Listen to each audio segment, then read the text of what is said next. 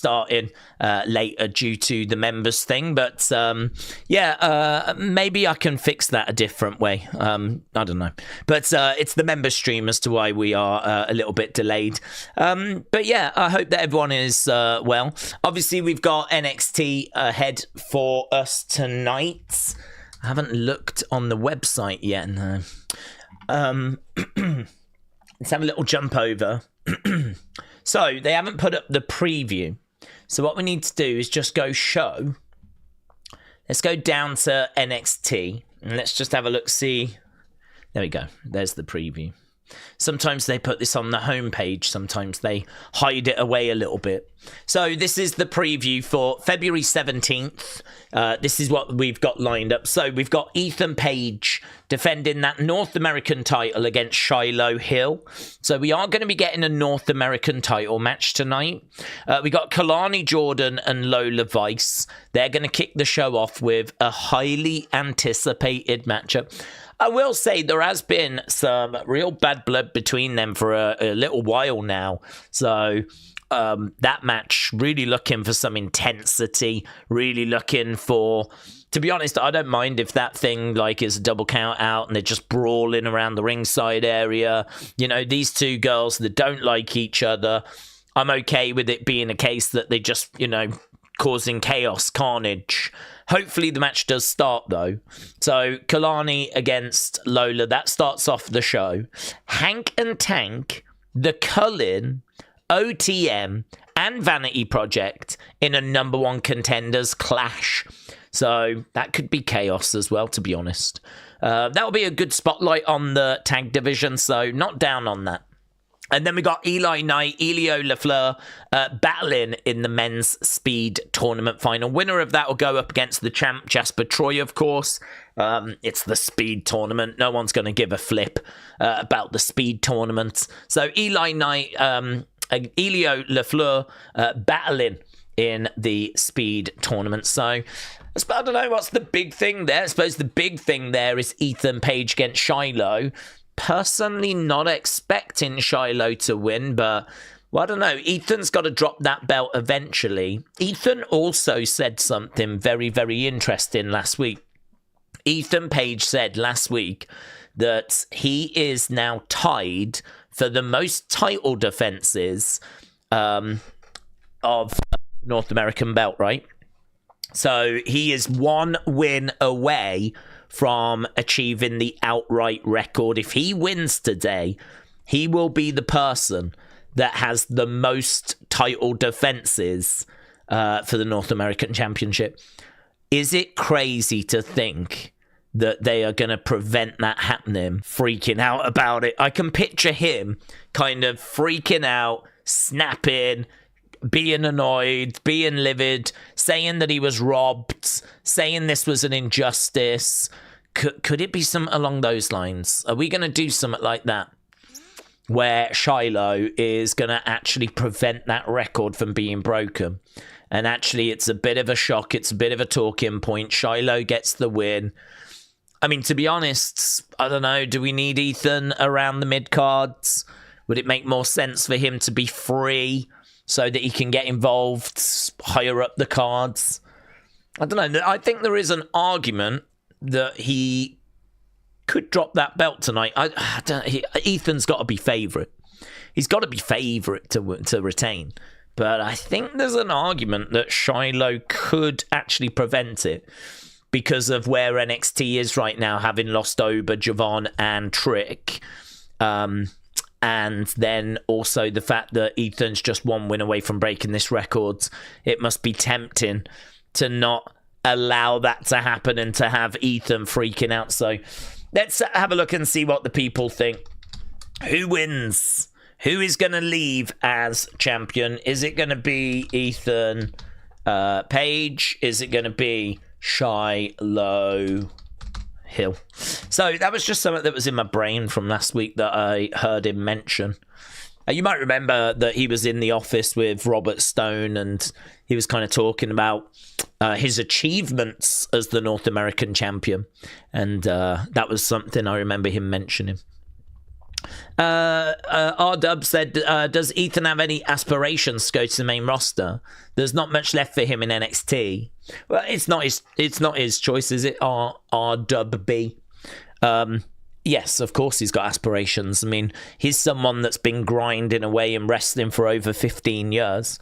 For him to get to NXT, get to WWE, and be knocking on the door to that main roster, he's desperate to get there. He'd love to be there now. But I think that's not really his call. WWE sort of look at what they have got in developmental. They look at what they need or feel like they need. And then they take how exciting Javon is. And they think about like, oh, we could do this, we could do that. And so they got excited about Javon, so they took Javon. Trick Williams has been NXT champ a couple of times. He's been TNA champ. He's been a babyface. He's been a heel. He's been there for quite a while now. So they looked at that and they were like, yeah, we'll take Trick. He's got a good size to him as well. The presentation is good.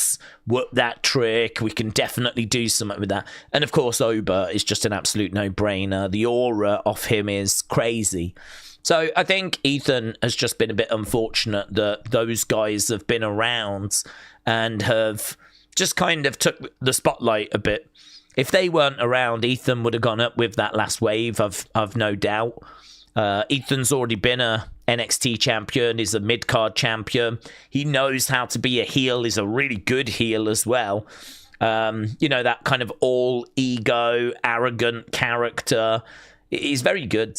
He's very, very good in that role. But for whatever reason, they just don't feel like they need that, or they didn't want to take 4 guys when they were already taking like the 3. They felt like the 3 was enough. So yeah, it's Triple H that obviously makes that decision. But I think it's understandable when you see the amount of talent that's just been removed with those 3 getting called up. Jared said, Daze, lovely to see you again. It's my favourite day of the week. It's NXT with Daisy. Jared, shout out to you, buds. Shout out to you. I don't actually know what my favourite day of the week is, I don't think I have a favourite day of the week. I do like Tuesdays because I feel like Tuesday streams are pretty fun because we obviously have the Raw stream from the night before to digest. We have what was, in my opinion, the strongest of the 3 brands last year to kind of enjoy. I mean, the in-ring quality was better from NXT last year. And I don't know, I'm a bit confused as to why Wrestling Observer readers said this was the worst of all the brands. They said this was the absolute worst TV show last year. I just don't get it. I really don't understand. I really struggle with that. I mean, we were struggling our way through Raw and SmackDown, and then we were watching NXT, and, there was some, like, good stories. There was, some really good backstage moments, some good promos, match quality a lot better. I mean, you could watch Raw, maybe get 1 great match but NXT could give you 2, great matches, like... It just felt like a better show. So I don't really understand what's gone on there. But whatever. For me, like, I do like these streams. It is good to sit down and just sort of digest yesterday, sort of look forward to what last year I think was the best brand. And it's also a little quieter, isn't it? So that should mean that we can get to more of your kind of thoughts and everything, which is obviously really good as well. So I don't know that this is my favourite day, though. I don't know. I don't think I have one. Sunday. Sunday. Have a little rest. Have a little snooze. Cadet said, Paige is such a good heel. When he eventually gets called up, I see him being in that Miz role. He's a really good hand in the mid-card and the tag division. Yeah. He reminds me a lot of LA Knight because I think LA Knight was like really solid as a worker. He came in with bags of experience. I mean, I was watching LA Knight when he was Eli Drake in NWA, right? Many of you will have watched him years and years before that in TNA. I didn't. But I was aware of the name. But I saw him in NWA in 2020, right? NWA Power. So I was watching him then. And, you know, he's very charismatic. He has got his catchphrases. And, you know, when he came in, you're like, okay, yeah, it's a good signing. And like when Ethan came in, I didn't know anything about Ethan. I'd seen him a few times in AEW. So I can't say I felt that way immediately. But after a while, you kind of go, right, yeah, I get this now. This guy knows what he's doing. He's got experience. He knows how to be a heel. He knows how to push people's buttons. He knows how to put on a solid in-ring match. I will admit, at first I struggled with Ethan because of how like forced down my throat he was. Like, I really didn't like it at all. He came in and like won that NXT championship really early. Before I got to know about him or know who he was, they'd put the belt on him. I really disliked that. Really disliked that. So at first I was like, no, I just don't like this at all. Which, I mean, he was a heel, so it probably wasn't a problem. But actually, when I got to, you know, see his work and got to, you know, find out more about him, I actually really started to get into him as a performer. Saw the experience that he had, and he reminds me so much of LA Knight, that he's just solid. He's solid in the ring, solid on the microphone, is a good person to have on the roster. You can put him in a tag team, put him in a faction. If you need like someone to step in, you can use him. The thing with LA Knight, you see, this is why WWE, when they brought him up, he was Max Dupree, and I'm sure he wouldn't have done that forever, but they had no plans for him to be the big megastar that he is now. That they did not envisage that. That has been very organic. And so I think a lot of people have kind of looked at it and gone, why are they holding him back and all this kind of stuff? Well, the truth is that he wasn't really brought in for that role. He wasn't pictured to be in that role, to be this sort of like top star kind of position. It's the fans that are very much driving this. I would say the fans could do the same for Ethan Page. He doesn't have the catchphrase at the moment, though. And obviously, we're seeing him more as a heel.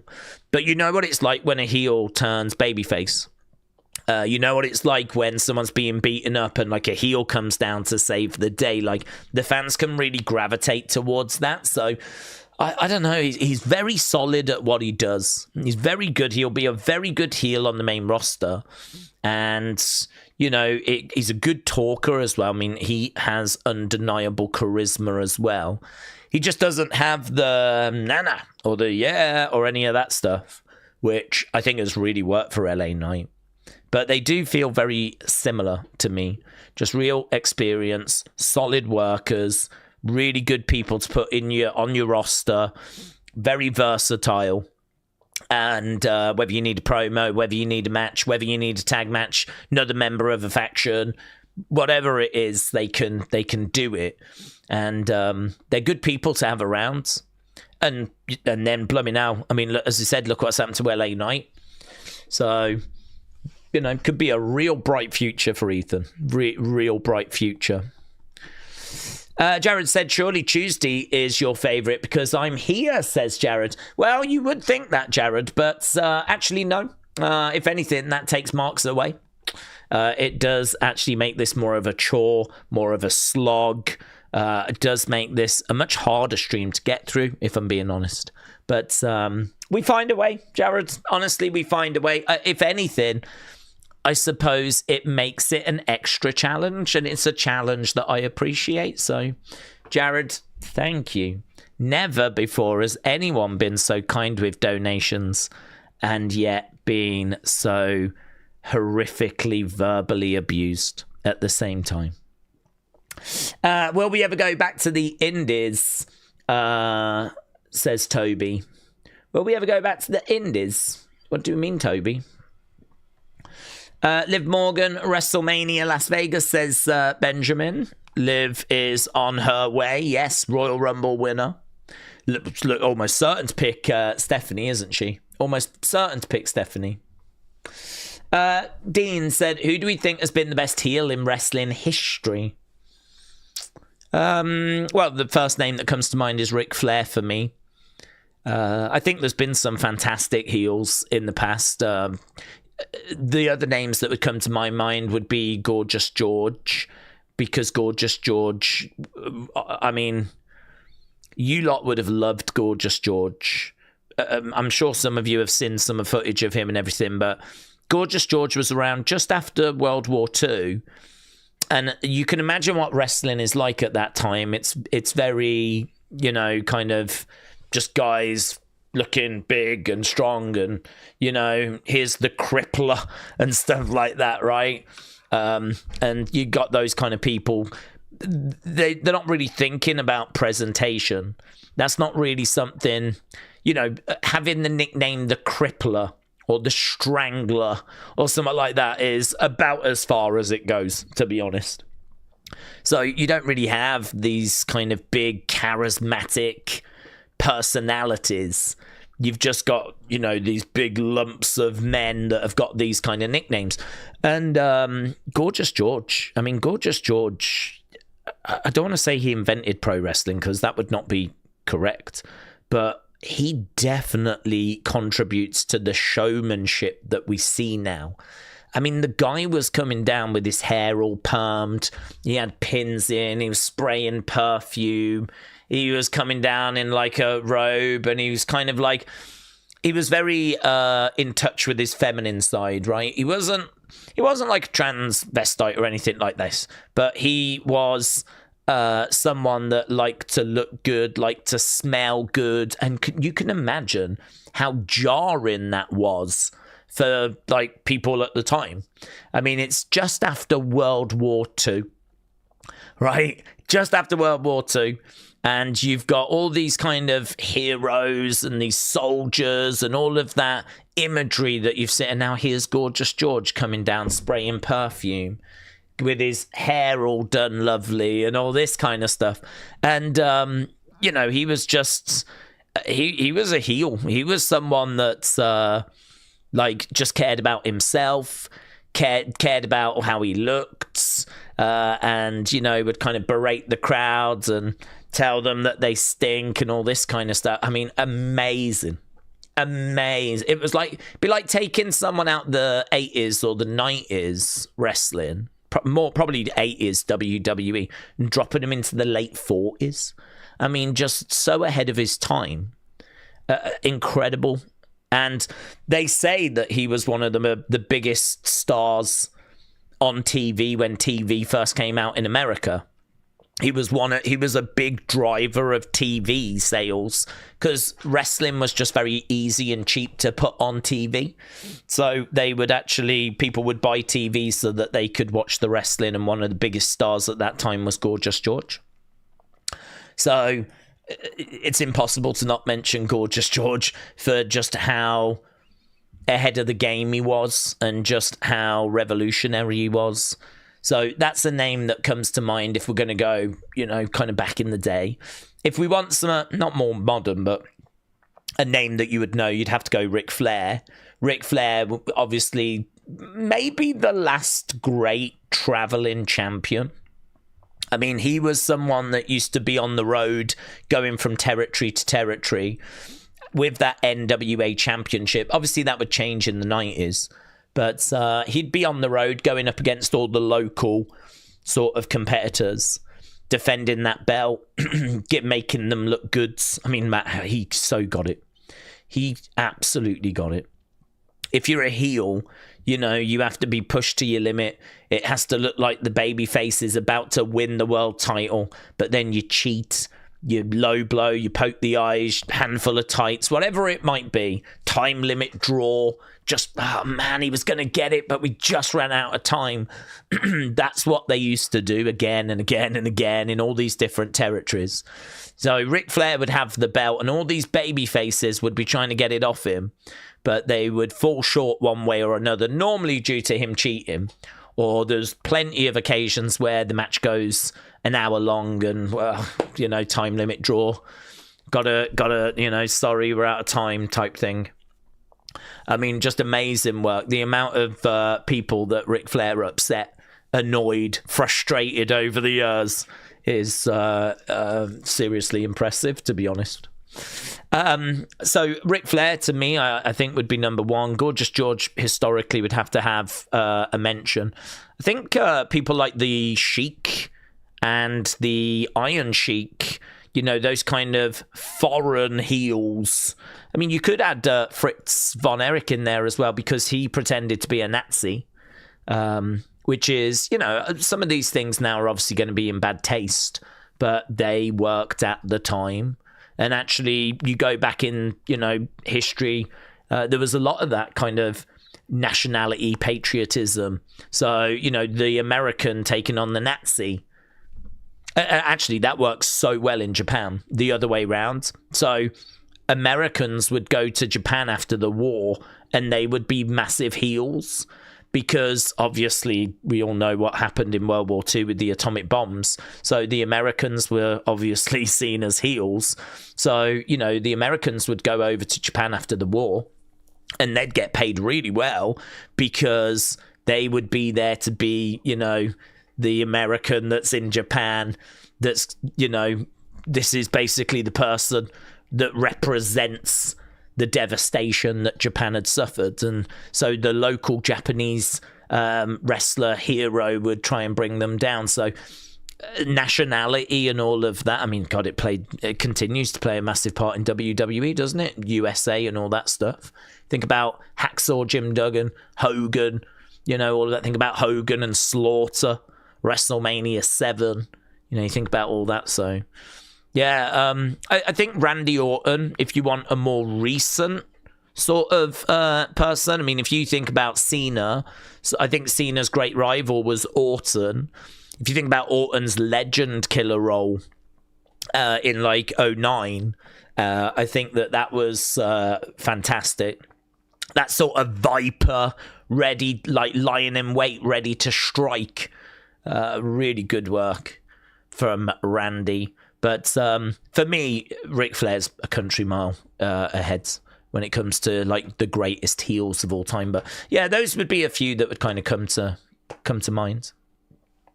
Pop Squirrel said, Ethan, in my opinion, is a great wrestler against okay wrestlers. He is okay when he's up against great wrestlers. Interesting.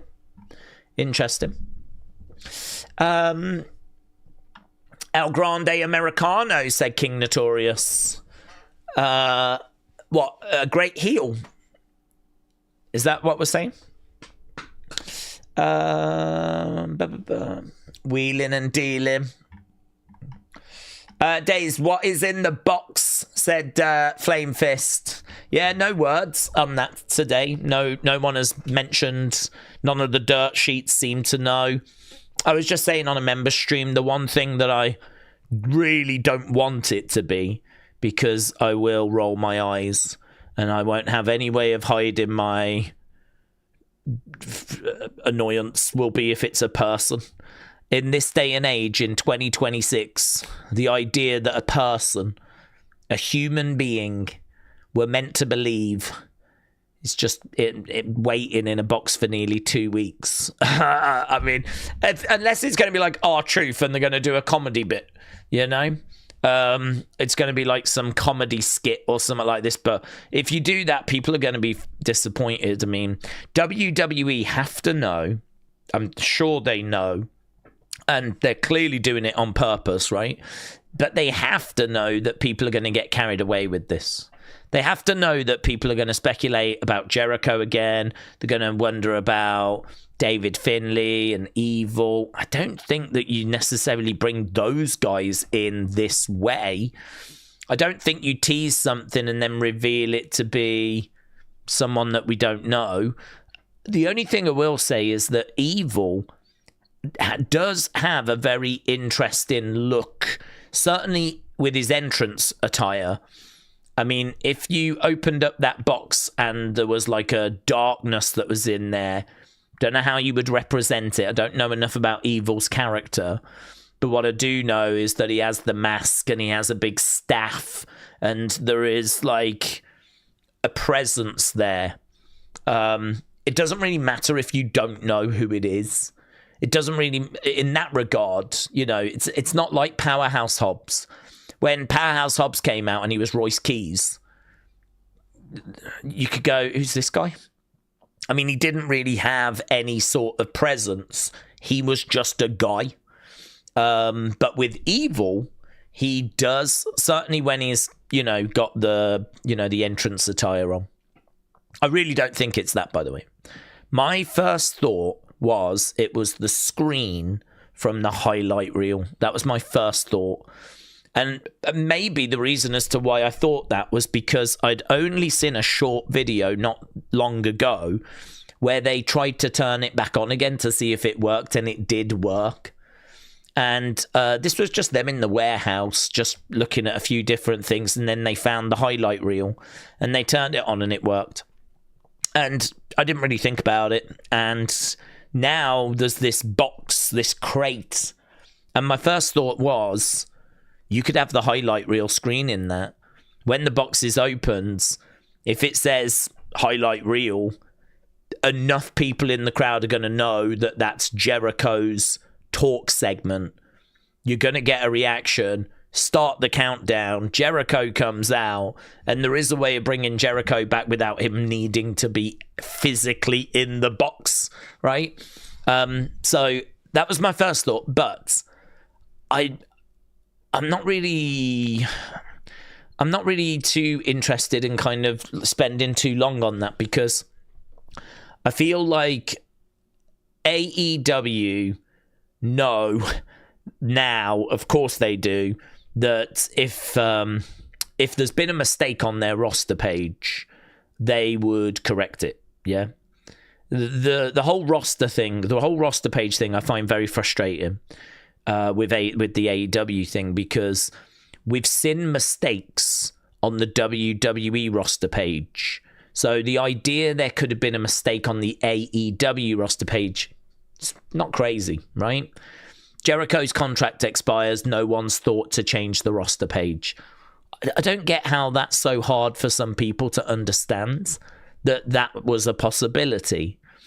Not only that, though, but I also think there's a good argument, a really good argument, that they could have purposefully left Jericho as being an active wrestler, because until he actually walks out on stage with WWE, it's not hurting anyone to keep him as an active wrestler.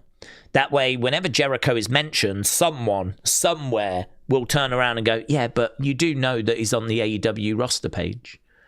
So every time you mention Jericho right now, AEW tends to get a free mention. I'm literally doing it right now. And it's happened all over social media. It's happened everywhere. So for the sake of just keeping him on the roster page, AEW just gets free promotion, free press, free mentions. And to me, that's good business sense. So we kind of had this conversation. The roster page thing was never a barrier for me. It was never he's definitely not at the Rumble because of that. And to be honest, it was not a barrier for other people either. There was plenty of chatter about how Jericho could end up being in the Rumble, right? And, you know, the fans in Saudi were flipping chanting his name. You know, many of them will have known about the AEW roster page. God knows it was being mentioned enough all over social media. So they will have known about that as well, and it was not a barrier for them. So I do find the roster page thing to be a bit frustrating. Just because some people out there feel like the roster page is the be-all and end-all. It's 100% accurate 100% of the time. And it's like, well, the WWE one isn't. I can give you examples of where that has been incorrect, where people have been listed for the wrong shows. Or I think one example was they removed Carrion, but they didn't remove Scarlett at the same time. So she actually stayed on the active roster just a little bit longer than she should have, right? Didn't affect anything. But the point is, mistakes get made. So we've had this conversation. We've done all this for the Rumble. He wasn't at the Rumble. So now I'm kind of in the boat where, do you know what? I don't know what's happening with him. Yeah, Rumble for me was where I thought he would return, and he didn't. I know he had a Fozzy thing in February. He's doing Fozzy right now. I don't see that as a barrier. John Cena did a film in February in 2025. He was still appearing at the Rumble.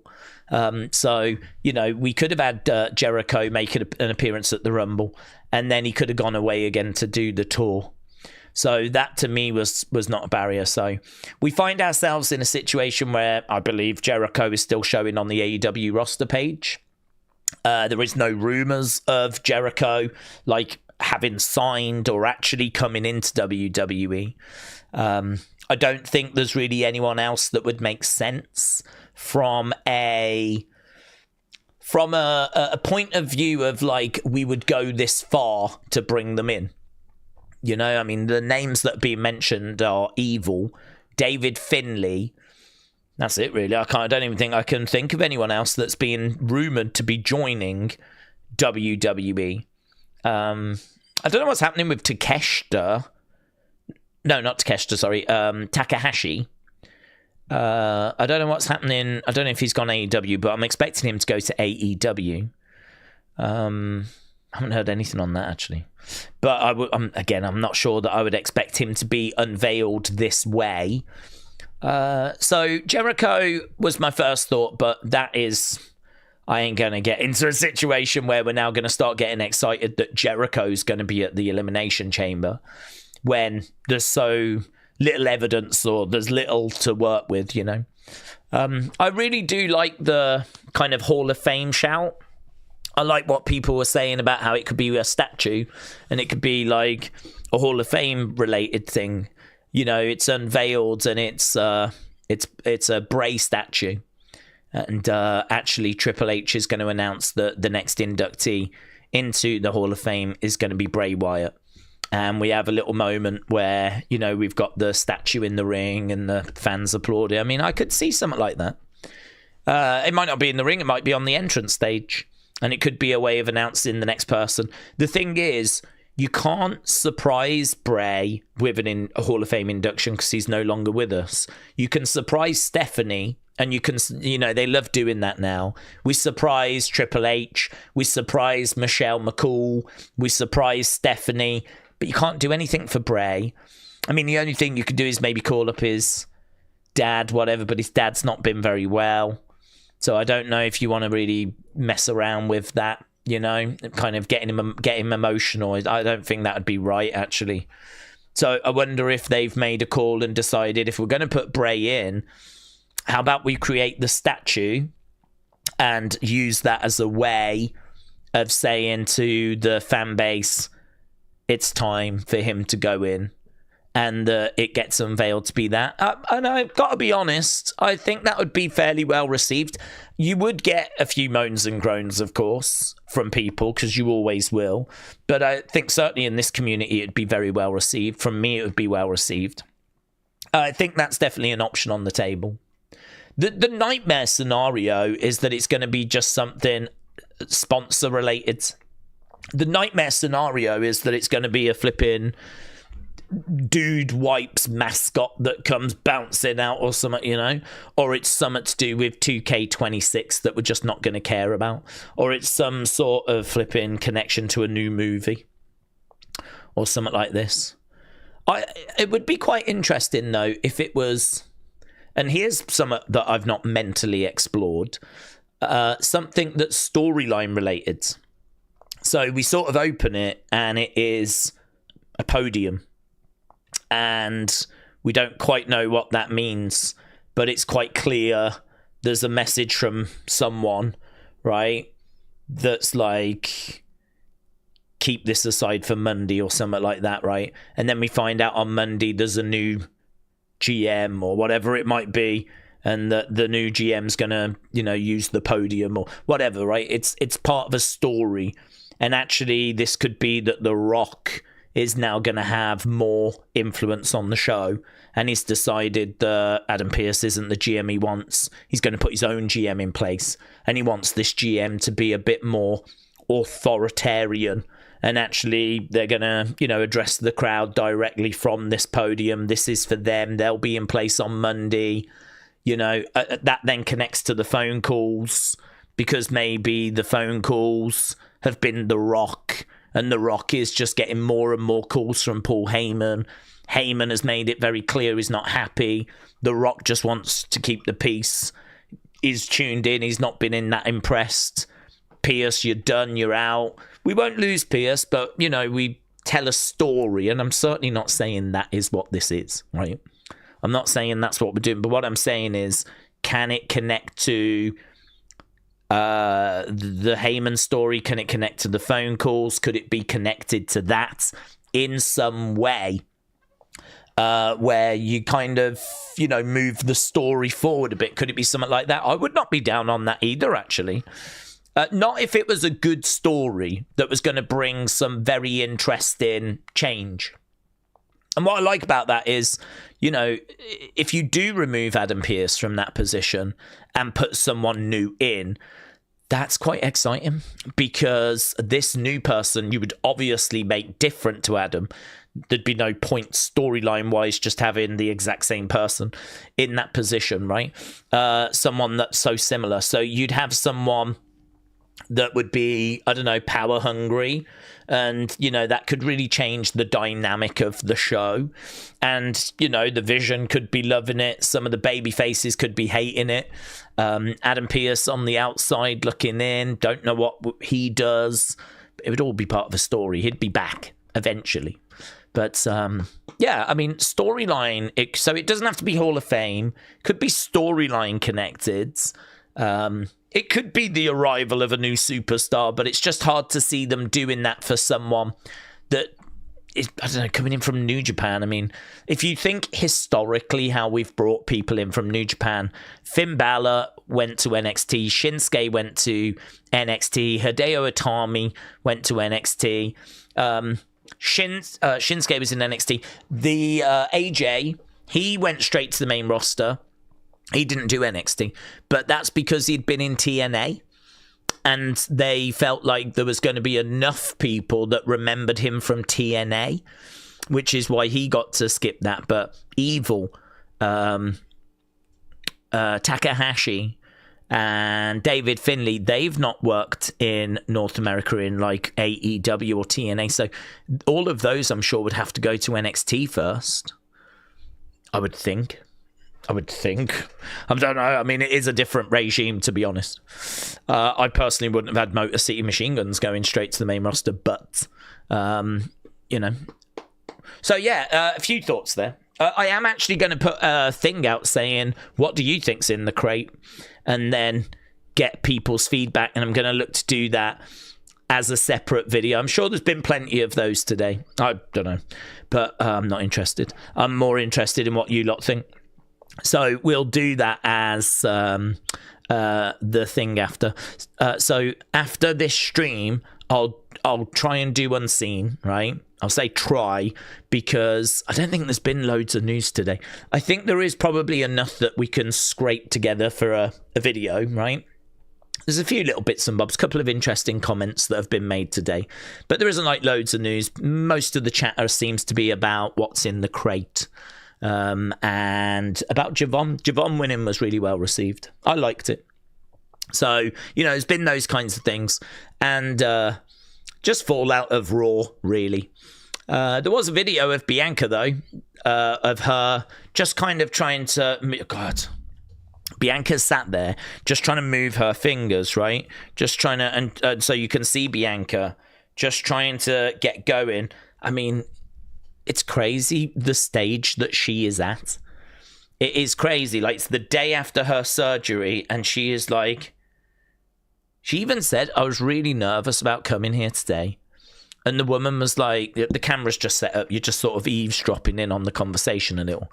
And the woman was like, it's understandable. It's the day after your surgery. It's totally normal. And there's a blanket towel thing. She's got hands on, and she like... bends her fingers like that, and they're like, right, just do the middle one. Now the other one. And it's just like those kinds of exercises that she does, that's where she is right now. That's the level that she is at right now. I mean, whether you can make as soon as you'd like to think as soon as you bet how long that process takes, I don't know, a month, don't know. Whether she makes Mania or not, I have absolutely no idea. But it is just quite shocking to think that we were expecting her. She was my winner of the Rumble. I thought she was well ahead of this. To find out she's had to have surgery the other day, and here she is, doing all this with her fingers earlier today. So there is some stuff for Unseen. But, on the second channel, we'll do what do you think's in the box? Jared said, some say Vince wasn't a character. He was just playing himself. Yeah, Vince was definitely one of the great heels. Got to say that Vince Stone Cold story in the Attitude Era really took WWE to new heights, didn't it? So he's got to be up there for, great heels in WWE history, and probably great heels overall. I still would not have Vince at number one, though. I still don't think Vince is number one. I think that he worked at a very specific time. But for me, Ric Flair is clear of Vince. Cancer Warrior said Bianca was in therapy at 7 a.m. in the morning.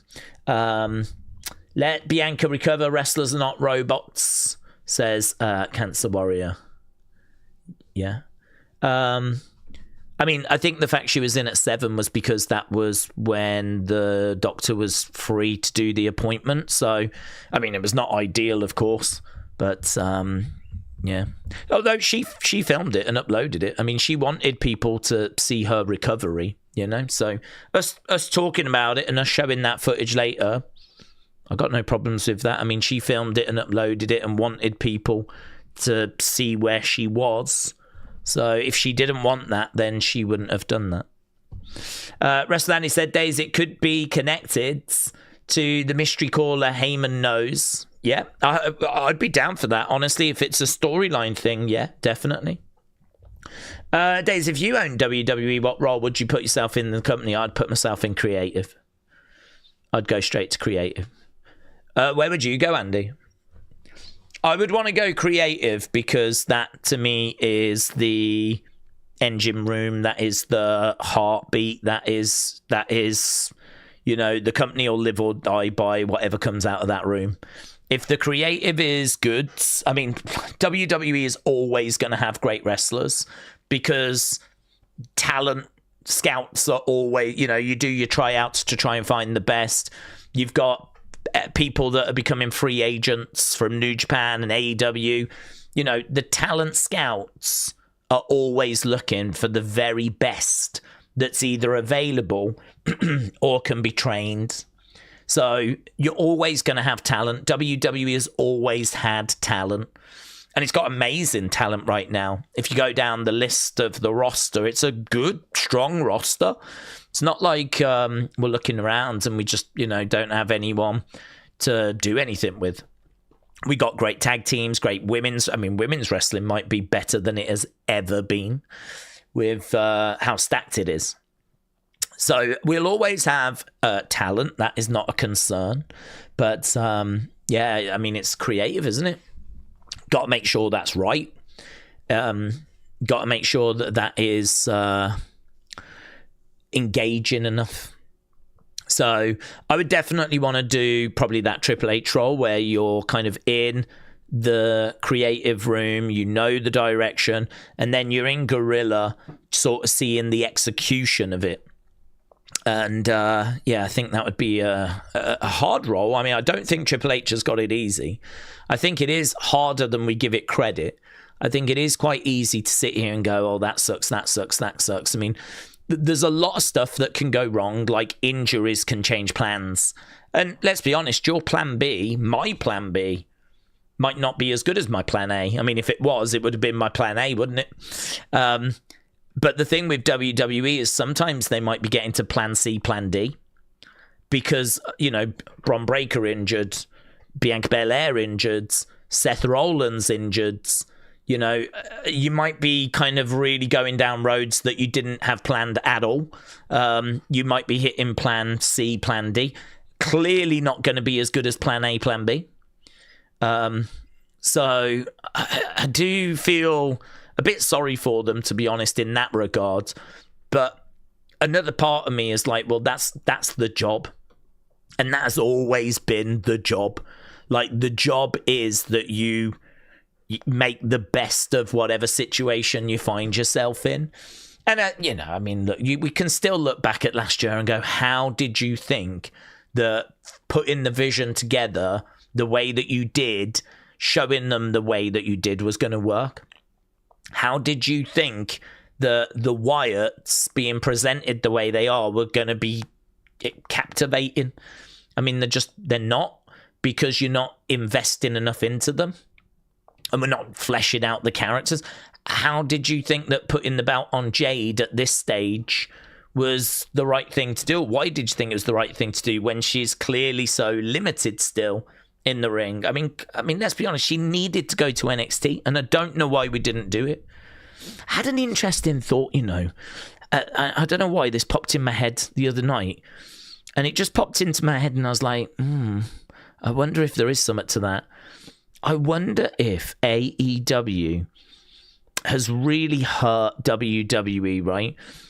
Because we are taking people and using people not because it's the right thing to do, but we're doing it so that AEW don't have them. We're like Jade, for example. I mean, let's say AEW don't exist. Jade surely would have gone to NXT. Let's say Jade Cargill was in TNA, right? Surely she would have gone to NXT first. I think the only reason she goes to the main roster is because WWE lost Edge at the same time. So Edge went to AEW, you might remember. And it just so happened to be the same time. Edge went to AEW, Jade came over to WWE, and there wasn't really too much difference in the time frame. And it felt like we'd just lost a massive star. And I feel like WWE didn't want to lose face. They didn't want it to seem like, oh, we've lost Edge and we haven't, got anything in return. I think they wanted it to be like, we've just signed the hottest free agent. This girl is going to change the industry. I mean, really, what WWE did is they picked up someone very limited and they hyped the shiz out of her. They were like, this girl, she is going to revolutionize this business. She is going to take this business to... Do you remember her getting out of a vehicle at, like, I don't know, Survivor Series or something? Triple H coming over, shaking her hands, the two of them walking side by side. I mean, from the very beginning, she was presented like $1 billion and was presented as this massive free agent. It's like we just signed flipping Kobe Bryant. It's like this massive free agent signing, And I do wonder, like, a lot of the decisions or some of the decisions that have been made, have they been made like, well, we need to get this person so that AEW don't get them?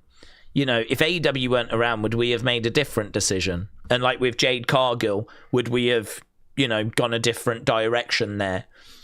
Did we pick up Rusev because we really needed Rusev? Or did we pick up Rusev because there's part of WWE that wants to show that we can make it work? You might not be able to make it work, Tony, but we can make it work. We're going to make you look stupid. How stupid are you going to feel when Rusev is a massive star and Aleister Black is a massive star? Oh, and by the way, have you seen what we've done to Jade? Have you seen what we did with Cody? Yeah?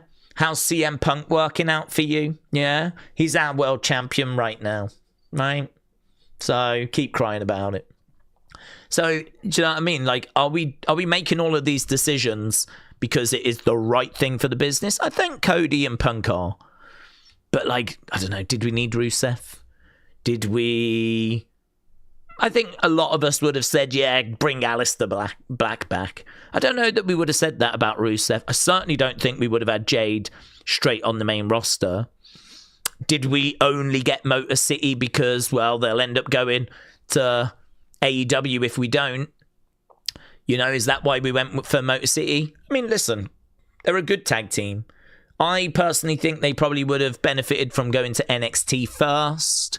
Should we have picked them up? Yeah, I'm not down on picking them up. I mean, they're, experienced. They're a good tag team. It's just no one knew who they were. I mean, this idea that loads of people watch TNA, even the ratings tell us that's not true. The TNA ratings tell us that is not the case.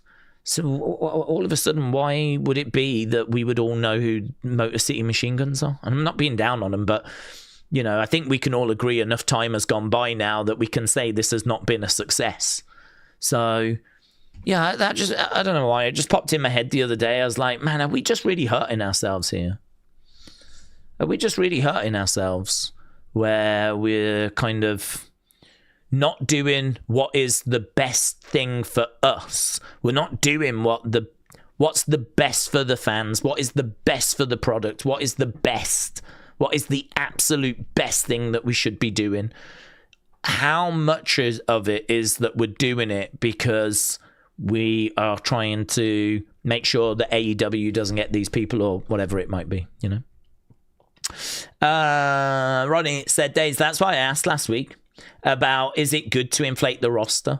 Is it okay to just keep people away from Tony? If you can't use them, then why have them? Like Royce, that could be waste money for AEW. Honestly, I think that it's a case-by-case basis, as we said. So I think a lot of us would say Aleister Black was worth a try, because Aleister Black was someone that we didn't really want to see leave. And to be honest, I don't think people really wanted to see Rusev leave. So I can sort of understand that as well. Royce Keys going straight to the main roster, I don't know. I don't know. I don't know. I mean, I can't even begin to fathom why they thought that was the right thing to do. I can't even begin to fathom.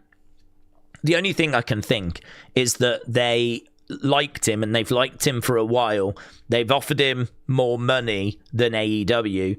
And, even Royce Keys, Powerhouse Hobbs said, I made the choice I made for my family. And I remember Dave Meltzer saying, that sounds to me like it's money. Like, I'm going to do what's right for my family. Being, I'm going to take the most money and make sure we're financially secure. So WWE, I think, did offer more than AEW. I think they definitely did. And I think that it was a case that, let's go. I'm quite happy to go to WWE. I wonder if part of the deal is, though, if you're going to offer him that money, he's going to have to go to the main roster. NXT can't afford to be paying that out of their budget. So Triple H, how much do you want him? Because if you're spending X amount to get him, you're gonna have to use him. And that's the side of the business we don't really think about. Because maybe the same is true of Jade. Jade was already on a pretty penny on AEW. So if you want her, you're going to have to spend that kind of money. That money is way too much to then move her to NXT. Same with Royce Keys. This is where the business side comes in. And this is where you can start to go, right, I get it now. I get why we do that now. I get why that decision was made. As a fan, we might go, why is Royce Keys not in NXT? Why did Jade Cargill skip NXT? When clearly she would have benefited from being at the Performance Center and not being in those kind of high pressure situations. It'd be better for her. She's been thrown in the deep end, and I'm sure she's like, yep, I can deal with this. But, oh my God, I mean, you can't tell me that it wouldn't have been beneficial for her to have actually spent some time in NXT first. But perhaps financially, it just, it makes more sense to go this way, because NXT can't support those wages from their budget. So, I mean, if I'm Triple H, I would be like, well, I'll pay from the main roster budget, and we'll loan her to NXT for 6 months, and I'll, trust that that's the right thing to do. So they won't pay, we'll pay, and if it leaves me just a little thin or something, I'll make it work. But long term, I know it's right that she goes to NXT first, even if it's just 6 months. But I don't know. I mean, we're starting to have conversations about things we don't even know if that's the reason, you know. But yeah, it's quite interesting when you actually think about it that way. Like, right, Royce Keys is a really good shout. Yeah, really good shout. Tony said, if using creative, what would be your first major story pitch? It's not as easy as it is. AEW stories are incredible, but it has to be weekly to execute it. Well, I don't know what my first major story would be, because to be honest with you, you'd want to even know who you was dealing with, you know? I mean, what I do know is that if you had a clean slate, the first thing you'd look at would be the top end of the cards. So you'd look at your world champions, and you'd look to see if they're right, if they're the right people. And you'd need numbers to do that. So to be honest with you, you know, I'm not taking a cop out here, but I would want to look at a lot of data before I even began to start thinking of what my storyline would be. You know, because to sit here and go, oh, let's do Gunther against Sammy for the world title. I mean, that's how a child would book. That's what a kid does with figures. And we're talking about a billions and billions dollars worth of company. I mean, clearly that is not the way forward. What you would want to do is sit down. You'd want to look at the numbers. You'd want to see, you know, who is getting like rise in interest, like, you know, who's on the rise. We know Roman's at the very top. No, there's no shock there. But I'd want to have a look at that data. I'd want to look at the merch sales. I'd want to get an idea of, right, I mean, to be honest with you, I'd imagine the champions and the people around the top end of the card are probably the right people, because I would imagine that's the kind of work that WWE are doing anyway. So I'd imagine your Punks, your Codys, your Romans, your Seths, Gunther as like a rising star. I'd be interested to see what the numbers look like for Oba already. But, you know, I'm guessing that work's kind of already being done. So first thing you'd want to do is you'd want to know, are these the right people? I mean, I got big question marks around Jade, but maybe I'd look at Jade and her merch sales are fantastic. Or perhaps they've projected, we think we can get her to this level. So she's here, but we think we can get her there. So she might not be there right now, but she's a project. Again, you know, until you sit down and speak to them, it's kind of hard to know why they're getting behind Jade as aggressively, or why they got behind Stephanie as aggressively. Because Stephanie we moved with very, very quickly. They might turn around and go, well, it's brilliant for expansion in Latin America. And actually, saying that, why is she not featured in AAA? I mean, if you are trying to use her as a way of expanding into Latin America and getting growth in Latin America, then she hasn't been on AAA once, I don't think, which I've not really thought about.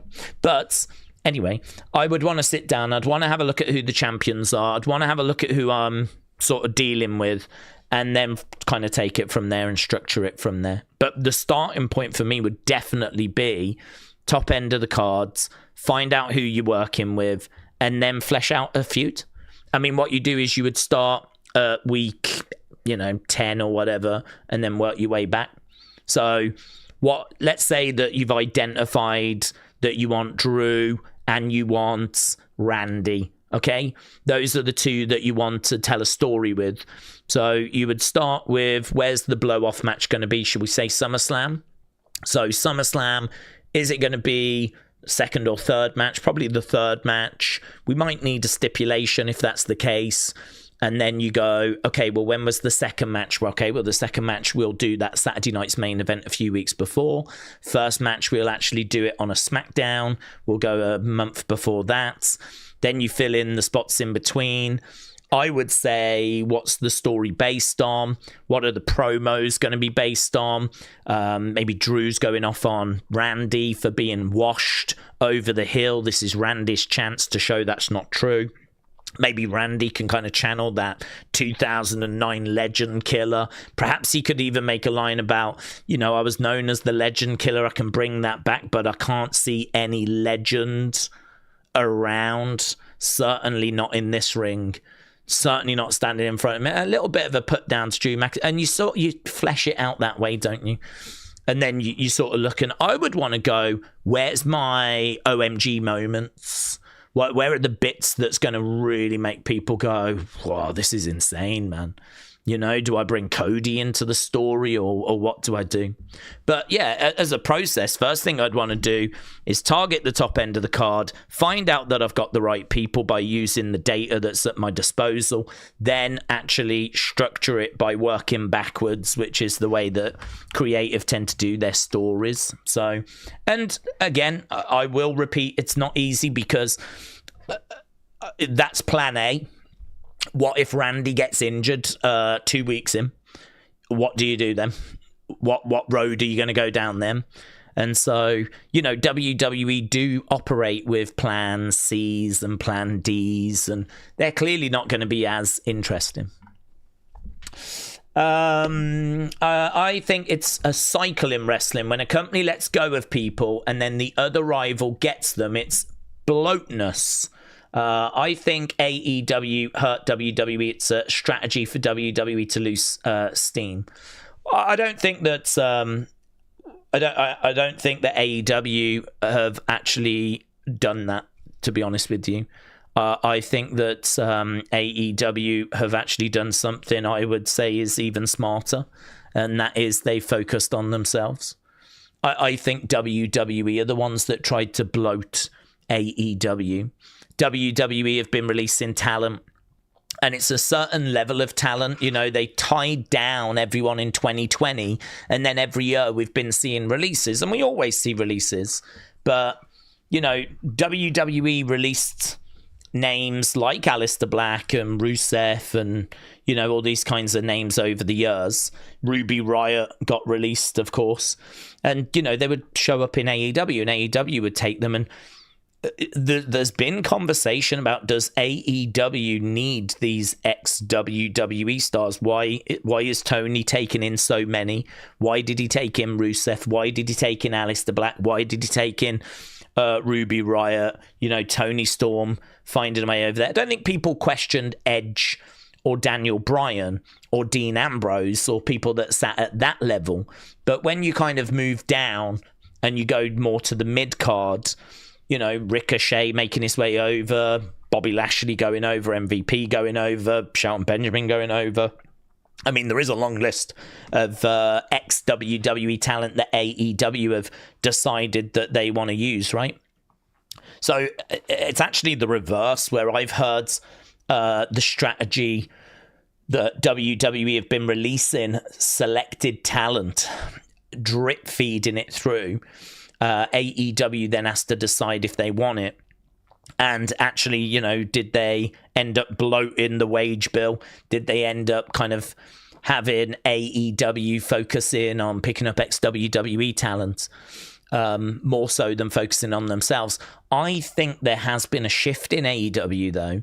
And I think that shift kind of came a little bit with the relationship with New Japan and Forbidden Door.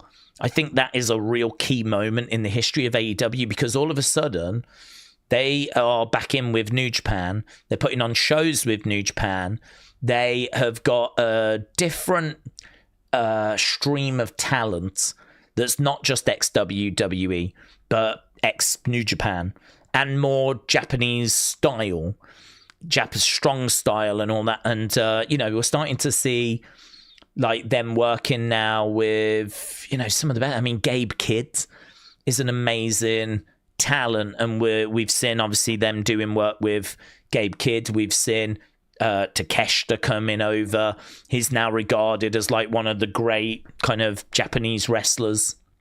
And so I think actually go back to sort of the 2021, 2022. I feel like in that time period, AEW were working with TNA. They were, I think, on the out with New Japan, because New Japan was a bit upset with how AEW kind of came about. Because obviously it came about with Tony basically offering to take Kenny, take the Burks, take Hangman. I mean, it ripped the soul, the heart sort of out of New Japan. I think they held a bit of a resentment there. And so, the relationship wasn't that strong. But the problem is New Japan got quite weak. New Japan lost its way. New Japan couldn't recover from losing Kenny and Bucks and all of that. Even though it tried, it struggled. And I think it came to the realization it's better if we work with them rather than treat them as enemies. So I think when that partnership kind of comes back, I think that's a key moment for AEW. I think all of a sudden then they don't need to pick up so many ex-WWE talents. All of a sudden they've got this New Japan talent they can work with. And because they're working with them, as soon as the talent's available, they can attract them to AEW. And now we're seeing quite a good flow of talent coming out of New Japan going into AEW. And I think AEW now is a bit more just focused on itself. So I think it's sort of, I don't know where we are now. I don't think that AEW are releasing talent and WWE is desperately snapping it up, because there's not really a reason for WWE to do that. There's not a need for WWE to do that because WWE's got enough talent as it is, and they tend to try and take people so that AEW don't get them. But I do wonder if there's a little bit of like, we're going to make these people stars. We're going to make them stars because you couldn't. And I wonder actually if WWE, that's not an AEW strategy clearly, but it could be that WWE have that sort of mindset. I think they just like Royce Keys. I think and they've always liked Wardlow as well. So I think there is also some truth that they are taking people they like. I think they look at Jade and see a fantastic looking performer. You know, I mean, she looks like $1 billion. No one would say that she doesn't, but the question marks are around her in-ring.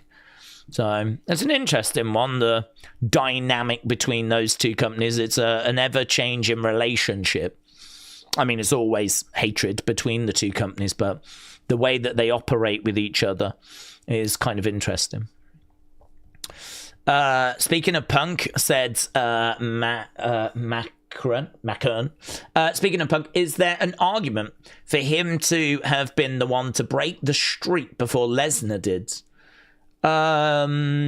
Is there an argument for him to have been the one?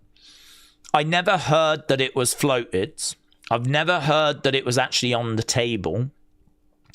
I'm glad they didn't, because, I mean, that is 2013. Punk is gone by like February of 2014.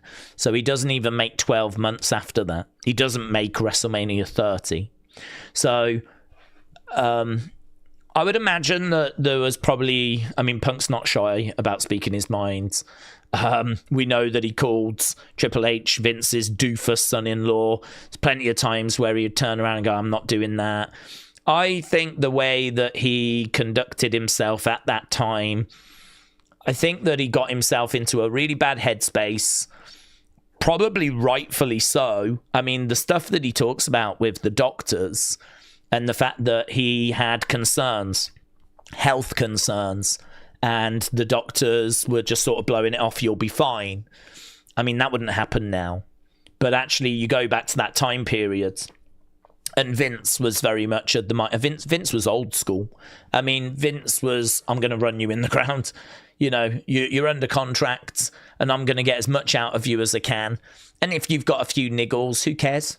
Do you know what I mean? We've all got a few niggles. Like, there's always been niggles in this business. I think it's a little bit of that old school mentality, you know? It's that old school mindset of this is a hard business for tough men, and, you know, you've got to just grit your teeth and, you know, the show goes on.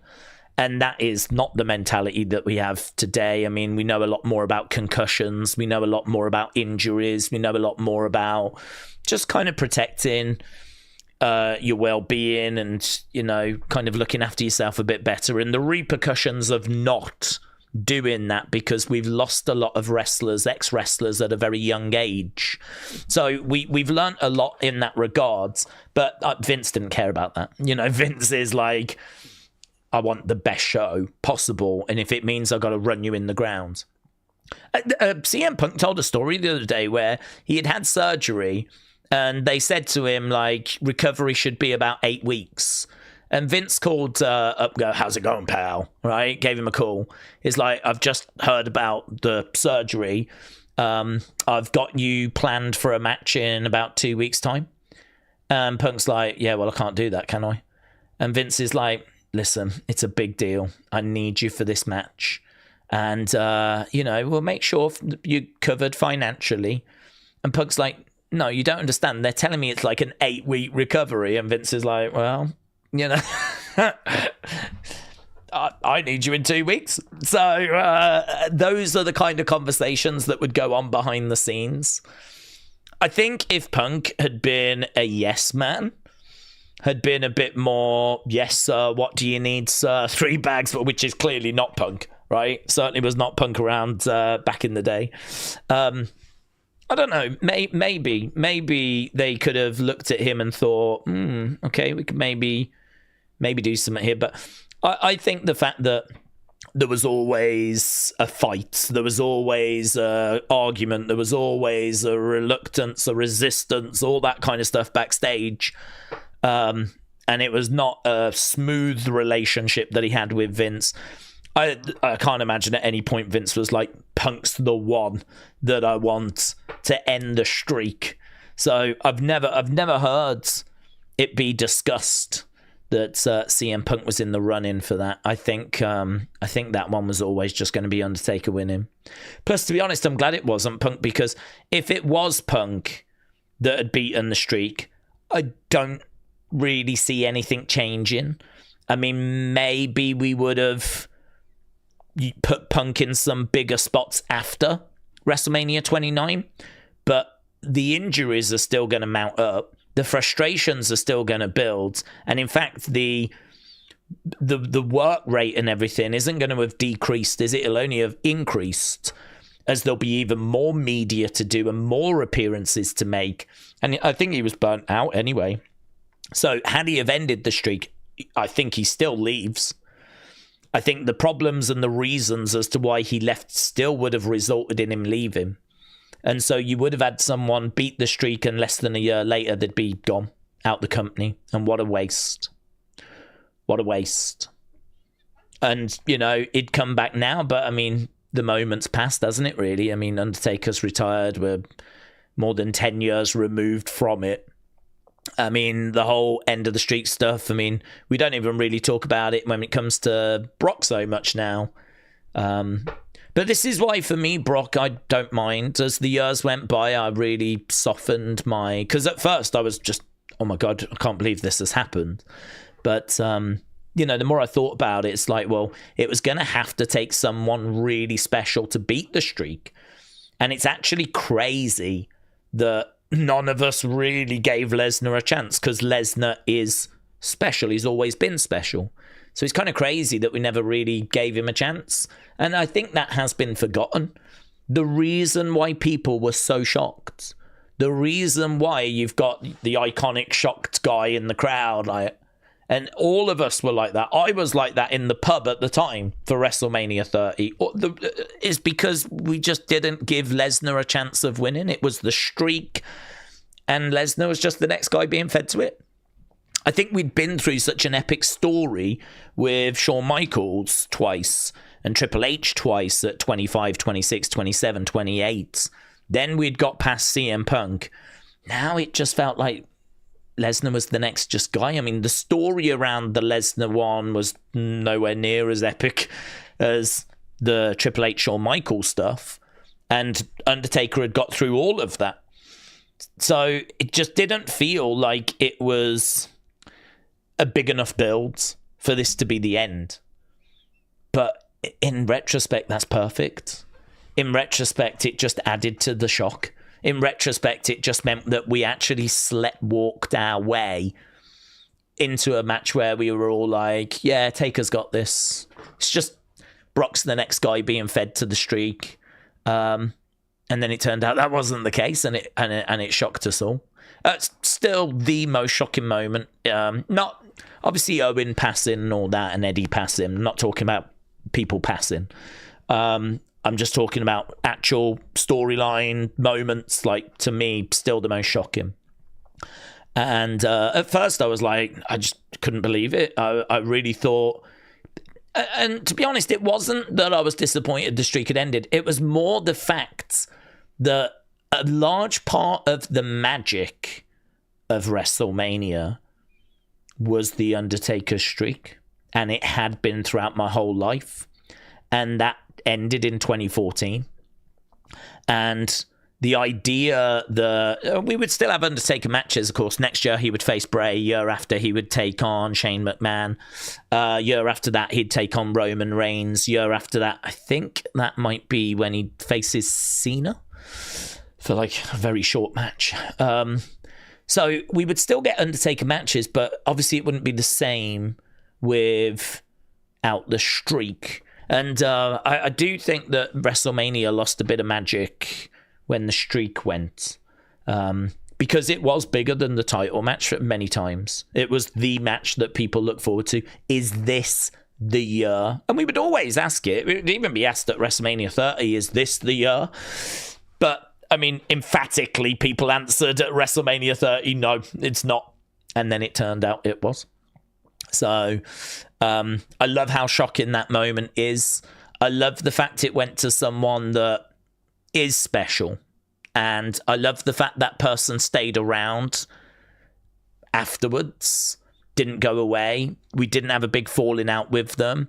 They weren't an up and comer that we sort of believed in and were like, let's give it this guy, and then it turned out they weren't what we thought. You know, I mean, Ryback could have had it. You know, there was lots of excitement around Ryback at one point, and he was kind of seen as someone we're going to really get behind. You know, he could have got it.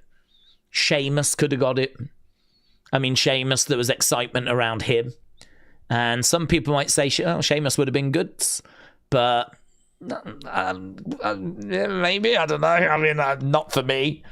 I think that Sheamus is, you know, a blooming good wrestler and a good brawler and a good fighter. I feel like we pretty much got out of Sheamus what we could get out of Sheamus. I don't know that he would have gone on to have main evented WrestleMania year after year after year like Brock Lesnar did.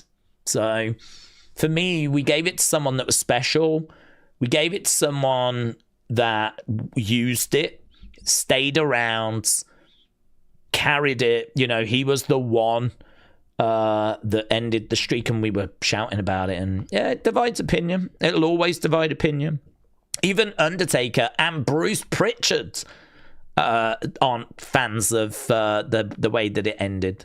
So I mean, when you've got the man himself saying not sure about it, but the only thing is, I think Bruce said it should never have ended, and I really disagree with that. I mean, every record is there to be broken. Every streak is there to be broken. I mean, to have Undertaker beat all these people and then never get beaten. I mean, we all waited for... Really, the question was, who's the person that's going to do it? Who's the person that's going to beat The Undertaker? And if the answer was going to be no one, I personally would have found that very unsatisfying. I would have found that very... just flat. Year after year, we watched and wondered if this was the year, and the answer is there never was a year. I think it was right that someone benefited. I think it was right that someone got it. You can debate whether that should have been Lesnar or not, but I really strongly disagree that no one should have ever beaten the streak. But anyway, that's a separate conversation, isn't it? But no, I don't think that CM Punk was ever mentioned as being in the running, to be honest. Shining said, I think Brock was right if they had to break it, but they didn't have to write it that way. But I'm okay with it. I'll tell you something else as well, right? And that is that, and this is obviously just coincidental, but I really feel like that match changes The Undertaker. I love The Undertaker, and I really feel like that match changes him. Before WrestleMania 30, incredible. what a career. And even after, incredible, what a career, right? But before WrestleMania 30, he's having bangers with Punk. Those 4 matches might be the best, like, series of matches. I mean, the story, you know the story. The story is that Shawn Michaels and Undertaker have faced before. Shawn wants to be the one to beat the Undertaker's streak, so they face each other at 25, WrestleMania 25. 2 of the greatest of all time. They've met before, of course, many times at PLEs as well. And Shawn wants to prove that he is good enough. He's the one that's going to do this. He doesn't. And then the next, it eats him up. And I'll do it. I'll go again. And Undertaker's like, no, you've had your shot. And he's like, well, I'm going to put my career on the line. So let's do streak versus career. And that's obviously 26. Of course, Taker wins that. And so we move forwards. Triple H wants to get revenge for his friend. And so that's how we get to 27, right? So 25, 26, 27, all connected. And it's a brutal match. 27, actually. It's a real, like, brutal match, and it felt like Triple H was pretty close, and so that's how we get to 28. 28, Triple H, one more shot, Hell in a Cell, Shawn as special guest referee, and I mean, the greatest near fall ever is when Shawn hits that super kick on Undertaker and Undertaker still kicks out. When Shawn, the guest ref, actually joins in with a super kick to try and put the guy away. I'm so glad the streak didn't. Imagine if the streak had ended there. There's so many times where the streak could have been ruined. Like, if that had finished there and, like, Shawn and they'd sort of cheated Undertaker, that would have sucked. So I'm so pleased that he did kick out of that. But, oh, my God, what a moment. What a flipping moment. And Shawn's reaction to that as well. Incredible. Oh, I mean, that is just wrestling at its absolute pinnacle. That sort of journey that you've been on, the story that has been told, the emotion, the reaction. Oh, that's what we search for. That is what we hope to get this year at WrestleMania, is something even just remotely close to that. And so, you know, all of those obviously connected. The match with Punk, really good. Yeah, maybe not the same level as those, but still really good. But during the Brock match, he suffers an actual concussion. He's knocked silly, and the match is not good. I remember watching the match and just being like, this is so not it. This is so, like... And it felt quite, not easy for Brock, but it felt like the fight was gone out the Undertaker. It was like there was no reserve there. There was nothing there. And we know in truth he was concussed. He can't even remember the match. So in truth, he was absolutely gone. But we know that there was it came across like he was just gone. And we've obviously found out he went straight to hospital after and all this kind of stuff. But what's really interesting is the level of performance from The Undertaker after that match is a big decrease. I mean, if you look at the match against Bray, it's, you know, okay. But, I mean, it does not match the quality that he was doing before WrestleMania 30. And actually, I think the wrong person won. The streak was over at that point. I think Bray should have won. I don't think Undertaker should have won that match. So I remember watching that and being a bit down on the match that the chemistry wasn't there. And it was hard for Bray. I mean, he's wrestling Undertaker for the first time. Taker hadn't been around. They hadn't been working house shows and building up to this thing. Undertaker had been out for the year and then came back. And you know, that made it hard. Undertaker, it took him 12 months to get ready for Mania. He'd be so badly beat up, he'd need to recover. He might need some surgery, and then he'd have to recover from that. Then he'd be kind of start of the year, right, let's get training. And it would take him 12 months to get back round again and do Mania every year. And it sort of showed in the performances, to be honest, that he was kind of just always not quite there. And then, of course, if you've seen the Last Ride documentary, you'll know that he chases that final match. He's looking for that great match that he can end on, and he can't find it. I mean, it was meant to be 33, against Roman. But which is why it ends the way it ends, with the hat and the jacket left in the ring. That was meant to be it. But he can't end it on that, because he watches that back and he's just appalled, just absolutely heartbroken by his performance. And that is not how he wants to be remembered, and that's not how he wants to go out. And so he's constantly chasing this last great match. And then, of course, we get flipping him and Goldberg in Saudi Arabia.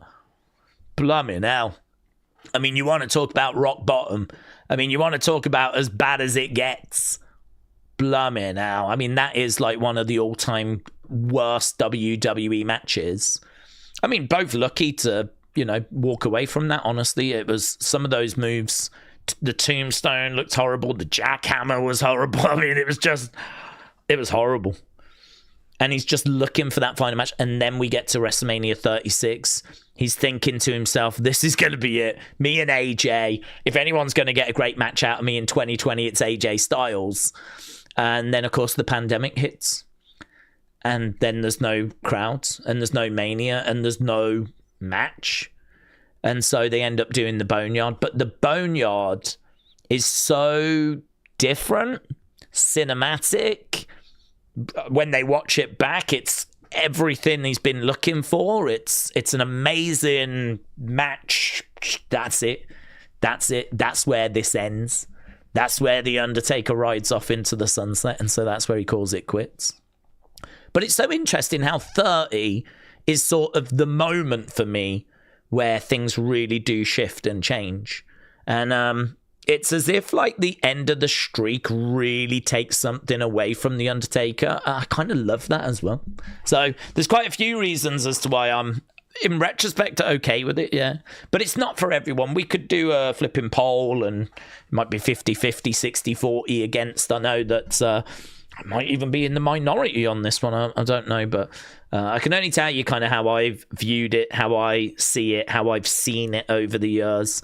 And I was not like on board with it at very first, but as time has gone by, I've kind of grown to accept it and actually grown to appreciate it and appreciate some of the nuances around it. So yeah, it's a conversation we don't have all that often, to be honest.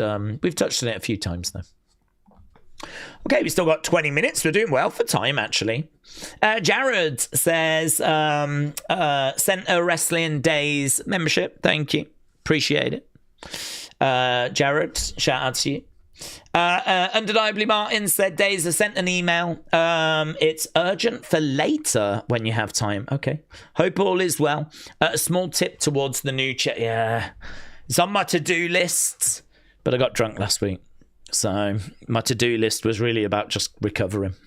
I feel fine now. But yeah, I still need to look into that. Okay, Martin. Thank you. I will get on that. Cadet said, do we remember that totally random match at Extreme Rules? Undertaker Roman against Shane Drew. That was actually a good match. That is regarded as one of the actual acceptable matches that he has after sort of WrestleMania 30. I mean, the Bray one was fine, and the Shane one was okay at 32 because of the fact it was in Hell in a Cell. And, there was, Shane doing what Shane does, jumping off the top of the cell, whatever. The only thing about that was that it wasn't really about Undertaker. It was more about Shane trying to get control of the company. So if Shane had won against Undertaker, he would have took over creative control. But he lost. So he was meant to just sort of be cast away. But Vince turned around after and he was like, I was so impressed with what you did. How about I give you SmackDown? So Shane still gets control of one of the shows, which was really exciting at the time. It was really exciting. I mean, like how now people are sort of struggling a bit with WWE. And, I think it's going to be okay. I'm going to be completely honest with you. I do sort of forget that February is like this. I do sort of fall into that trap of just going, well, WrestleMania is the start of WrestleMania season. Sorry, Rumble is the start of WrestleMania season. In my mind, you can go a bit before that, actually, because, January, we're building up to the Rumble. And, this year we had a new WWE champion crowned in early January. So, I'm okay with saying, like, January is kind of WrestleMania season. It's unofficial, but, let's go. And then you get to the Rumble. We all love the Rumble. And then, boom, that is the official start, right? And I do fall in that trap every year, and I'm sure I'll fall in it again next year. But the truth is, February is a lot like this, where we are just kind of doing qualifying matches for the Chamber. The winners of the Rumble are making their picks as to who they want to face. You have a few sort of little stories, feuds going on, but it's not quite the Mania stuff at the moment. It could lead there, like what we're seeing with Liv and Stephanie. I mean, clearly feels like that's the direction that's going to go. But, on Friday, she was sat at ringside for Jade's match. So she's kind of having a look at both of them at the moment. And, we've got like Penta, Dom. Is that going to lead to Mania?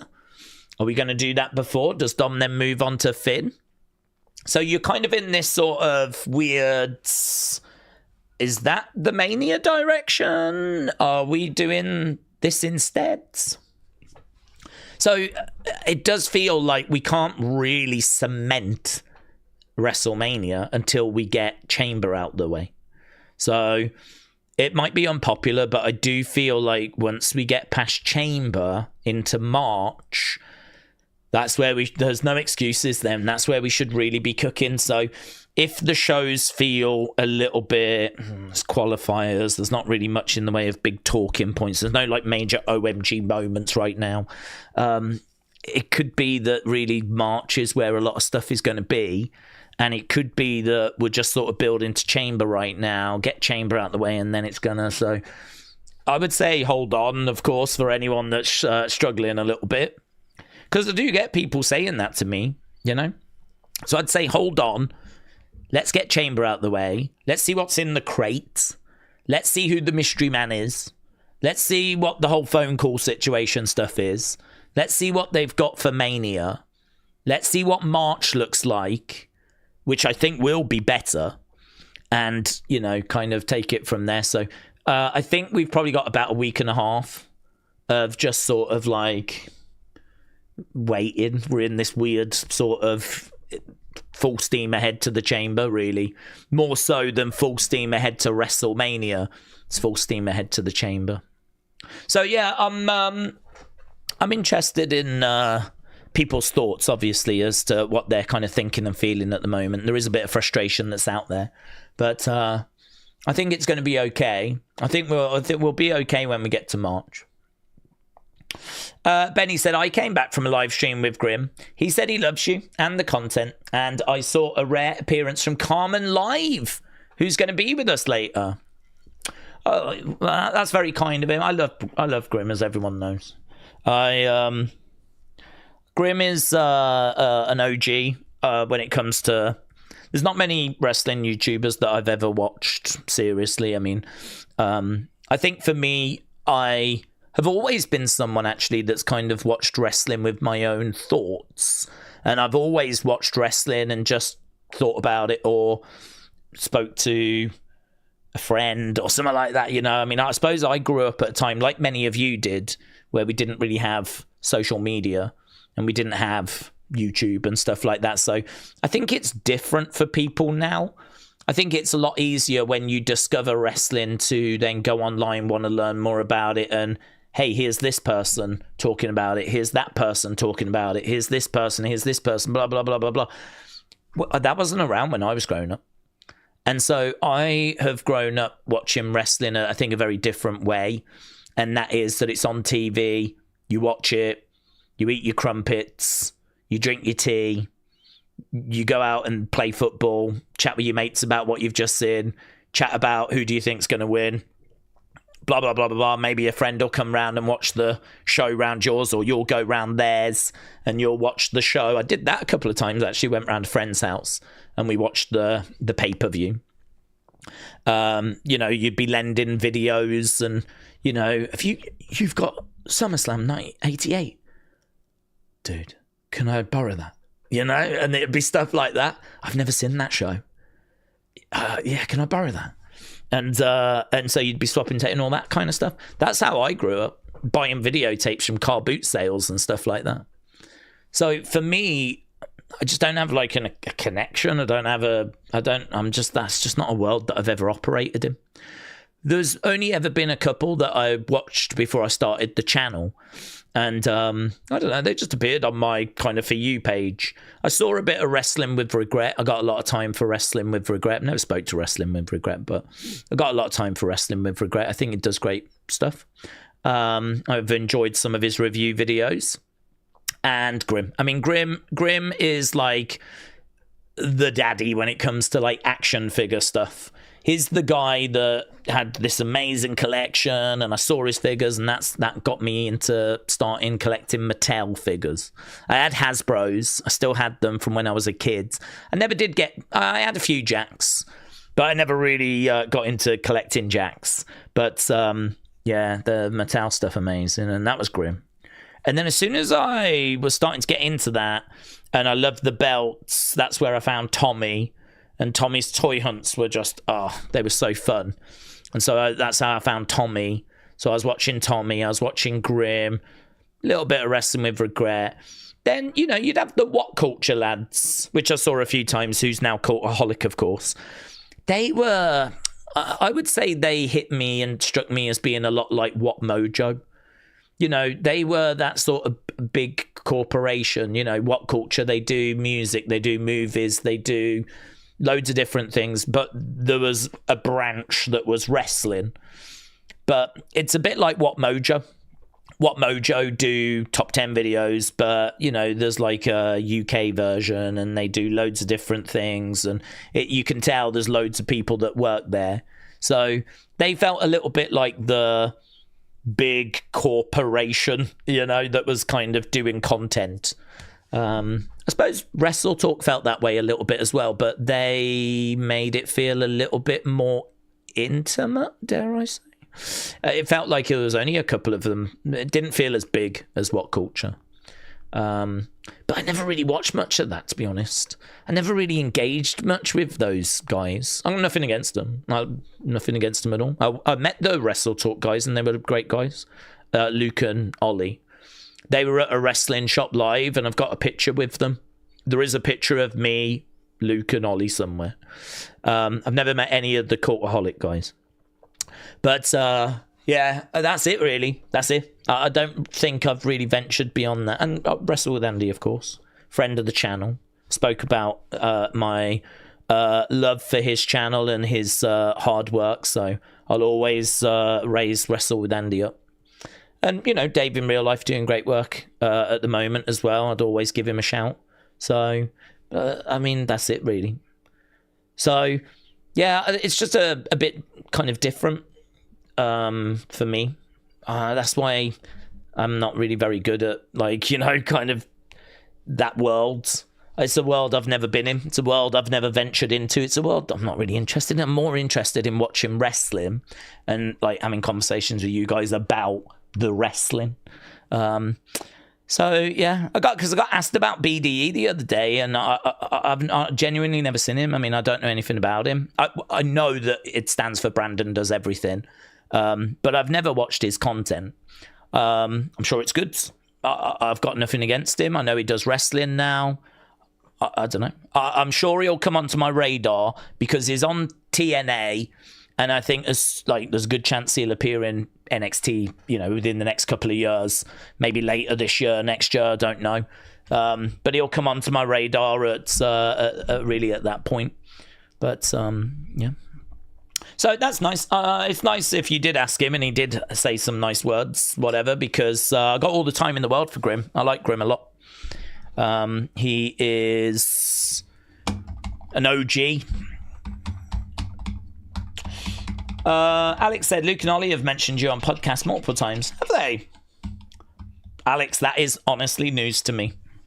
Unless it was like do you remember that AJ Lee thing? And it's just like, maybe they mention it for that. I don't know. It's really strange for me because it's genuine. I cannot stress this enough. It's not a world that I operate in.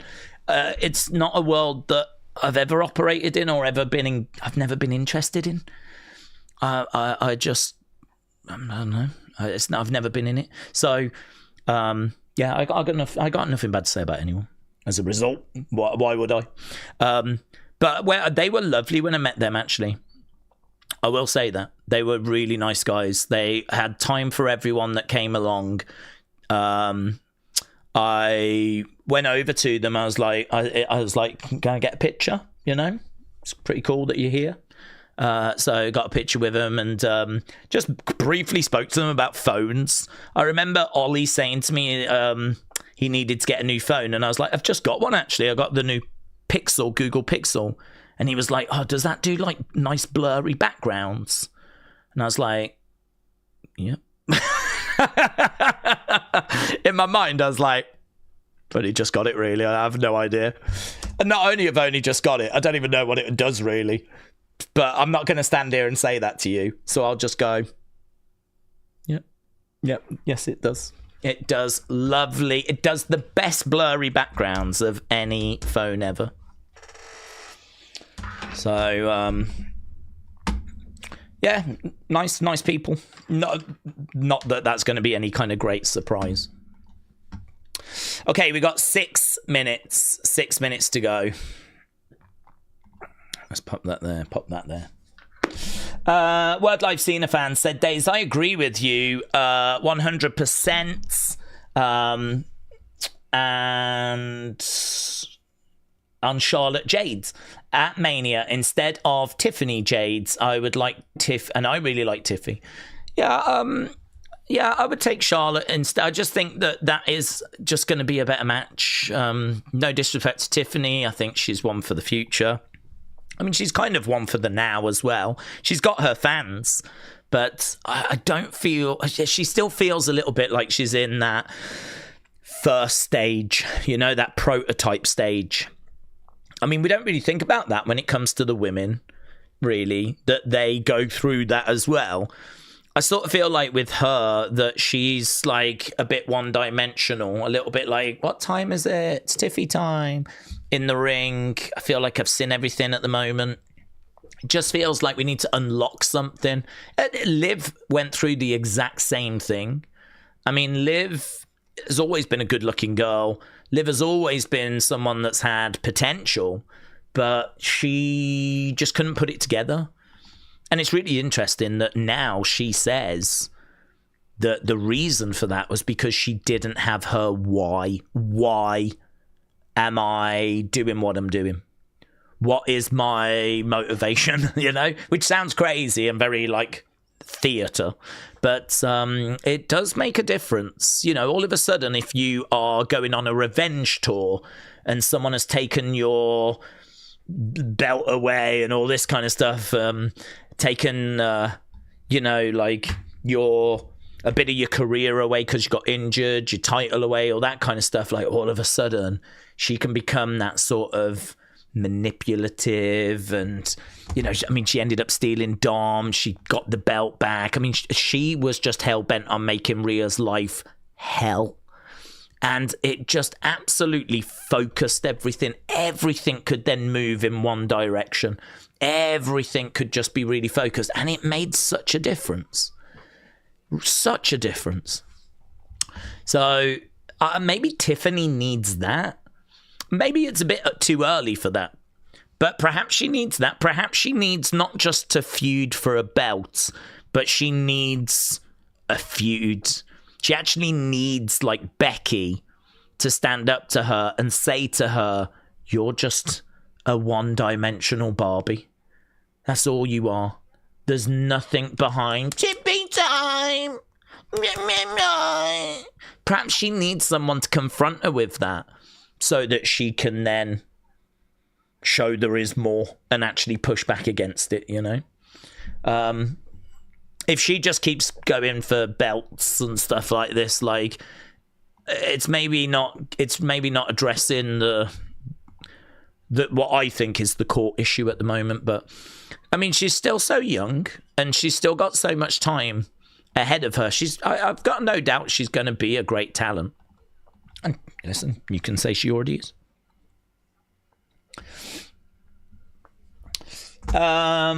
Charlotte's not good in the ring now, says how do you pronounce that? Hooven? She does moonsaults, but everything else is bad. Well, I mean, we'd need to see singles matches, to be honest. I don't think you can judge so much off tag work. And I think what I would point to is I don't think her match with Tiffany was amazing, but the build obviously had been very disruptive. Before that, she had been away. She only came back at the Rumble. So actually, you make an interesting point that we're kind of over 12 months since Charlotte returned, and don't feel like I've got loads to really judge it on because she's been doing a lot of tag stuff with Alexa, or she's not really been in high-profile feuds. I think actually I would really like to see her and Jade, and I know that Jade is limited, but that would be the challenge for Charlotte. I'd be really interested to see what Charlotte could do, because when people say Charlotte sucks and all this kind of stuff, I do struggle with that, because I think Charlotte is a fantastic wrestler. I think that she is excellent at putting a match together with like near falls and selling and her athleticism. I think that the matches she had with Rhea were incredible. The matches she had with Becky were fantastic. I mean, their chemistry is so good. There's like a rivalry that's there where they want to make sure that they kind of outdo each other. And that seemed to bring the best out in both of them, actually. Didn't work that way when she was in there with Tiffany. I think things maybe got a bit too real too quickly, and they had to kind of dial it down a touch. We were all really excited for that match last year, because it was like, oh my God, this thing could so fall apart. This thing could so fall apart. And so it was really excited to see what we were going to get. And I think what we ended up with was a little flat, really. It was fine. It wasn't like a terrible match. But it wasn't as good as the builds. But I'd like to see her and Jade's. See where Charlotte is now. You could be correct. It's been a while since we've been able to judge, really, but you know, some of Ronda's best matches were with Charlotte. Some of Sasha's best matches were with Charlotte. Some of Rhea's best matches have been with Charlotte. It would be unfair to say that it's like everyone else. It's always the other person that's making that match. Like, Charlotte is absolutely carrying her end of the bargain. So I'd like to see it. I'd like to see her, Jade's. And listen, if it doesn't work, you know, no great loss. Okay, we know what's kicking off NXT tonight.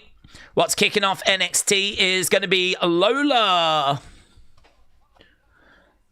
Lola taking on Kalani. Wow, we covered quite a few topics on that one. A lot of topics I wasn't really expecting to cover, but it was good.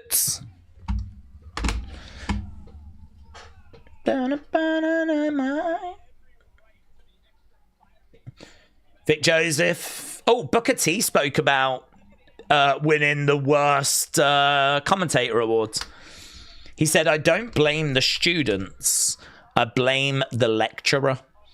He's basically saying that he blames Meltzer and all of that because they kind of influence the readers. And there could be some truth to that. Although, what I will say is Brian Alvarez. I saw a short of Brian Alvarez. He was shocked that Booker had won the worst commentator awards. He didn't think that was accurate. Here's Kalani. Right, straight out the gate. This is what we wanted. We wanted some intensity. Michael said, is there any advice on helping someone who's lost a loved one? To be honest, there's not much advice you can give. That is just going to be heartbreaking. I mean, you just got to take each day as it comes. You just got to keep moving forwards. You got to know that it's going to hurt, and it's going to hurt for a long time, and that is normal. That's the price that we all have to pay. And I think that it's, you know, it's one of those where try and keep yourself busy. Try and, make sure that you're mourning and going through what you need to go through to come through the other side, and just know that it's normal. Just know it's hard. Just know that we all will suffer that pain multiple times in our lives. I mean, I've lost grandparents, and it's just heartbreaking. I'm sure there's people in our community that have lost parents and loved ones, and it's just heartbreaking. So it's hard. But if it gets too hard, then there is, obviously people you can speak to if it gets to that point. But I would say, try and look after yourself. Do something that'll put a smile on your face, and try and remember the good times, and focus on the future, and don't fall into a pit of depression. Don't fall into that, because that can be quite easy to fall into. So yeah, thoughts with you, but if you're going through something like that, I think we've all been through those kind of hard times. Right, this match has got back in the ring, by the way, and right now we've got Lola keeping Kalani down. Kalani is currently getting smashed headfirst into the ring. A little bit like an inverted devil's kiss. Kick out there by Lola. Kalani going against the rope. She's brought some aggression and some intensity here. Kalani, which is good to see. Straight into an armbar. That was a good transition. Do you see that Ronda's coming back for an MMA fight?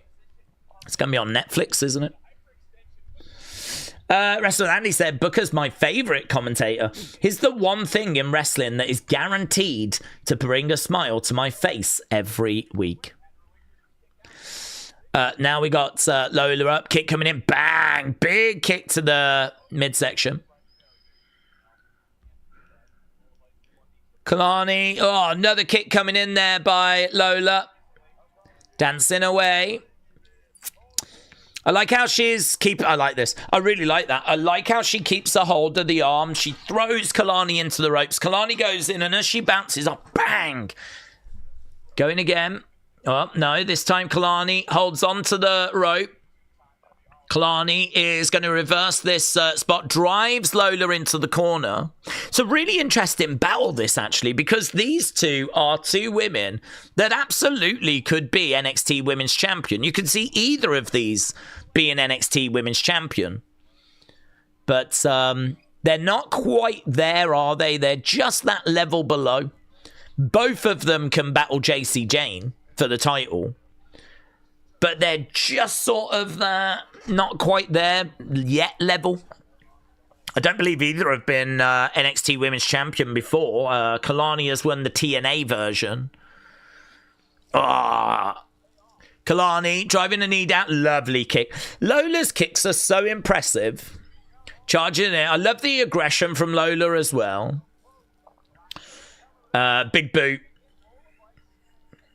I like the pace. I like the aggression. I really feel like I'm seeing two women that don't like each other. They are getting that across really well. I mean, behind the scenes they get on. But they've done a really good job of making me believe that these two characters really do not like each other. Oh, my God, I love that flipping shot. Bang! Just the closed fist stuff. I mean, back in the day, you couldn't throw like a closed fist punch. I mean, that's obviously been a very loose rule over the years, but flipping Lola just punching Kalani right in the midsection. Right in the stomach.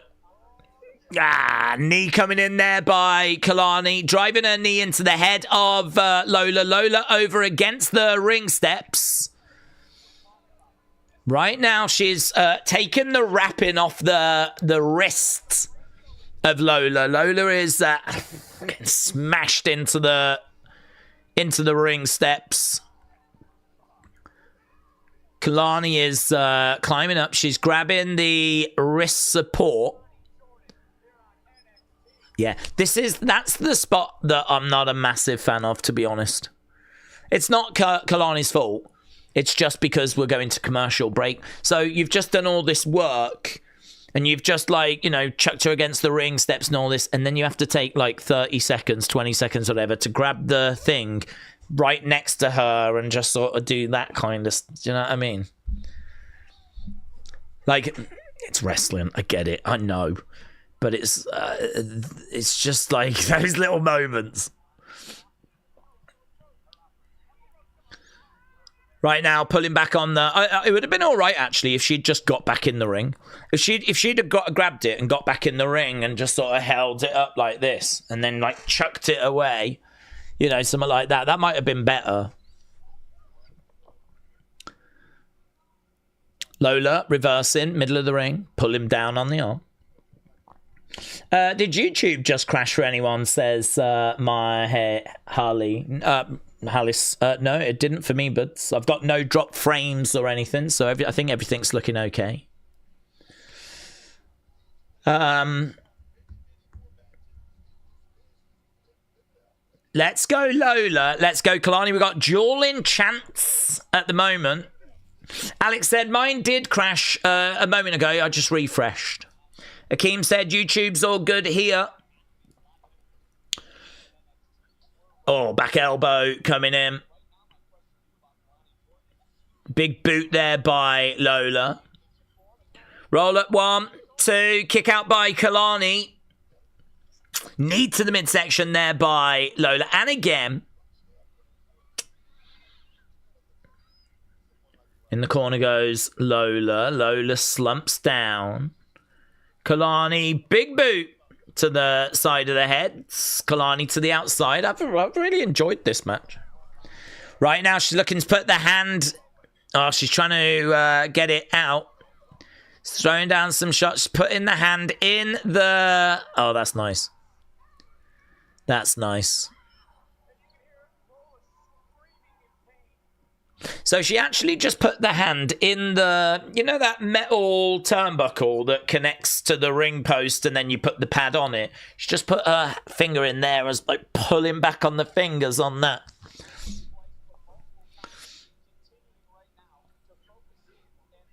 And that is a nice submission move as well, Kalani.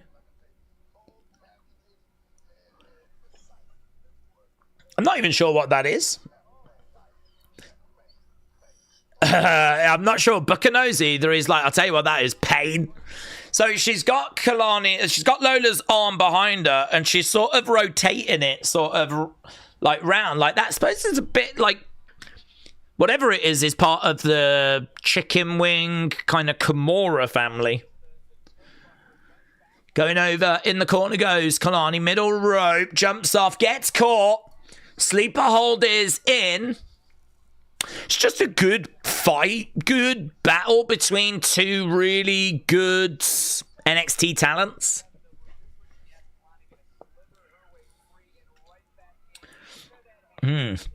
Slamming the wrist down, Lola going over the other sides. Going over against the ropes. Kalani goes off that middle rope. WWE need Jericho. Sales are down, says Matthew. Daze update on Jericho is that his contract's frozen, says Sean Ross. Oh, that's interesting, Aaron. Thank you. Was that today? Shot coming in there by Lola. Another kick coming in. Quick strikes there by Lola. And again. Driving Kalani back. Okay, Lola is in control. Kalani down in the corner. Brony said, yeah, it was a few hours ago. Right, that's good. Got an update. Lola comes crashing into Kalani. She's really putting that stink face on. I wonder how long it's frozen for.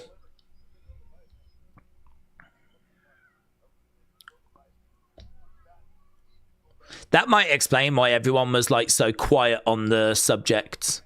I mean, Tony doesn't want to talk about it because it's a bit of a shady business move. Something that, you know, people could have a moan about. And WWE don't want to talk about it because, well, it's not their superstar.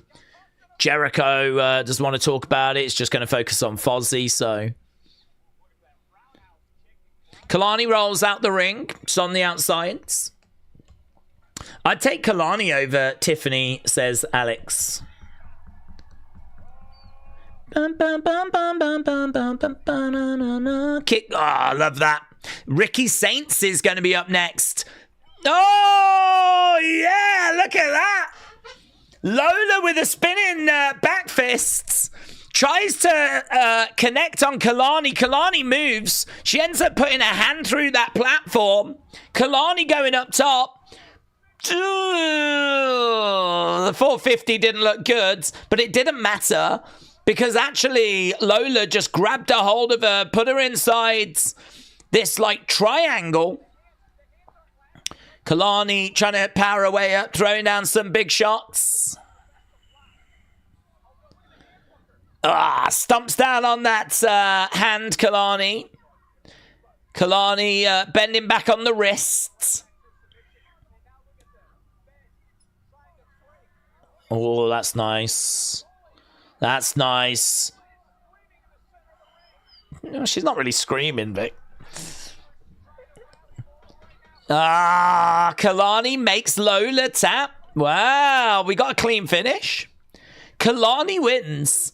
And it's all down to that wrist. Oh, I do love a heel winning clean, you know. I do love a heel winning clean. I mean, you could say she shouldn't have took the wrist support off, whatever, but... Yeah. Kalani picks up the victory then. Oh, mate, I love that spot with the platform. I mean, she absolutely flipping walloped that thing. Couple of nice submission moves in there from Kalani as well. I thought the pace was pretty good. They do a great job, as I said, of making me believe that they don't like each other. I think that's good.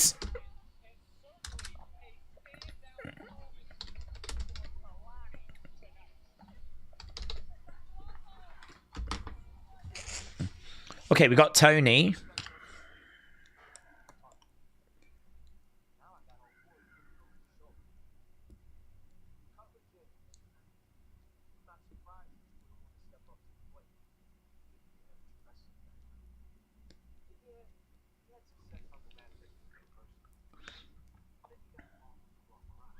Okay, so he's talking about Dark State.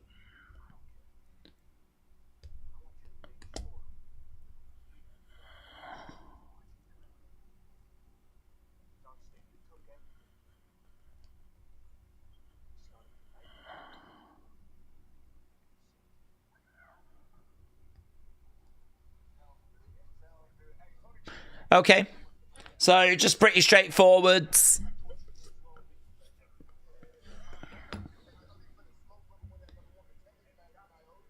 Promo from Tony.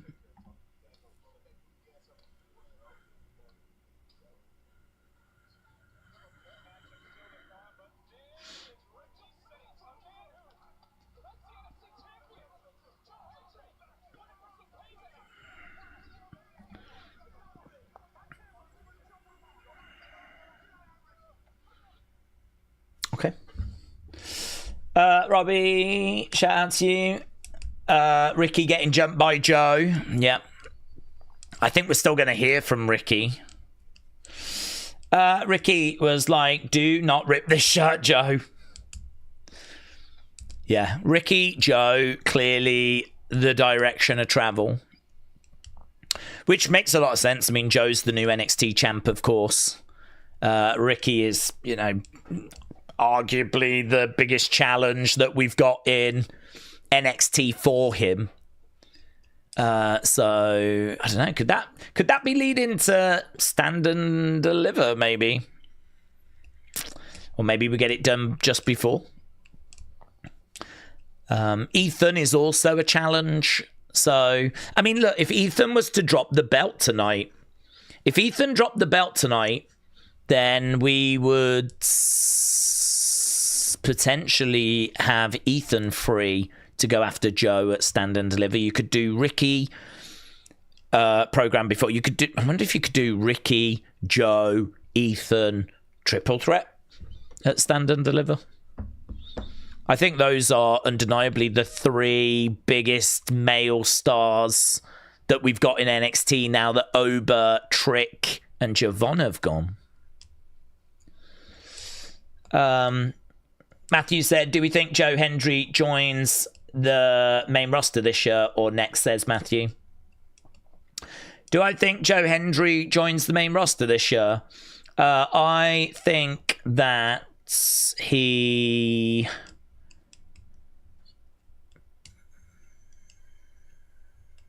I think he could. Word on the street is he's being paid main roster money. And he's actually getting like a lot of money. So I think that there is a chance that he goes up later this year. I don't know that it'll be like right after WrestleMania. But he could do. I mean, we always like to do surprises on that Raw after Mania. And so we could see a couple of call-ups, and maybe Joe is going to be one. I mean, let's be honest. He doesn't need to work on his presentation. We know the character. He doesn't need to learn how to wrestle. He's been wrestling for a long time. I think the only reason really that he's in NXT is so those people that haven't... well, first of all, he was in NXT because he was in TNA, and TNA have got a relationship with WWE, and that pitches him at the NXT level, right? So that was why he was there, first of all. But as soon as he got signed, then, of course, you make a decision. Do we move him to the main roster? Do we keep him in NXT? I think the fact we've just lost Javon, Trick, Oba, you know, we need something in NXT, and I think Joe Hendry is that. So, yeah, I think there is a chance that he does come up later this year. He's being paid quite a lot of money. He doesn't really need NXT. NXT needs him more. I think a lot of fans are aware of him. I think that relationship with TNA helped. Because, again, a lot of us, me especially, don't watch TNA. So if you want to kind of see how good he is as a wrestler, see what more is there to him apart from say his name, he appears, and the turning around and all the gimmicky stuff. Like, what more is there to him? Then obviously you need to see his promos, you need to see him in feuds, you need to see his matches. I think NXT helps with people getting used to him. And feeling even a stronger connection to him, rather than it just being, oh, I love this guy. He's the, if you say his name, he appears guy. There should be a deeper connection than that, really.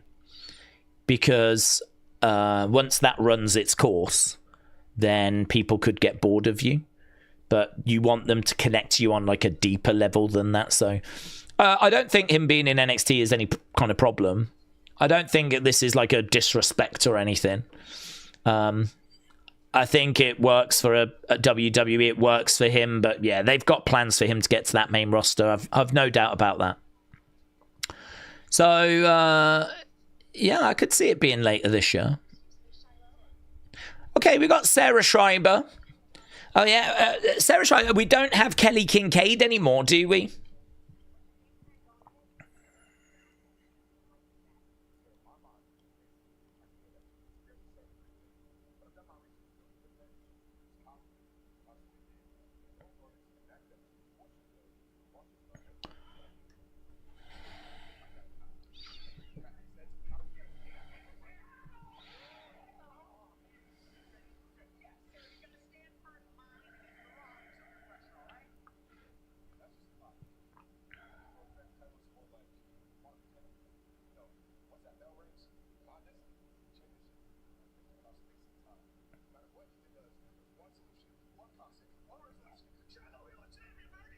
Okay, we got Hank and Tank and we got Shiloh.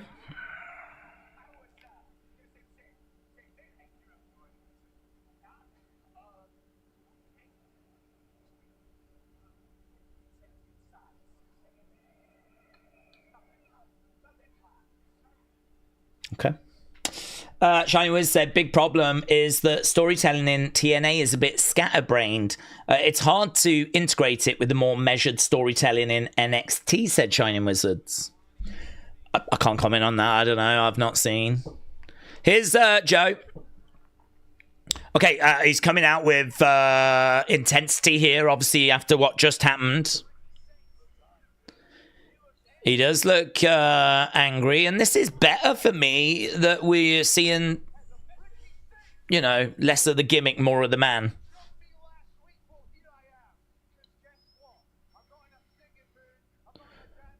I'm not in a singing mood. I'm not in a dancing mood.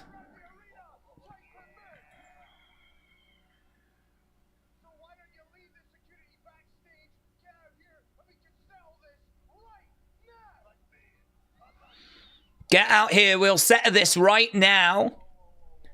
Okay, there's Ricky. Ricky is on that platform. Ricky's like, this is the champ you wanted.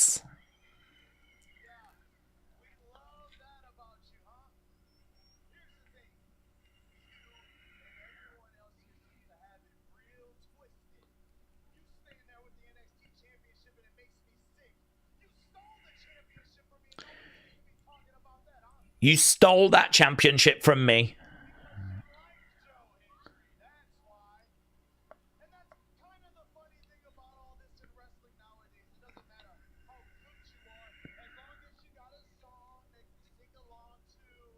Doesn't matter how good you are as long as they've got a song you can sing along to.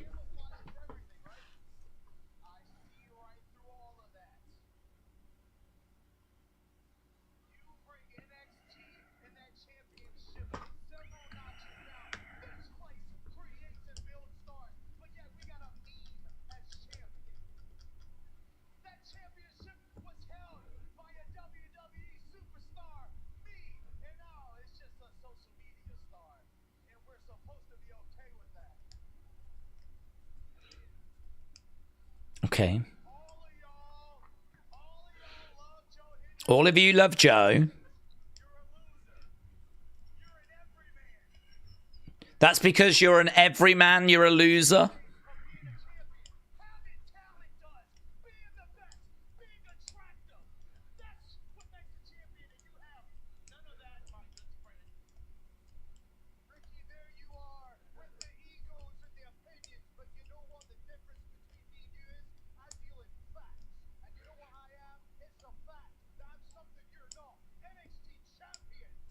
Joe Hendry said, I deal in facts.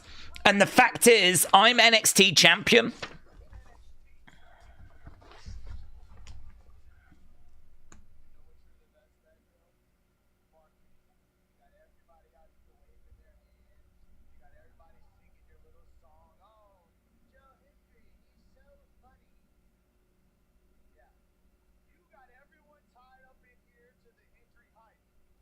You've got everyone tied into the Hendry hype.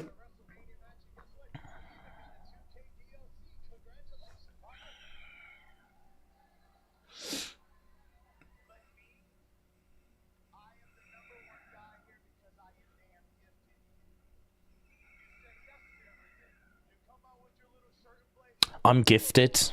You just say yes to everything.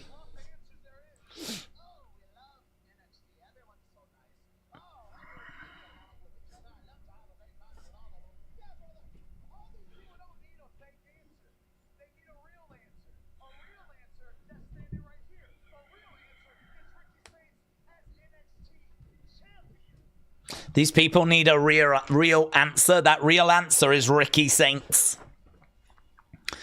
The people don't sound like they agree.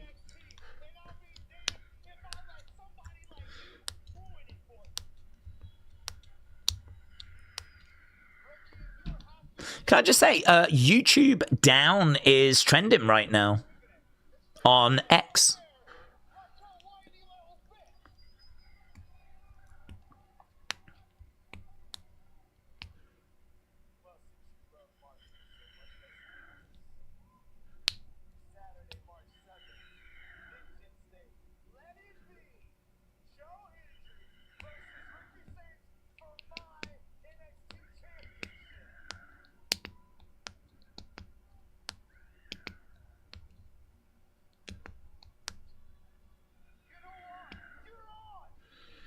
Okay, so Vengeance Day, it looks like it's going to be Hendry against Ricky. Hendry, Ricky, let's go, says Matthew.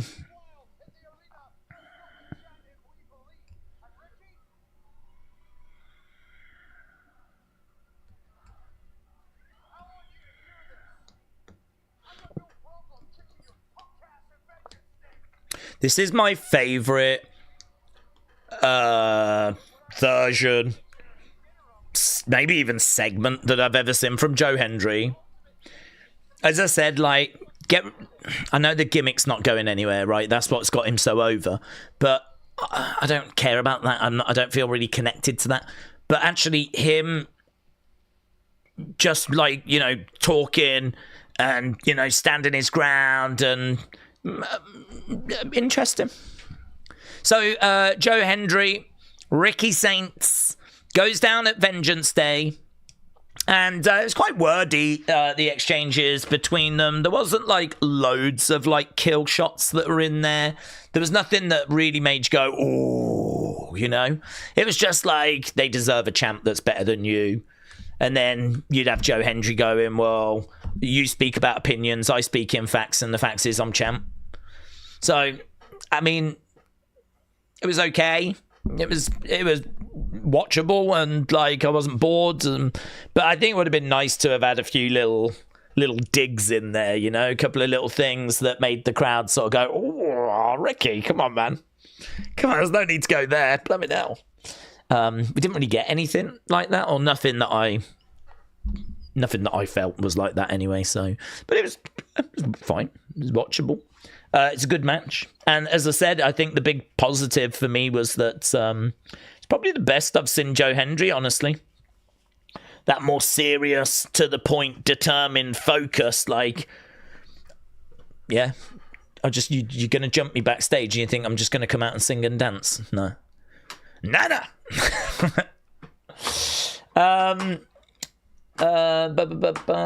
YouTube isn't working right now. Oh, right. Really? YouTube's still broken. Well, am I still here? Am I still here? It does say hashtag YouTube down. Sean said the main YouTube page is down. If you go to your subscriptions and your history, you can view videos there. Okay. Daze, YouTube is down. Wow, that's amazing that we're here and that people can still see us. If you refresh, it works. Dr. Luchalala said, I can see you just using a VPN. Okay. Well, I mean, it's the homepage that's down. Sean said YouTube isn't working, but you're on YouTube. I know. We have had that before, actually, though, where YouTube's gone down during a stream, and it doesn't seem to affect the stream, but if you try and find new streams, or you try and watch a new video or something that you haven't already joined, then you struggle to do it. I think basically what I'm saying is don't leave this stream. Don't even think of leaving this stream, because then you'll have nothing, right? Because you won't be able to get onto anything else, because YouTube is down. I might use that, actually, every time we do a stream. I'm like, guys, can't believe it. YouTube's down. Don't you dare think of leaving. Apparently, YouTube's down. Yeah, can you believe YouTube is again? Days, this is like the 300th day in a row. I know, shocking. Truly shocking. They need to fix this. MJF defends Booker T after... Okay. Booker, in a lot of ways, is a blueprint to me. A completely homegrown top guy with massive drawing power on Warner TV without having to work for the likes of McMahon. If you dislike what he does in the booth, that's fine, but you guys talk crazy on Legends. Show some respect. Wow. Seems like that award has really put the cat amongst the pigeons, hasn't it? It seems to have really struck a nerve. The Booker T commentary one seems to have really... I mean, Booker's come out and said something about it. MJF has come out and said something about it. Wasn't expecting MJF to come right into Booker's aids. Right. Let's have a little look at this, shall we? Oh, yeah, we had that Tatum thing last week, didn't we?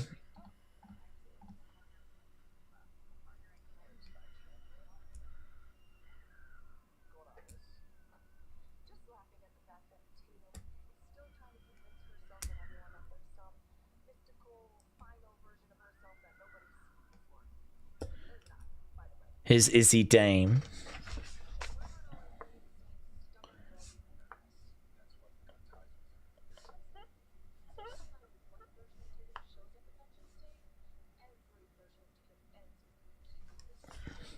Every version of Tatum, whatever one shows up, ends with me keeping this title, said Izzy Dame. So, Izzy Dame Tatum at Vengeance Day.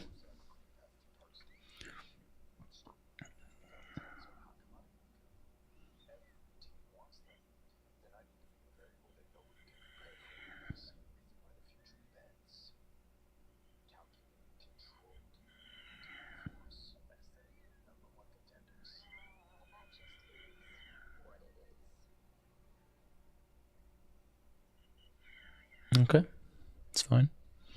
Little Cullen thing. Is this Dark State coming up?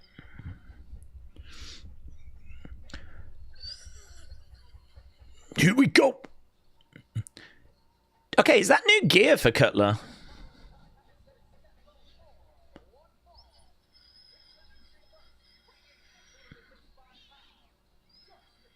I don't know if that's new gear. I feel like it is.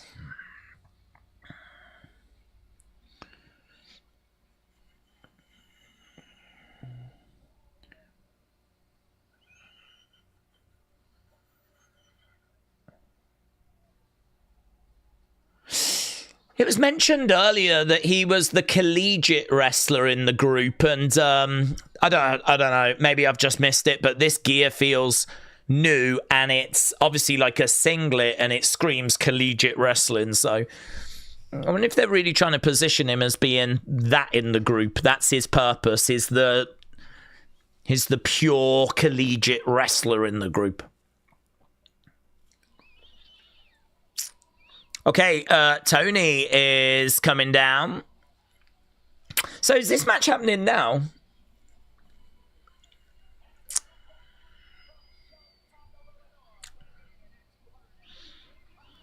Now, we've only got Dion Lennox out there. There was no Saquon. There was no Osiris.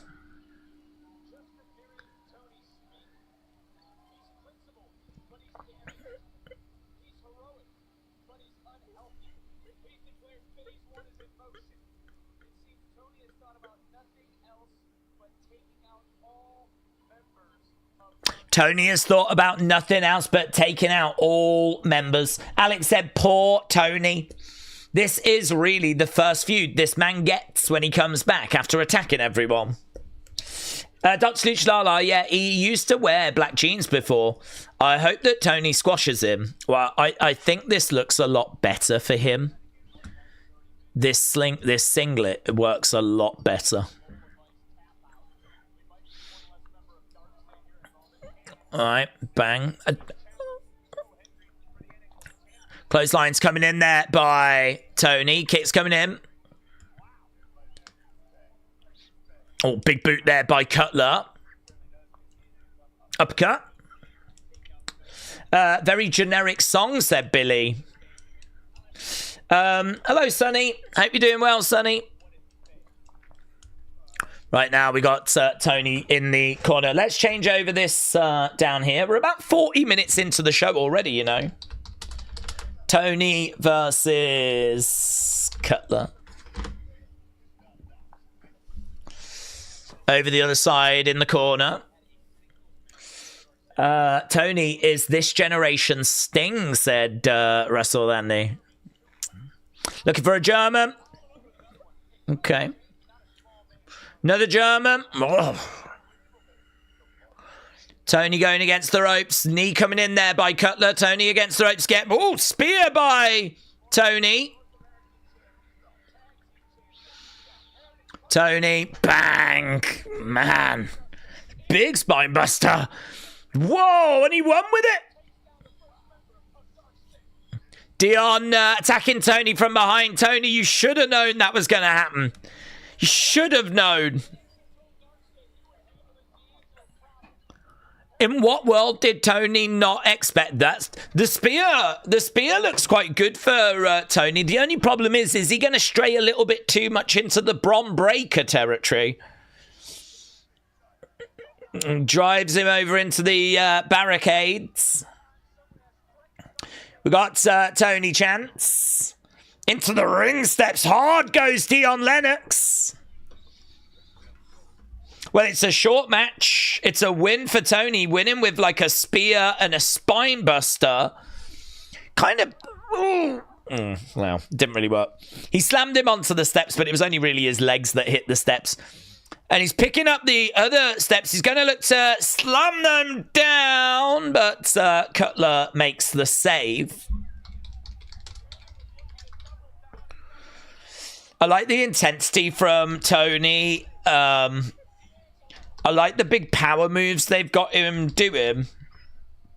It's like he's become really influenced by Rusev.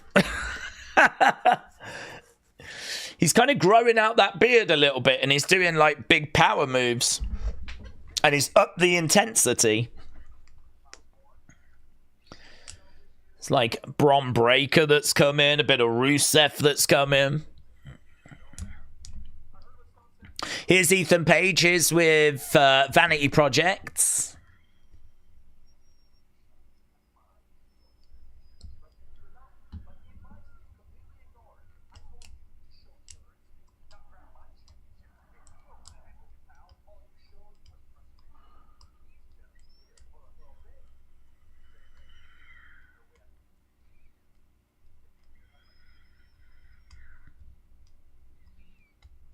Okay. Here's Ricky. I do like Ricky and Ethan together. That guy was rude.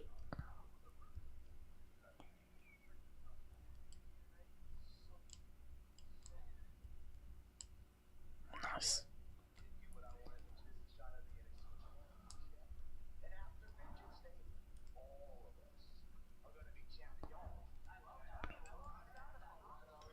After Vengeance Day, all of us are going to be champions.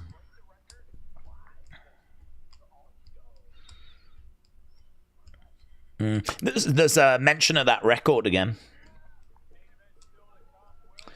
I do really like Ricky and Ethan being together. That's a really fun pairing. Vanity Project being with Ethan, I think, is really great as well. Kind of worked well. OTM coming down. This might be that tag match now. #1 contenders match. I think that Tony bit was fine. It was short. It was impactful. It's a bit strange that we didn't have Saquon and Asira. I don't know what's happened with them. I don't know if I missed something. They've clearly got a Tony problem. The best way of dealing with that problem is to numbers game him, you know? Put him in the hospital, break his leg. Break his leg, he's out the way for 12 months, you know? That'd be my strategy. Break both legs. Full body cast. Ethan Page is coming up on becoming the longest reigning NXT champ in history, said Kader. Yeah, I think if he wins tonight, I don't know about time, but more, he will have had most defenses in one run. So I think even the match tonight is carrying a bit of weight to it. I could see Daze partying with Vanity Project as a fellow 21-year-old, said Dr. Duchlar. Yeah, me and Vanity Project chugging kegs of beer. That's what I was doing on Thursday, actually. It's why I was so wasted. I've got to tell you, I did go down the road to watch like a Motown tribute night. I just forgot to tell you that Vanity Project came with me.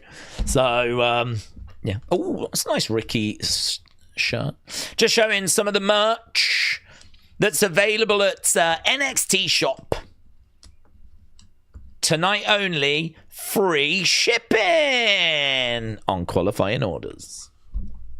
Right, we've gone back to commercial break. Ricky is 5,000 times better as a heel, said Akeem. Dean said, this is my favourite show now. I'm assuming that Paige and Shiloh is going to be the main event, said Cadet. I would think so. Billy said, why are they letting Ethan waste his talent in NXT? It's time to move him up. Well, it's a balance, isn't it? I mean, we've already lost Oba, Trick, and Javon. I think that Ethan is someone that is a really good talent to have around. Is someone that will definitely make it to the main roster, but they probably don't feel like there is a space right now. I mean, God, they're just so blessed for talent. There's so many superstars at their disposal that he's in a good spot at the moment. I mean, he's getting regular TV time. He's the champion on NXT. They're using him in AAA. He's in a good spot. He could go up and struggle to sort of get regular TV time. Certainly could struggle to be a champ. So, I don't know. I'm okay with us kind of keeping him in NXT. We've just brought up 3 people. It's okay with him being in here for a little bit longer. But, yeah, I mean, look, he'll be on his way to the main roster. No doubt about that in the very near future. Along with the likes of Ricky and Joe. You know, there's people that would make the same argument. Why are they still in NXT? You know, because all of them have got something to contribute. But you just can't take everyone, can you? It's a balance. NXT can't be left absolutely threadbare. And those 3 are, really carrying a bit of weight when it comes to this men's division at the moment, whilst we try and get the others up to speed. We're bringing through the Shilohs. We're bringing through the Keanu Carvers. We're bringing through the Vanity Projects and the Jackson Drakes. We're trying to bring through the Shawn Legacies, and we're trying to bring through this talent to plug some of these gaps. We haven't seen Kendall Gray yet. I think it's a new... it's probably not new, but they have changed this little graphic thing we have on Netflix. I've got Tatum. Before it used to be Kalani. I remember Kalani sort of doing all this, and now we got Dark State and Tatum and Kendall Gray. Kendall Gray is one of the people that features. OTM are a featured act. But I remember before it was like Thea Hale is one of the faces. There's Saquon.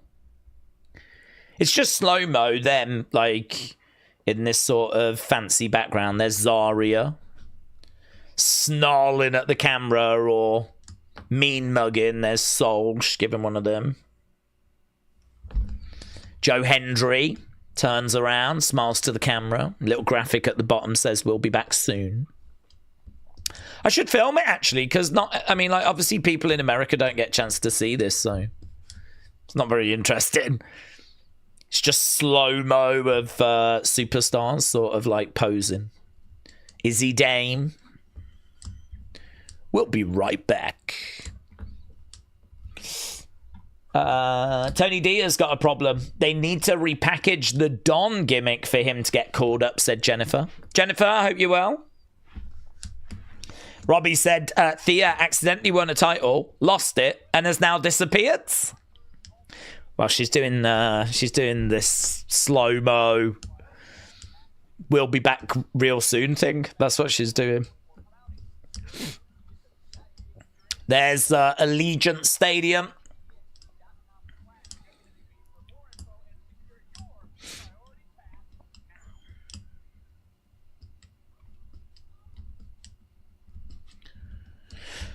Okay, Cullen are in the ring. Vanity Project are in the ring. OTM chants. Oh, OTM chants. Okay, tag team match. This is the number 1 contender match. Crowd were chanting for OTM.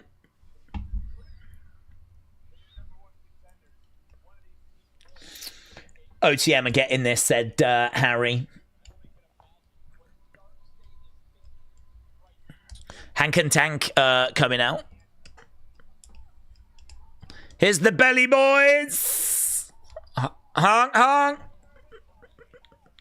Honk, honk. Hank and Tank. Yeah.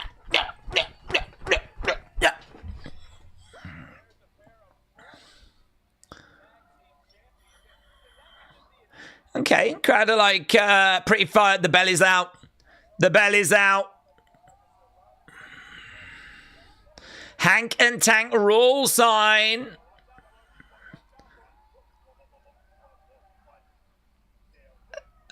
Oh, that kid is loving it. There was a kid in the crowds. Kid was absolutely loving it.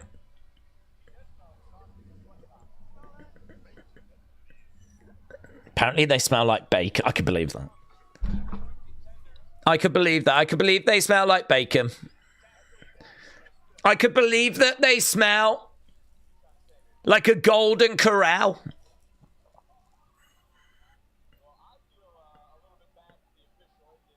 It's good value. It's all you can eat. These boys, these belly boys, they need their fuel. Okay, we're about to get underway. Let's get rid of the poll, shall we, so we don't get confused.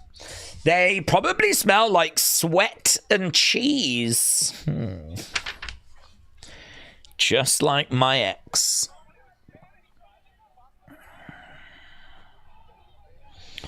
Tony against Cutler. You lot said was good. I mean, it was only going for a minute, a hot minute. Yeah, good 93 for that one. The Kalani Lola match managed to get great 57. Right. Jackson Drake is watching on the outside of the ring. We got Sean Spears in there with Bronco. Spears, ooh, big knee there by Spears. I think he might have clipped Bronco there. Brad Baylor's in there. Ricky Smokes is in as well. Vanity Project working together. Big shots coming into the midsection. Gets the ropes. Good God. Mate, he just got absolutely decapitated. Oh. Ricky. Oh. In fact, it was such a good clothesline. They just showed it again. In the corner.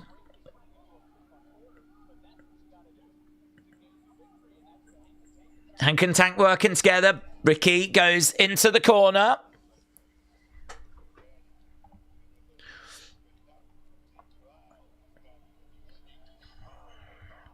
Tag being made.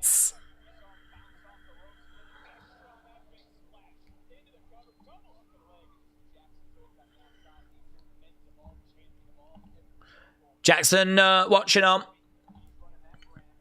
Tank is in there with Ricky. Back slap tag. Okay, here comes Nico Vance.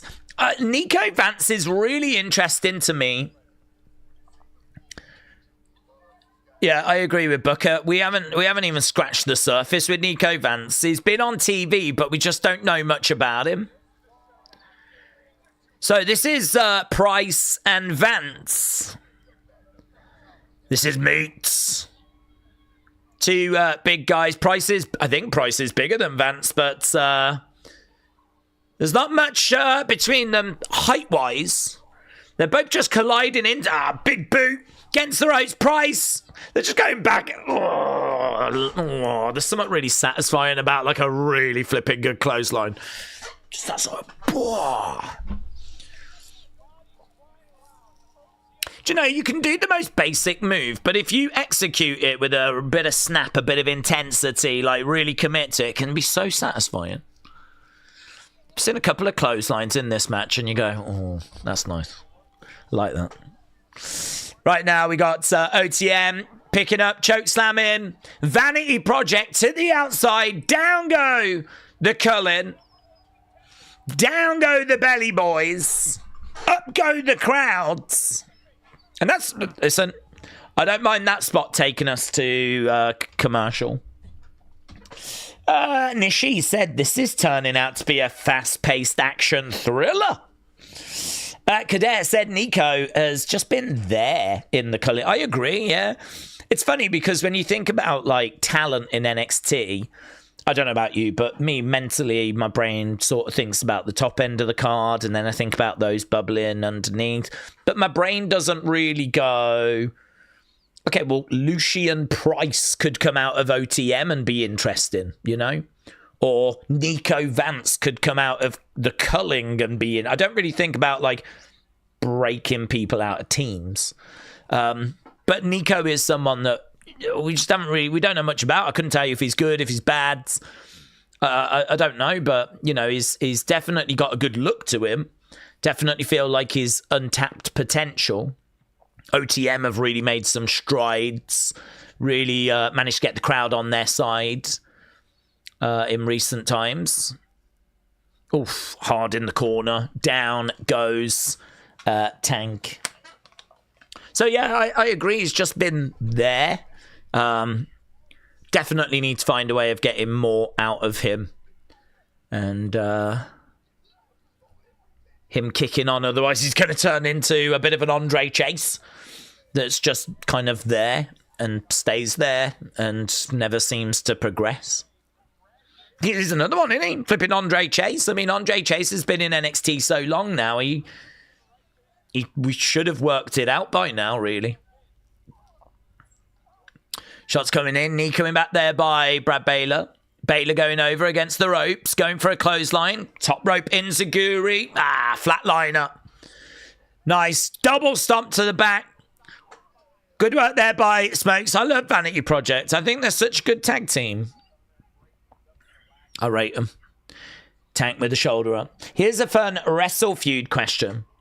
Steve, I love Wrestle Feud suggestions. Name the top 10 wrestling tag team geneties. Ooh. I'm going to write that down. Tag team geneties. That'd be quite useful, actually, to get Wrestle Feuds questions people would like to see, because I can always come up with them. Like, I can always find some, but sometimes they do take a bit more thought, because I'm like, oh, no, I've done that.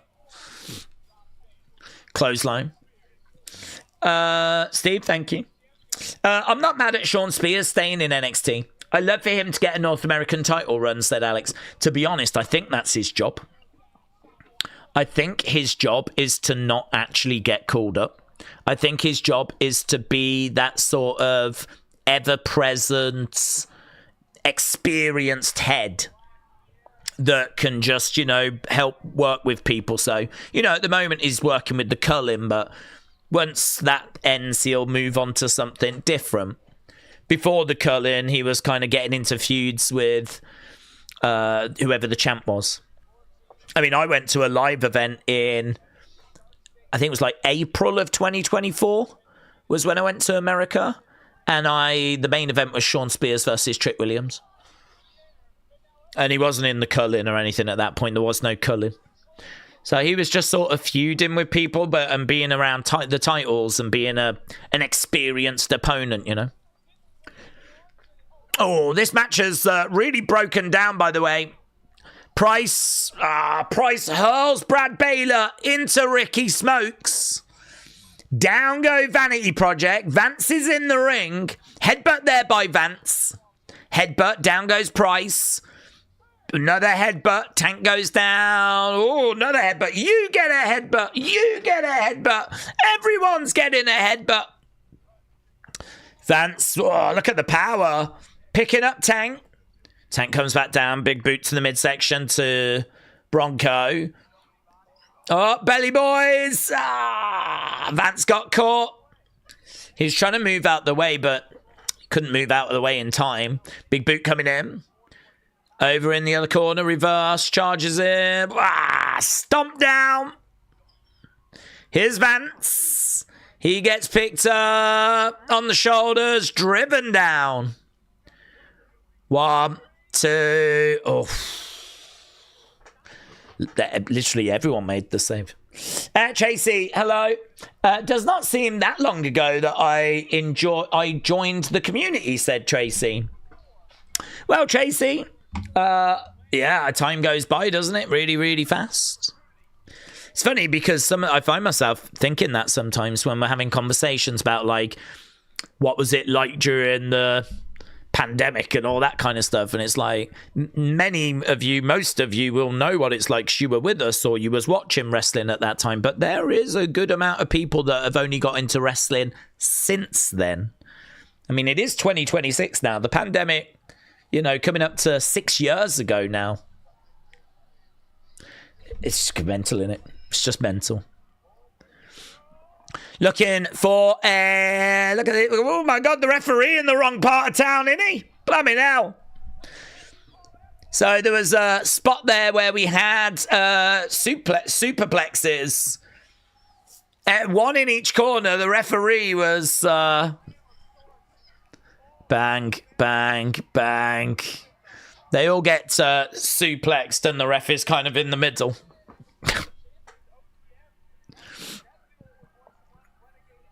Crowd are into that. The crowd are on their feet. They enjoyed that spot. I don't recall seeing that spot before, so it's something new. Okay, shot coming in there by Price. Spears goes to the outsides. Price with Tank in the corner. Price charging over. Oh, my God, like a blooming bullet out of a gun. Price just went into that corner, crashed to the outsides. Lovely knee there by Brad Baylor. That was great. Oh, wow. Lovely side slam there by Hank. That was very impressive. Like a deep six. Vance to the outsides. Okay, small package 1, 2. He's going to... Oh, my God. Brad Baylor. I tell you what, that's a match I want to see. Brad Baylor against Sean Spears. I'll take Jackson Drake against Sean Spears as well, actually, because the difference in experience would be really fun to see. Jackson Drake, who's like, I mean, a baby. Oh, mate, that's moody for Bronco. That is so moody for Bronco. Brad Baylor gets the pin on Sean Spears. Baylor pin Spears. Mate, that was just carnage. That was just absolute carnage. It's a fun match. I think that's a really fun match.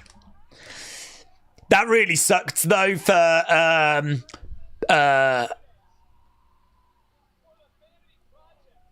think it was Bronco. So they did this spot where they spine busted OTM through the table, but one hit the table first. So what that meant was the other one just went straight to the floor and nothing broke their fall. I think they're going to show the spot here. Bang. Yeah. It's Bronco. So Price goes through the table. There is no table there then for Bronco to go through. He just smashes into what's left on the floor. But it is Vanity Project that pick up the sweet, sweet dub. The sweetest of dubs. It's a random match, isn't it? It's random if you think that it's going to be Dark State against Vanity Project next week, like heels against heels. Who do I root for? I'm going to root for Vanity Project. Here's the big man. Here's Keanu. He looked great in that ladder match.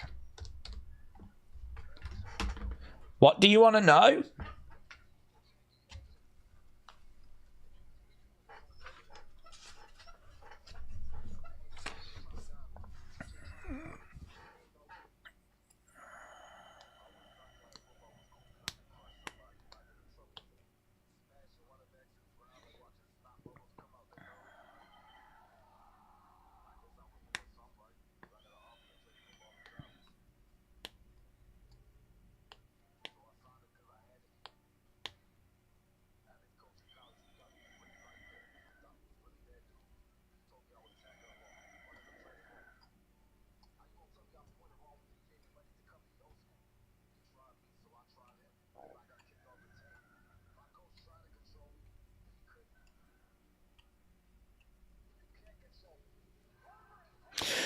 kind of a good little thing, this.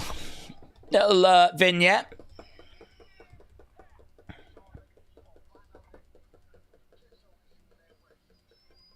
No. You can't say get your issue because that's PJ Vassar's. I bet PJ Vassar right then was like, sorry, man. Get your what? Here's Sol Ruka.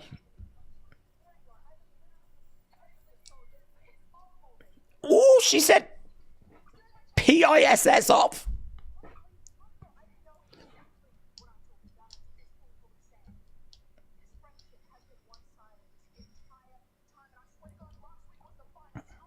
Last week was the final straw. I'm done. Yes. Yes. Go. Yeah. I'm done with this friendship. Oh my God, I hope that's true. Oh, this will be the greatest NXT ever if that's true. If that's true, all of our prayers have been answered. But I've got a feeling she's going to come out. I've got a feeling that Sol's going to be in trouble. Zaria's going to come out. Don't bother Zaria. If you're done with the friendship, you're done with the friendship. You're done. Done. She said she's done. She said she is done. She's like, this has been one-sided, or is your head full of sand? It's probably full of sand. She loves surfing. She loves the beach. She's got a head full of sand. I'm done. Done. And she stormed off. Yeah. I don't even care. I don't even care if people are like, really, is that how we're going to do it? They're not going to like turn it. No, shut up. We're so over it. Just let it die. They are awful together. Awful. I mean, honestly, enemies that I had at school, I had more respect for than the respect and love that Zaria and Sol Ruka have for each other. Oh, just let it die. It's over. It's dead. There's nothing there. The heartbreaking thing is I am fairly confident that it's not done. I am so confident that Sol is going to get beaten down. Zaria's going to come and make the save. They're going to show that there's still some sort of feeling there, and we're going to be like, ah! Do you know what I mean? I might go on a flipping rampage. I might have to run outside and just start karate chopping any flies or anything that's around. Out of pure anger. Daze, did you see that Ronda Rousey comeback MMA fight? Yes. I don't know that we'll be covering it. I don't know how big of a hype it's going to get. I mean, Ronda's burnt quite a few bridges. I can't imagine too many wrestling fans are going to tune in. But, I don't know. Maybe some MMA fans might tune in.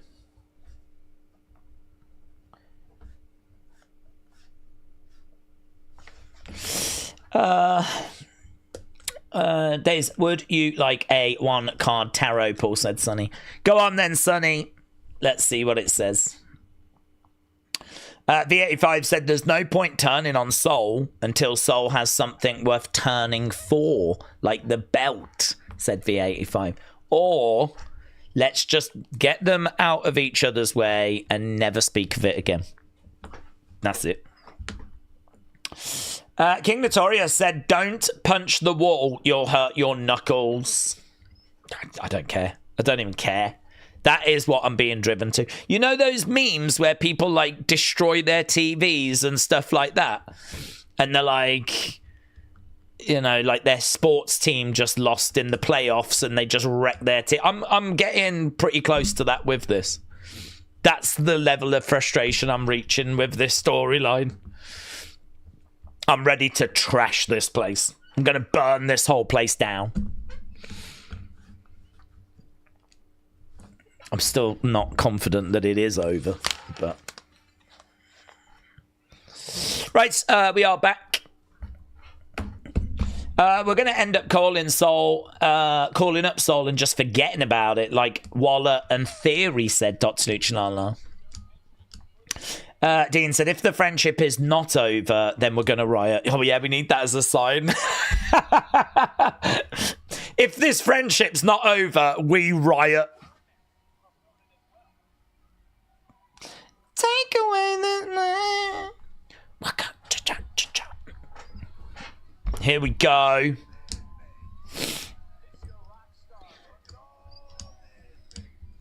Fatal Influence.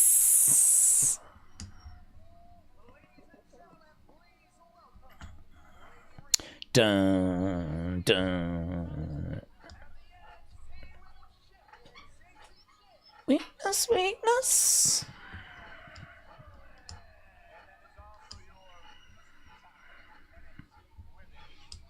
Literally the best thing AI has ever done.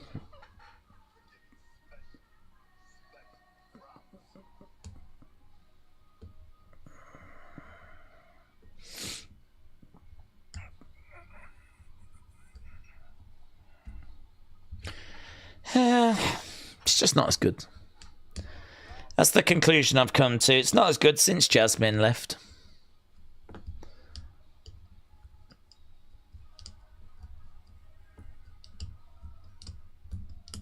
Okay, Fatal Influence are in the ring.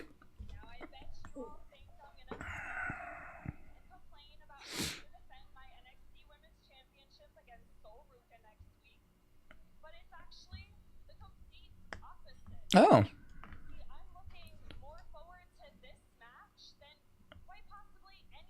She's looking forward to this match.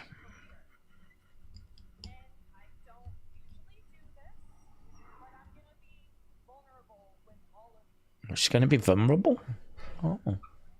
Okay. Yeah. She's jealous? Of Sol Ruka?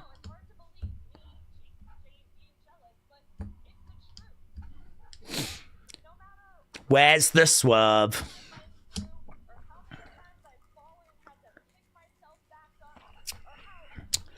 I actually forgot that Fallon Henley was the speed champion, you know. Completely forgot.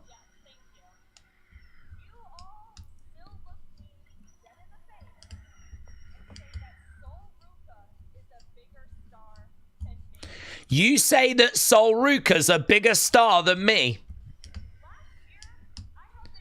Is that why she's jealous?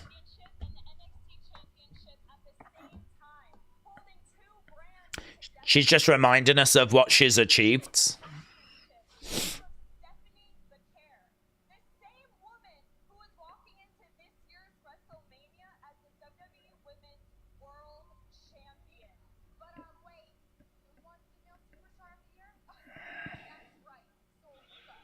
Who won Female Superstar of the Year? Oh, that's right. Sol Ruka.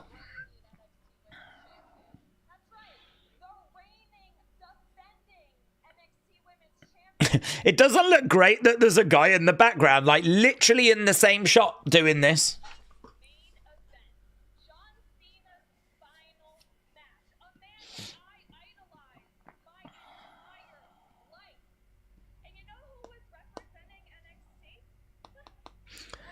Oh, he's paying attention now.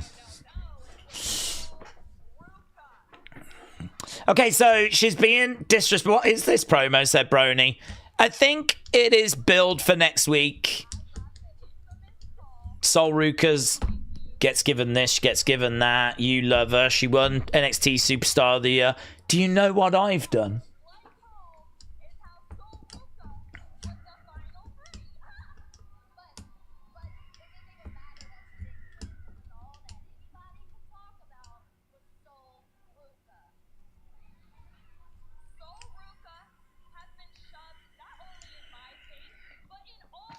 Sol Ruka has been shoved in all of our faces. Enough is enough.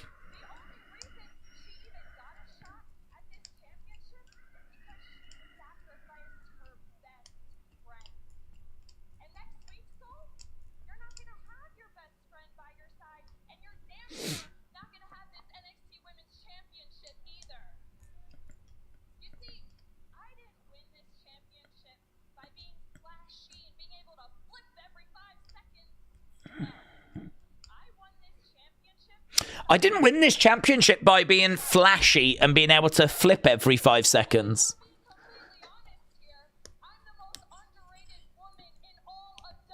I'm the most underrated woman in all of WWE. She couldn't even quite finish it. Sol Ruka interrupts. Jace is livid about that. I wasn't finished.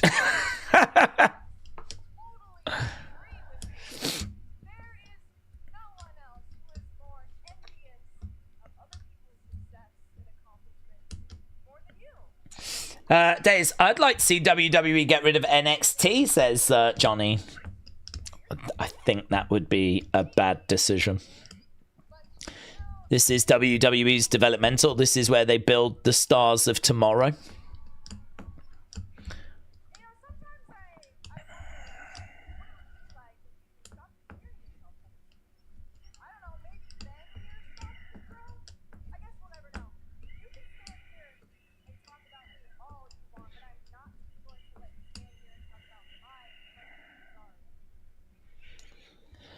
You could talk about me all you want, but I'm not going to stand here and let you talk about my friendship with Zara. There is no friendship. Was you not listening?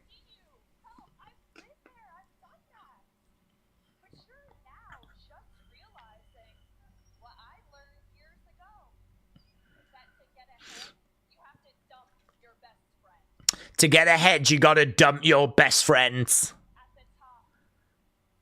Oh, Laney just gave Fallon a little bit of a look there. Fallon just had a little look at Laney as well.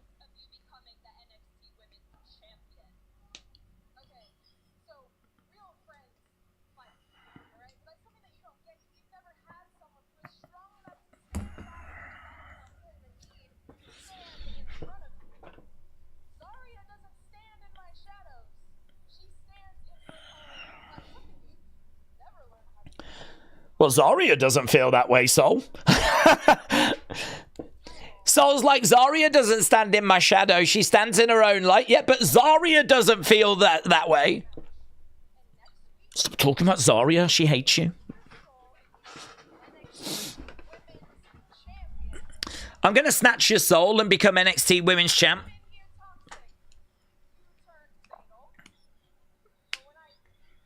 You came in toxic and you turned fatal. It's nice.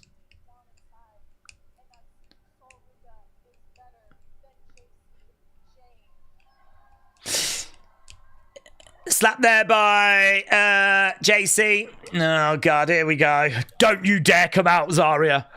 This is what we were worried about. Don't you dare. Don't you dare. Ah, God, I hate it. Chopping flies. I swear to God, what the hell? What the hell? It took her no time as well. No time.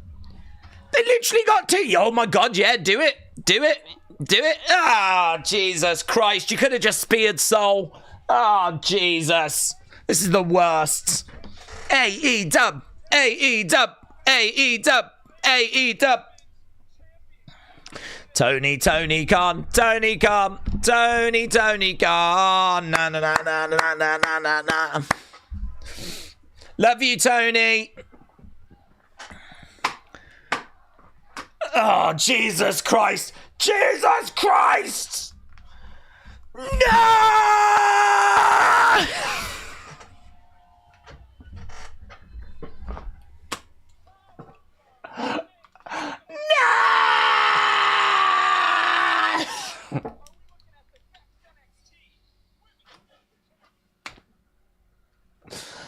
Oh my God, it feels like a personal attack. I swear to God, I swear to God, I swear to God.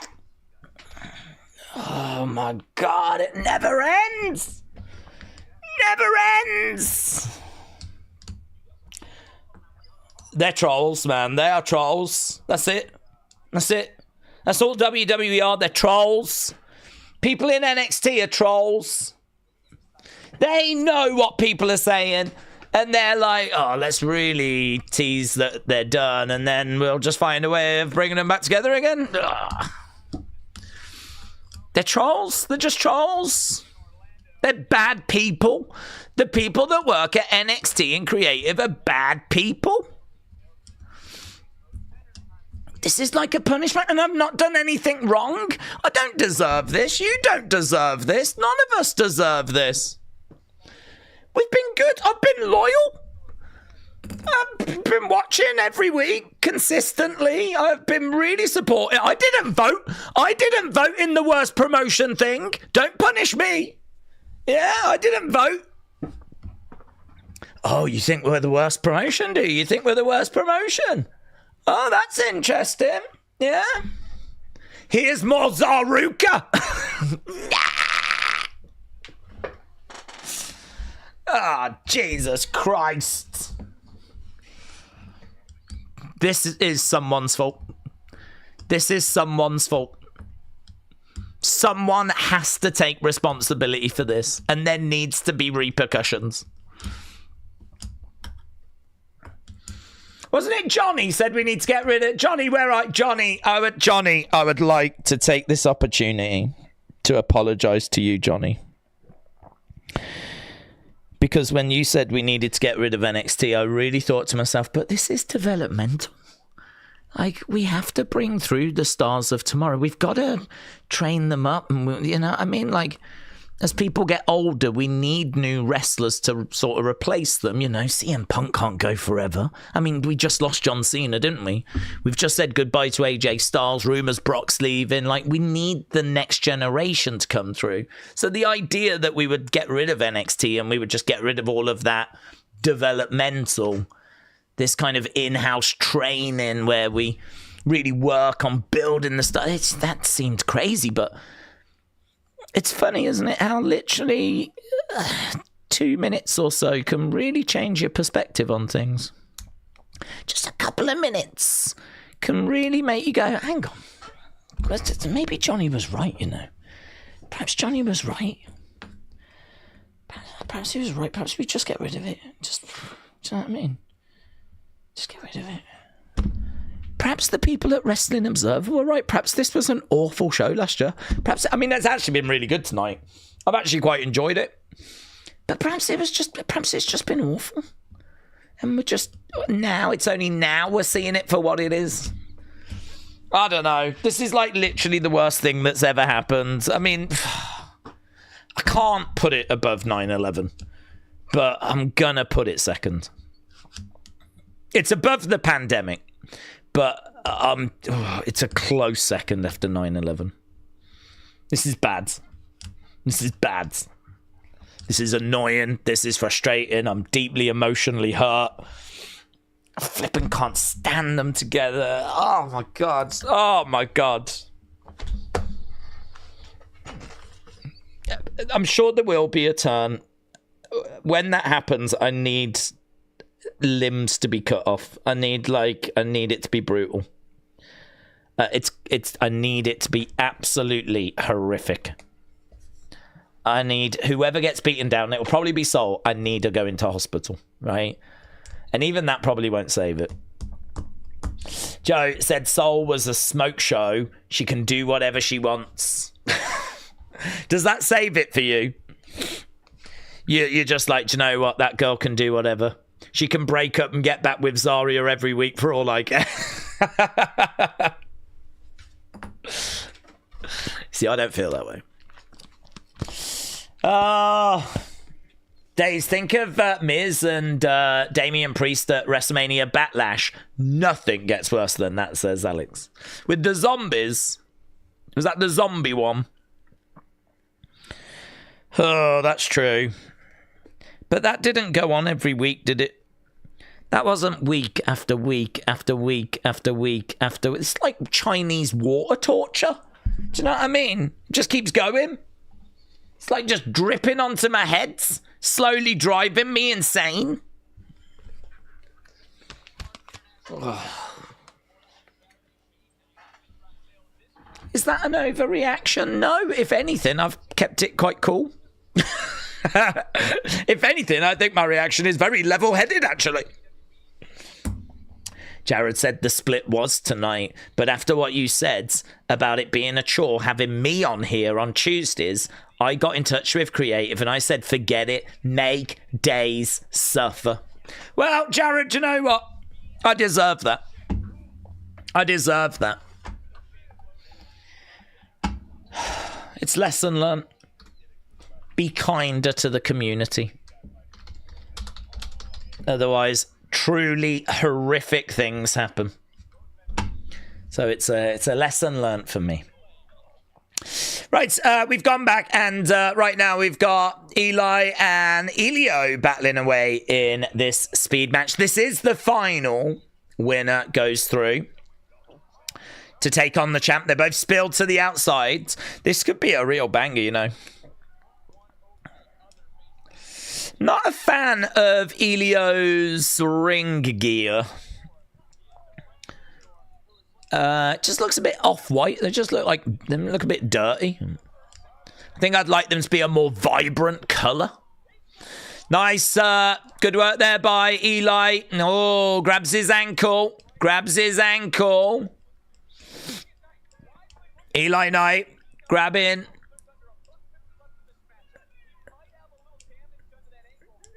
Oh, there was a little... Oh. I hope that ankle's not actually injured. I hope he's just doing a bit of selling. I mean, Elio could get the win here by capitalizing on that ankle, so it could actually feature. Oh, Lansdowne, he grabs that ankle again. Oh, over goes Elio to... What happens if neither wins? I don't even know if that's been mentioned. I mean, if neither gets the victory in the time frame, 2 kick out.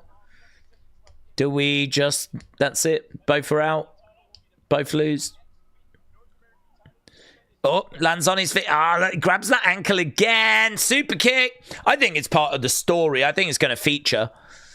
Oh, got caught. Sit down, power 2. Kick out there by Eli. 50-odd seconds to go. Elio going back to the corner. Elio looking to charge in. Lands on his feet. Nope, swing and a miss. Oh, both throwing in shots. I'd kind of like this to go the distance to find out what happens. 30 seconds. Ooh, he kind of collided into him. Elio going over the other side. It's going up. Oh, move out the way. Oh, big knee there by Eli. Eli going up. 10 seconds. 9, 8, 7, 6, 5, 4, 3. Not going to make it. Not going to make it. That's great. I love that.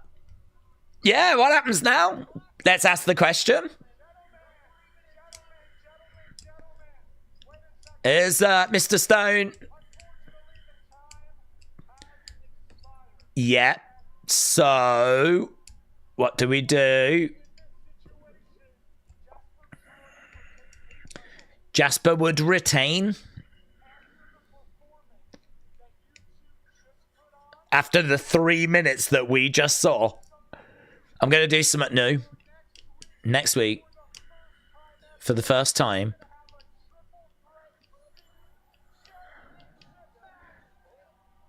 We're going to do a triple threat speed championship match. We're just making this up as we go along, aren't we? We're literally just doing what we want whenever we want. I thought it'd be like rematch next week. Something like that. Instead, it's going to be a triple threat. Well, if I'm Jasper Troy, aren't I a bit like, what have I done wrong? It's not my fault there was no winner, is it? Normally, if it's a draw, what we've seen before is that both would be eliminated. But because this was the final, we've flipped it and actually both get into the title match. Do you know, I think that Zaruka moment has really put me in a different headspace now. Oh, here's Miles, Shiloh.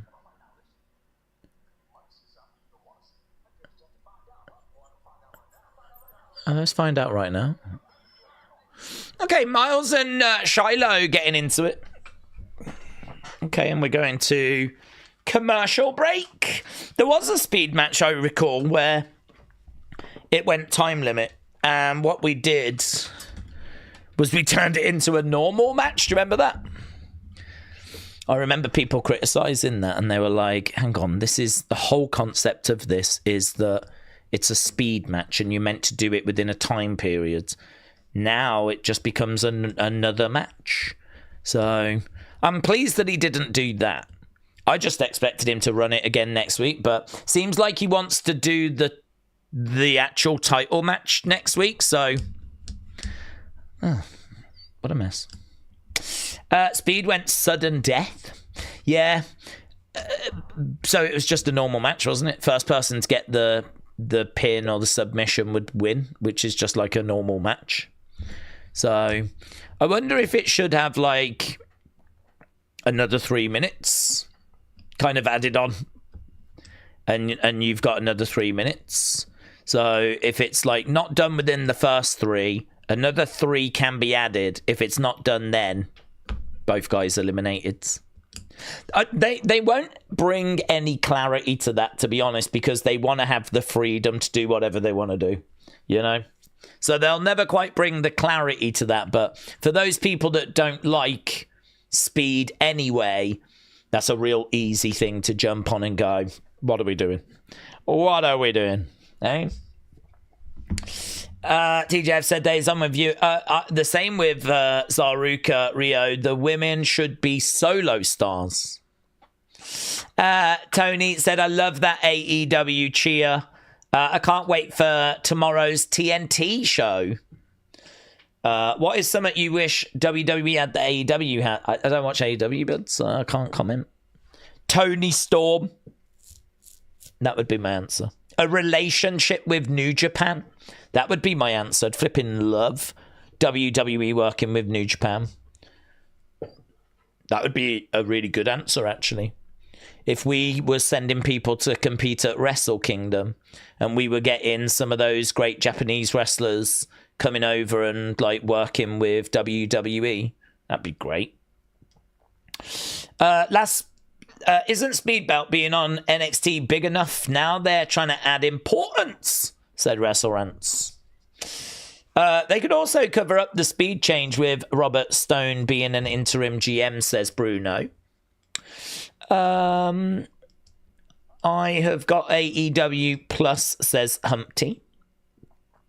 It's Carmen Live time, said Jennifer. Well, Carmen Live is in the chat and comments have been deleted. So I can only imagine that Carmen came in, effing and jeffing, swearing his head off, bringing the mood of the stream down. You know what it's like. I can only imagine that he's come in and FNXT, FWWE. It's all about ARW Pro for life. I'd imagine he's got tattoos that say that, actually. I'd imagine he's got a whole back piece just with loads of the faces of the wrestlers from ARW Pro. Yeah. Or the Hammond, Indiana Civic Center. Just the outside of it, just sort of tattooed as a back piece. So we can sort of, you know, show the wrestlers and go, what do you think of that? What do you think of that? Look at that. Yeah. Flipping love the Hammond, Indiana Civic Center. Look at that. Home, that is, isn't it? Home. Well, can you sign it? Can you sign it? I'll get it tattooed. Can you sign it? Signatures down here. He's actually ripped, man. Carmen's shredded. I've seen a picture of Carmen. He looks like Obafemi. Right, we got Uriah Connors. We got Charlie Dempsey. Charlie Dempsey's wearing a very sensible jumper. Love that.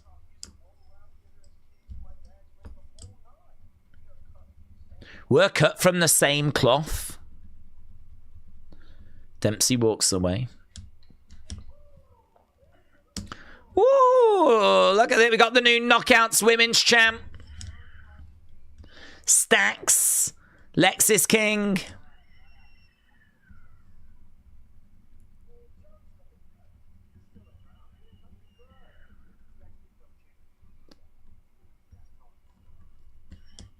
Lexis King's really dialing up the kind of cowboy thing.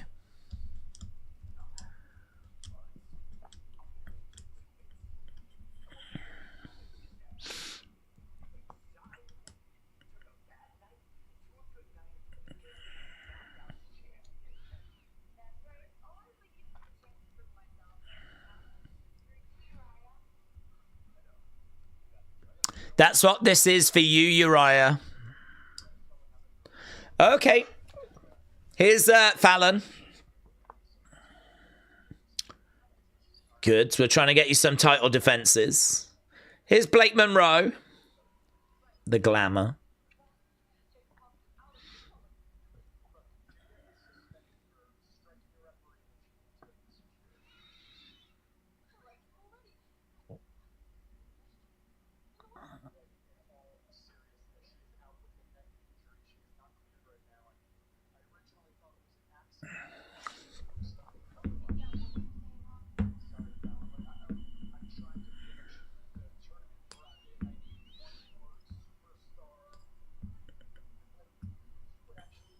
Okay, Rob Stone was saying he needs one more superstar for the women's speed tournament. Blake's there. Looks like she's going to be in it. Oh, Blake Monroe against Thea Hale.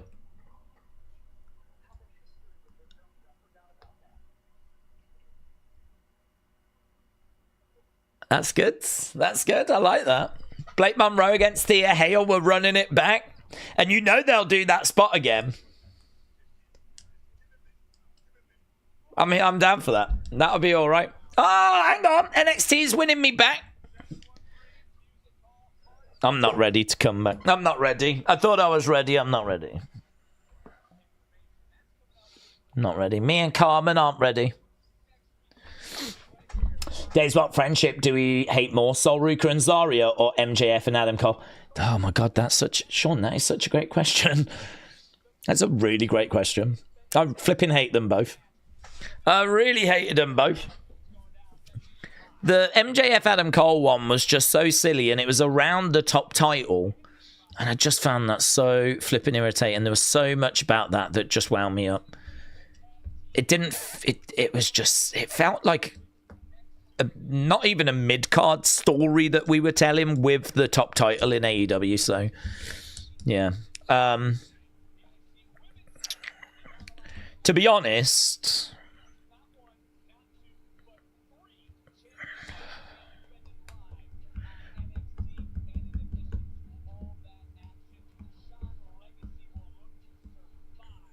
that's a really great question. I'm trying to... I don't have an answer. I actually don't have an answer.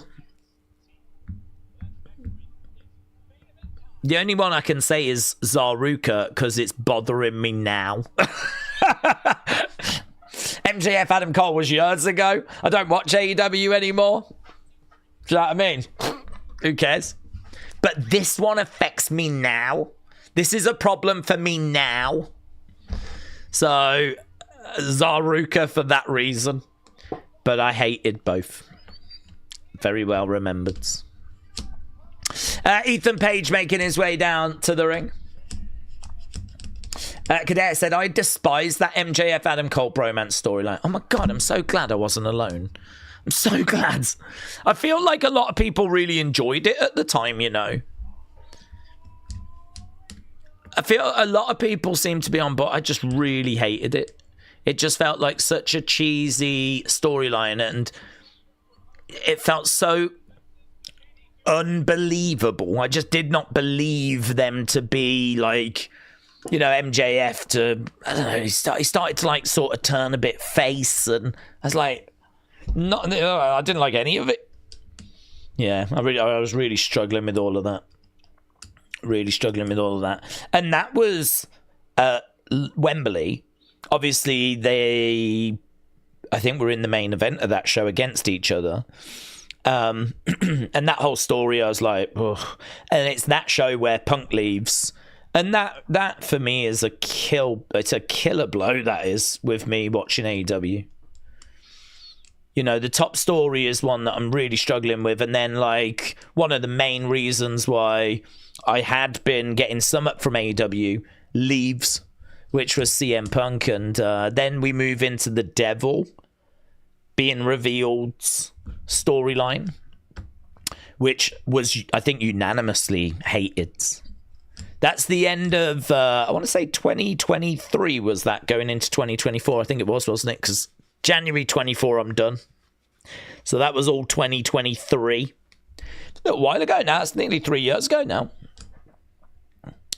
So, yeah. I'd say though that Zaruka is that level for me. Yeah. Why would you turn your biggest and best heel babyface? I know. But listen, there's some out there that enjoyed it, and that is fair enough. But yeah, it was not for me. It was not for Kader.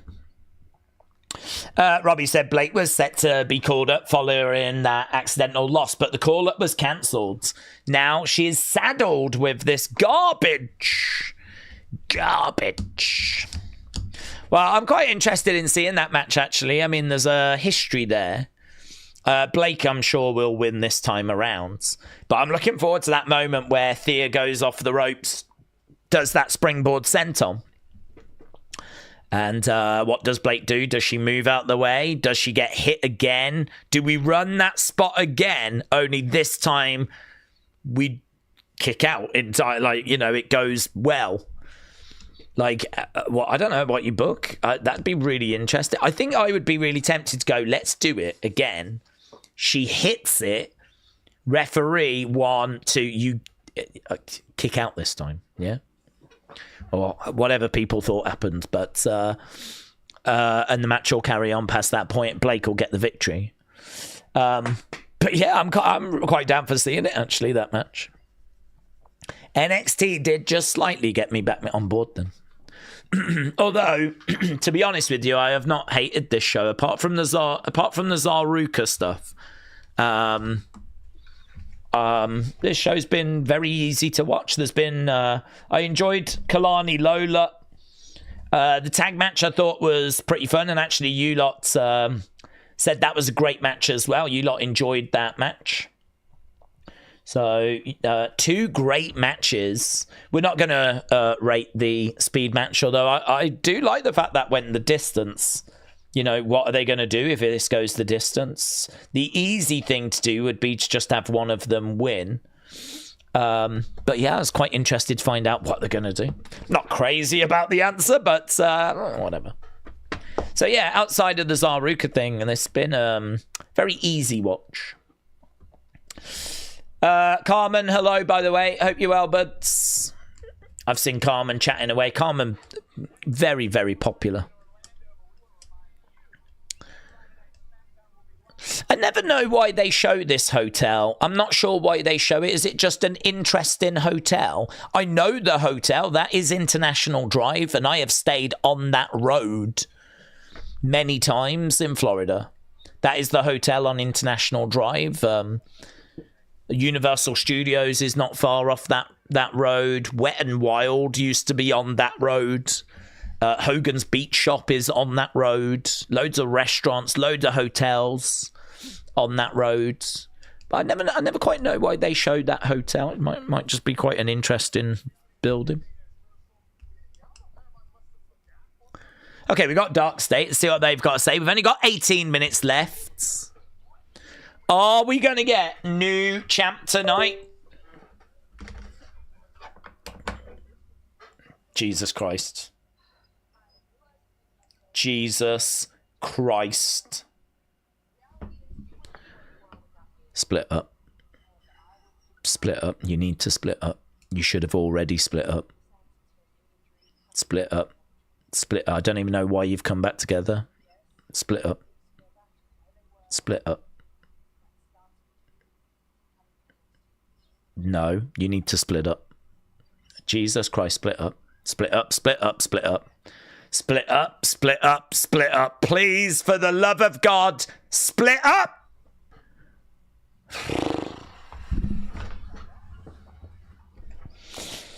Okay, here's Shiloh.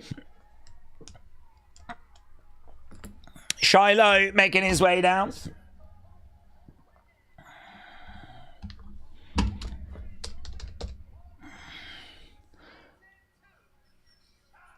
Shiloh, Hill. Jared said, I'm sorry, Daze. We'll try again next week. Well, Jared, can I just take this opportunity to say that you've always been one of my favourite members of this community. Any negative language or any negative sentiments, I can only assure you that that was to do with YouTube being down. What happens when YouTube goes down is we do pick up other streams. It gets a bit jumbled. And I think that some other channel was probably speaking about you. So, not words that I've said. I would always defend your honour. So, if you did have any part in Zaruka getting back together, if we could just, you know, reassess. When are they fighting? Is it Vengeance Day? Oh, God, Jesus Christ. It better end at when's Vengeance Day? Is that tomorrow? Is that tomorrow? Is it tomorrow? Is it next? Is it on next? Okay, here we go. NXT North American Championship main events. If Ethan Page wins this, he breaks the records. Shiloh wins. Shiloh wins. March 7th! Jesus Christ! That's like after Elimination Chamber. Oh, my God.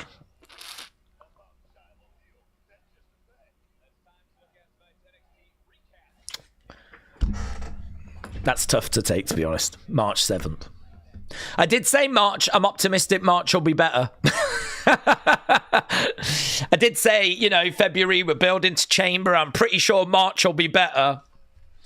Blimey now, if we finally get that split, it'll be the greatest month in the history of wrestling. Right, here we go. Shiloh, Ethan Page, battling away. I'm telling you, Shiloh's got this. Shiloh has got this. He's wrestling in jeans, yeah, like Dean Ambrose. He's this generation's Dean Ambrose.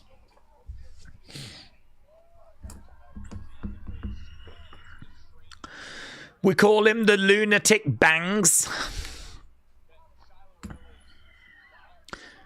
Ethan gets over to the rope. Referee is him. Soul JC is next week. Tony said Zaruka for life. Tony, you're getting your wish. There's nothing to suggest that that is not what's happening. Everything suggests it is absolutely Zaruka for life. Right now, Shiloh grabs the chair.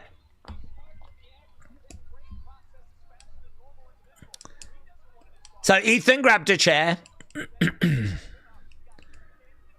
Shiloh grabs it, puts it back out. Ethan working on the arm. Days Zaruka reuniting was more iconic than Macho and Liz.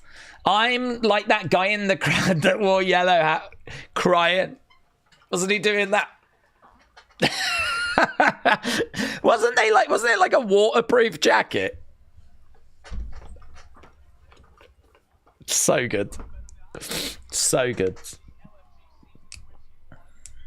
That's another iconic wrestling fan, isn't it? Like Ms. Girl and your... I always think of Andy when I think of the British Bulldog's going to win whether he wants to or not. Girl. Ooh, he's just having a little trouble there with his ego. Few boos raining down. He's grabbed Shiloh. Shiloh gets up. Big shot there by Shiloh. Lovely sell by Ethan. Lovely sell by Ethan. Right now, Shiloh grabbing Ethan, picking him up. Ethan is on that top rope. Shots coming in by Shiloh. Going against the rope. Ethan, oh, big knee. Ethan goes to the outsides. Shiloh in the middle of the ring. Ethan on the outsides.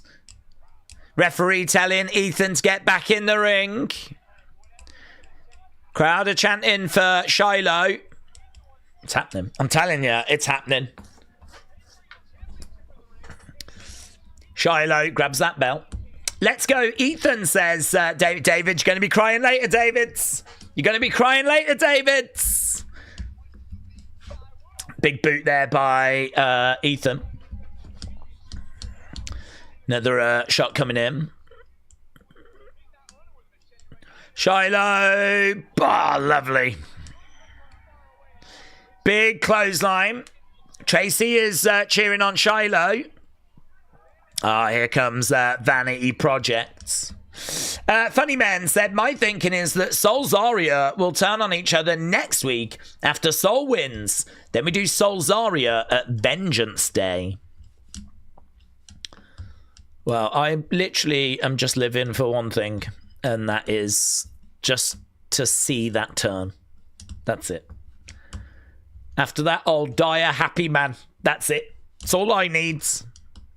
Some people want kids and a family. Some people want their dream job. Some people want money. Dream home. Cruise around the world. Some people want to go to space. Some people got in a little experimental vehicle and tried to go down to see the Titanic. We find fulfillment in lots of different places, but there is only one thing I need. Only one thing I need to see. Maybe next week's the week. In the corner goes Shiloh. Tracy said, I don't even care anymore. I don't even care anymore. That's what they're trying to do, Tracy. They're trying to wear you down. They're trying to beat the joy out of you. They're trying to beat the life out of you. Don't lose that smile. Don't become Shawn Michaels. That's what's happened. He's lost his smile again. He's lost his smile. Only now he's trying to make us lose ours as well. That is exactly what's happening. Right, we are at commercial break, by the way. Every split always drags, says Angel. Yeah, but the one we're watching here is flipping going in the record books. They're trying to get the Guinness World Record. It's either this or the flipping Judgment Day Finn Dom situation. Okay, we got a minute and then we're back. We got 9 minutes left of NXT. Whilst we've got this hot minute, Dr. Luchala said, did you ever consider HBK's doing it on purpose? He's the worst. I had so much respect for him as a wrestler. But as a man, as a person, he's not changed. You heard all those rumours back in the day about how awful he was. He's just showing it in different ways these days. He claims to have found God.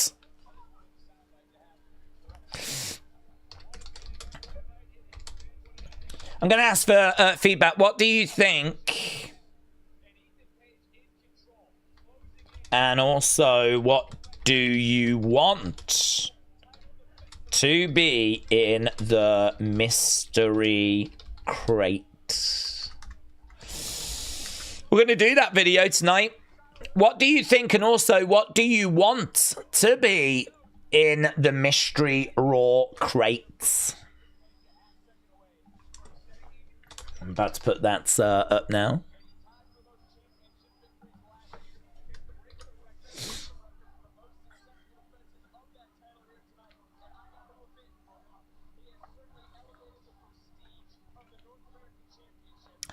I don't think grammatically that makes sense, and I don't think it's a big problem. Oh, I'll just post it. I'm looking at it going, I don't think that makes grammatical sense, but, you know.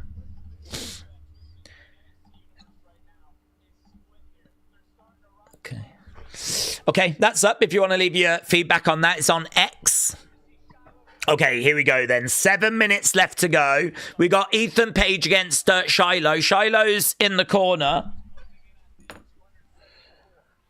Shot coming in by Ethan. Have you seen Soul pushing Sheamus on the podcast? Said Darth. I've not seen. I've seen like clips of it. I mean, I can believe that. I mean, she's incredible with her conditioning and her agility and all that. So, you know, fitness-wise, I mean, she'd be a beast. No doubt about that.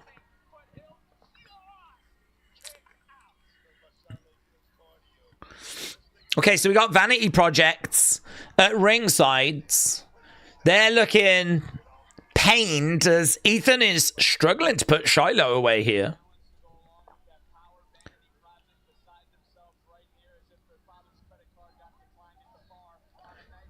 Okay, what does he want the chair? Vanity Project to go in under the... Oh, they're ripping up the ringside area. Ringside area is being exposed. Jackson Drake, Brad Baylor, Ricky Smokes. Shiloh goes to the outside. I'm telling you, Shiloh's winning this. Telling you.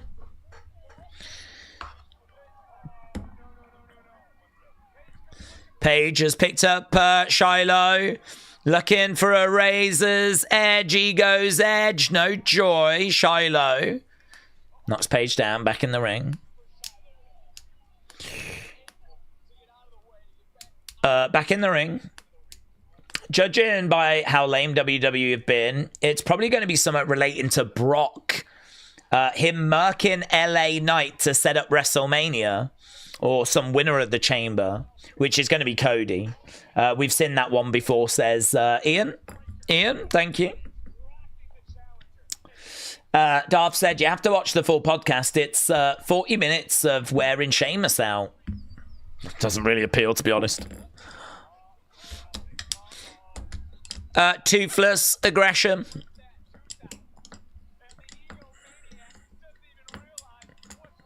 Oh, right behind him. Look at this from Shiloh. Shot coming in there by Shiloh. Throwing in some big blows. Down goes Ethan.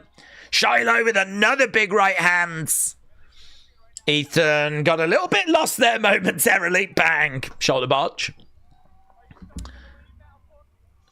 Shiloh picking up Ethan. Looking to...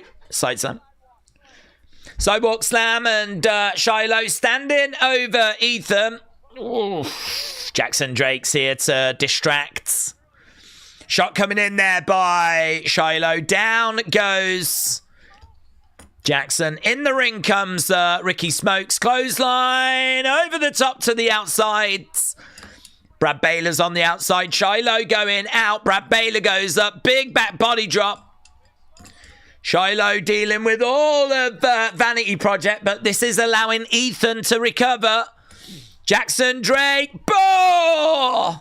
Here's Ethan. Ethan. Oh. Twisted grin. Right onto that exposed concrete on the outsides.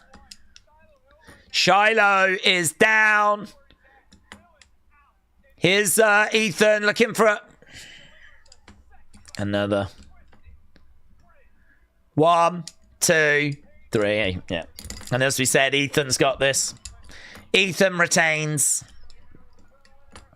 It felt like the numbers were going to be against him, to be honest. You know, as we said, how is Shiloh meant to win when you've got Brad Baylor and you've got Jackson Drake? And you've got Ricky Smokes. I mean, you can't overcome those odds. Yeah, 4 men.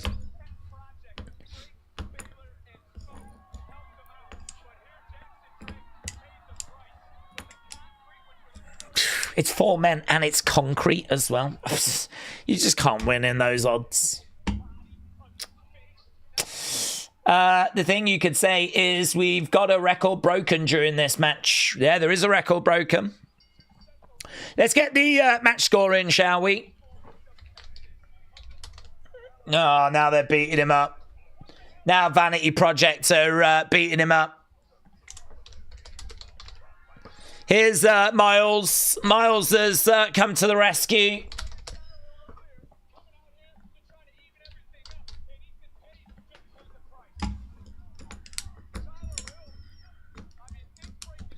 Kicks coming in by Miles, back elbow. Days temperatures were in the low 60s in Hammond, Indiana, and I might go to Griffith, Indiana to see Backbreaker Wrestling. Well, Carmen, they would appreciate it. Shiloh goes over the top. Tracy said, this sucks. I really thought Shiloh had a chance, honestly. Give me my title match, said Miles Bourne.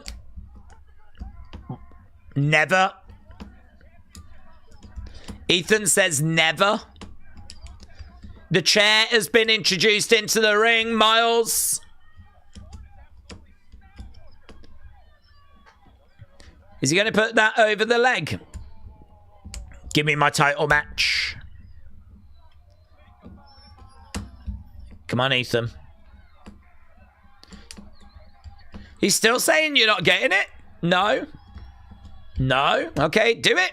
He says no, do it. Oh. I'll give you the match next week. Don't break my ankle. You can have it next week. Yeah, there you go.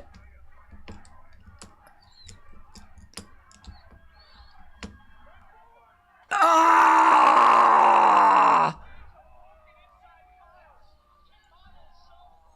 Well, how does that make any sense? Well, if he's broke his ankle, you ain't getting your match next week. Dude, you might have just broke his ankle.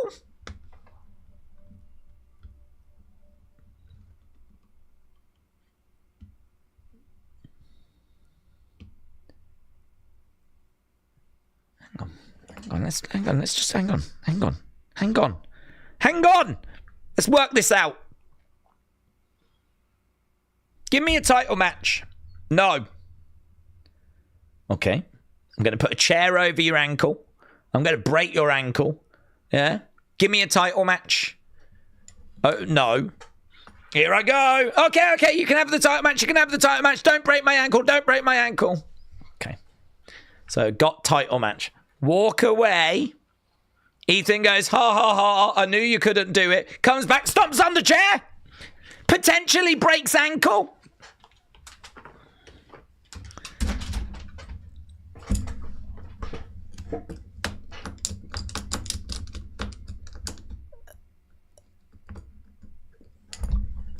Don't get it. I hope Ethan has broke his ankle. I hope Miles Bourne misses out. And that can't be what I should be leaving this show wanting. Because that to me is really dumb. Clearly you wanted the title match. That was the whole reason why you did it. You got what you wanted. Yeah? Ethan can be like, I knew you wouldn't do it. Listen, I came here for one reason. I got what I wanted. I walk away. But he went back and he stomped on it. I really hope he's broke the ankle. I hope that he misses out on his title match. And I hope that, because he's just an idiot. It's a flipping stupid thing to do at the end of the show. Shiloh should have won because it made me look stupid that he didn't. Then that moment shouldn't have happened at the end. But we all know what's really gone on that's annoyed me. And that's Zaruka. Zaruka getting back together. That is the moment where my love for wrestling died. And that has affected this show.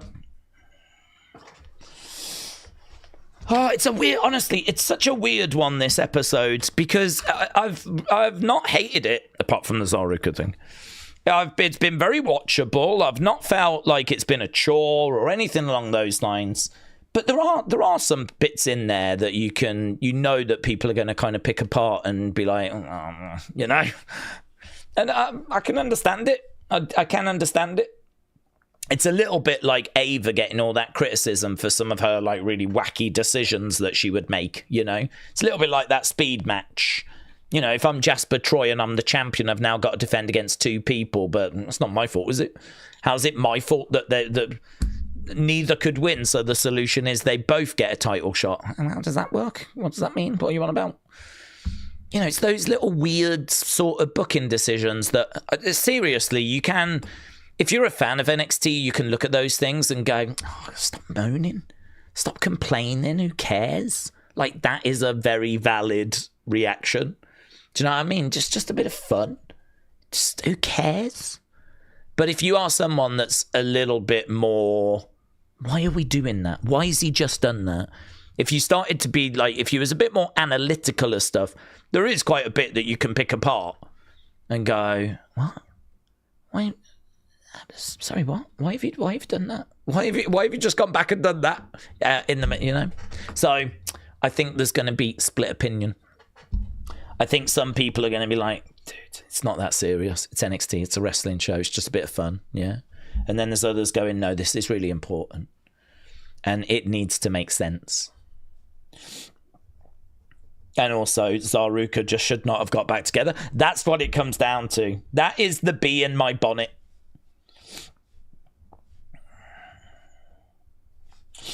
Right, get your scores in for that main event. Get your scores in for that main event.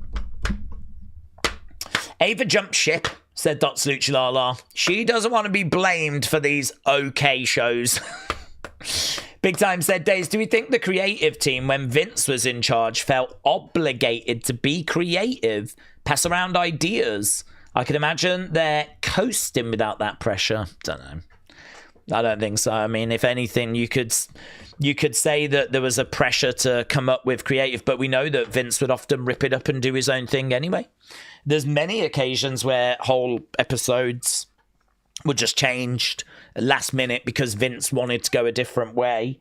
So I think if you're someone in creative, you probably felt a pressure like, oh, I've got to perform, my job's on the line. If Vince doesn't like what I'm doing, I'm gone. Maybe that pressure doesn't really exist now that Triple H isn't really the guy that's in charge. I mean, I think he does have the ability to, fire the creative team and move people around, but I don't know, he's not Vince, is he? That has been a conversation, actually. There has been a bit of a conversation about, is Triple H too soft? Is he too nice? Is it too much carrot and not enough stick?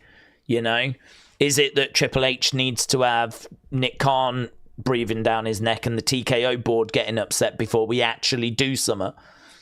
I mean, do we have to pretty much hit the iceberg before something happens, or can Triple H manage that? It is very difficult to say. The only thing I would say is I ain't getting into a conversation about how it was better under Vince. I ain't doing that, because there was plenty under Vince that sucked. So it might be a different problem. It might be that Vince was all stick, no carrot, whereas Triple H is all carrot, no stick. It might be a different approach and a different problem. But the end result is Triple H has just given us 2023, 2024, which were fantastic. 2025 that was underwhelming. And with Vince, we can name fantastic years and we can name underwhelming years. So it's a different approach, but I don't know which is the better approach. Is it better to be all stick? Is it better to be all carrot? I think the honest answer is it's better to have both. I think it's better to, employ both when needed. If times are good and you need to give some feedback, there's no need to go super hard. If things are good and, it's a good person and they're coming up with good work and it's just like a rare mistake. But if you've got someone that's making mistake after mistake after mistake after mistake, I mean, maybe the truth is they're just out their depth.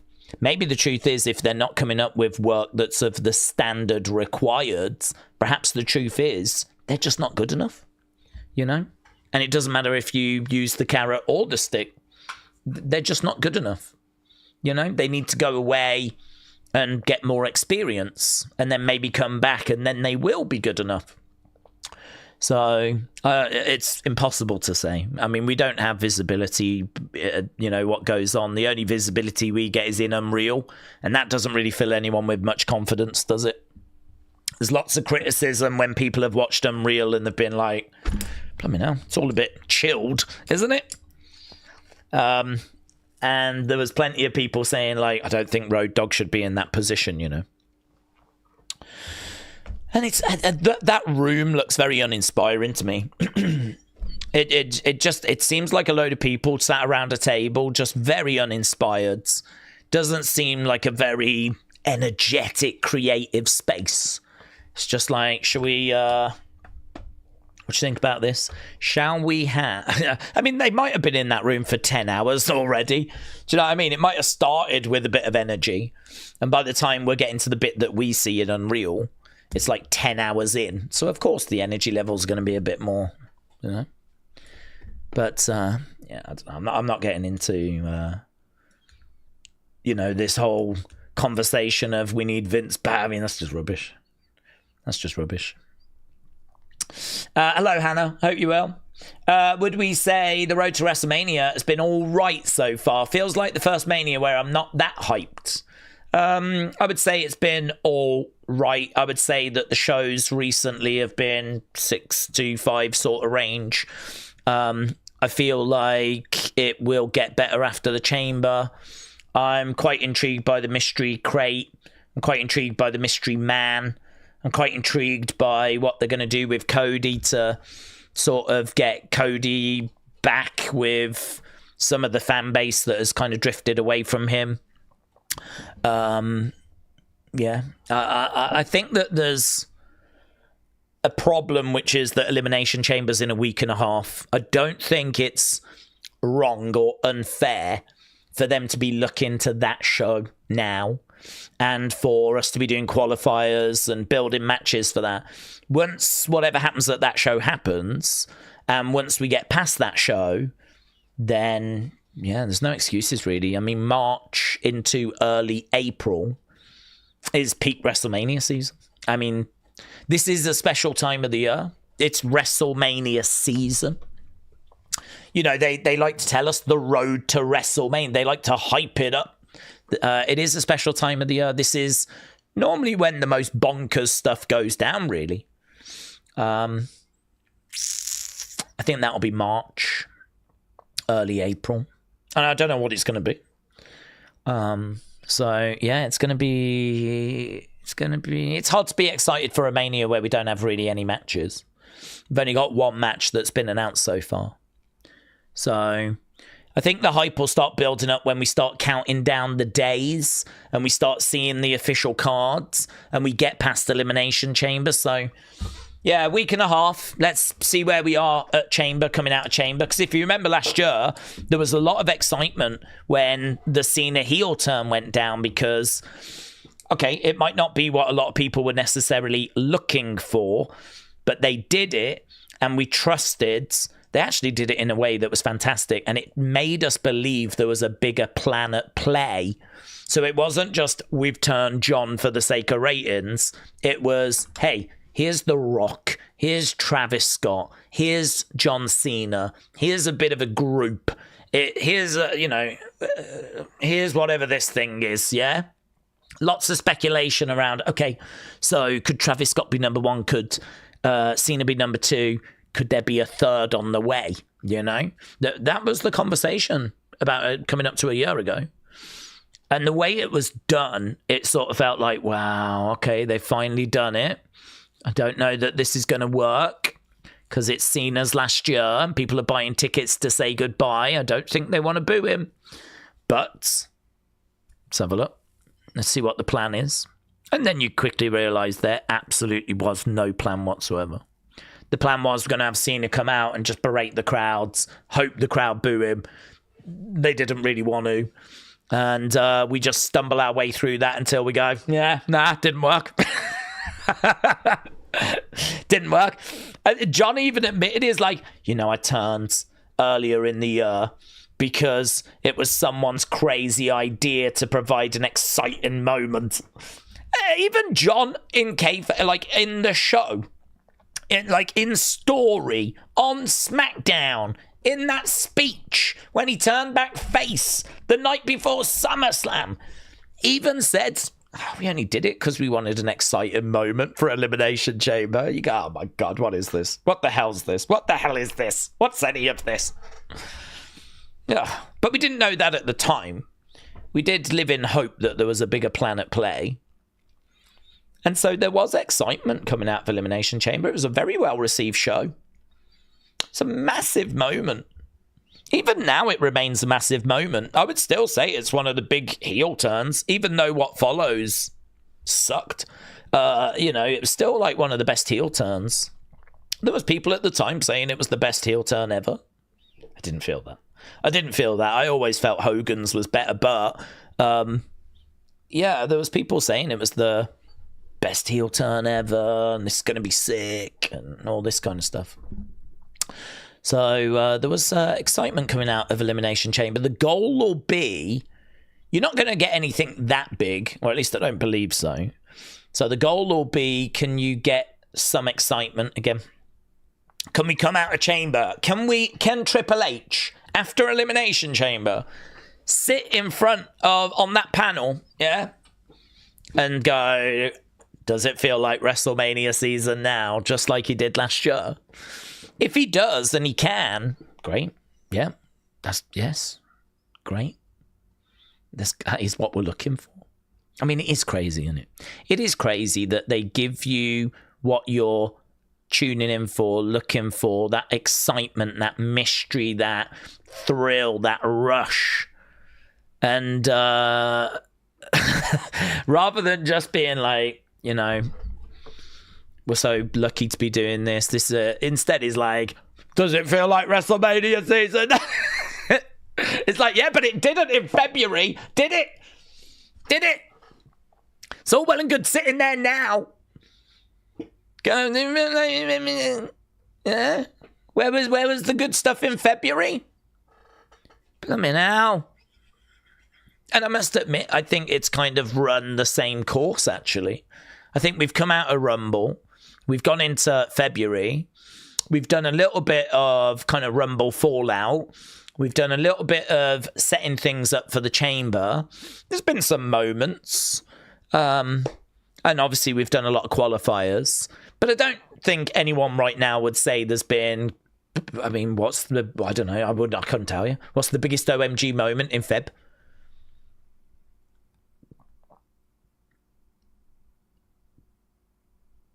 The crate? I don't know. The mystery man last week attacking whilst Theory was out there so that we knew it was a different person. Is it that? I don't know. Bron Breakker being injured? Is it Bron Breakker's injury? Is that the biggest OMG moment? I don't know. I don't know.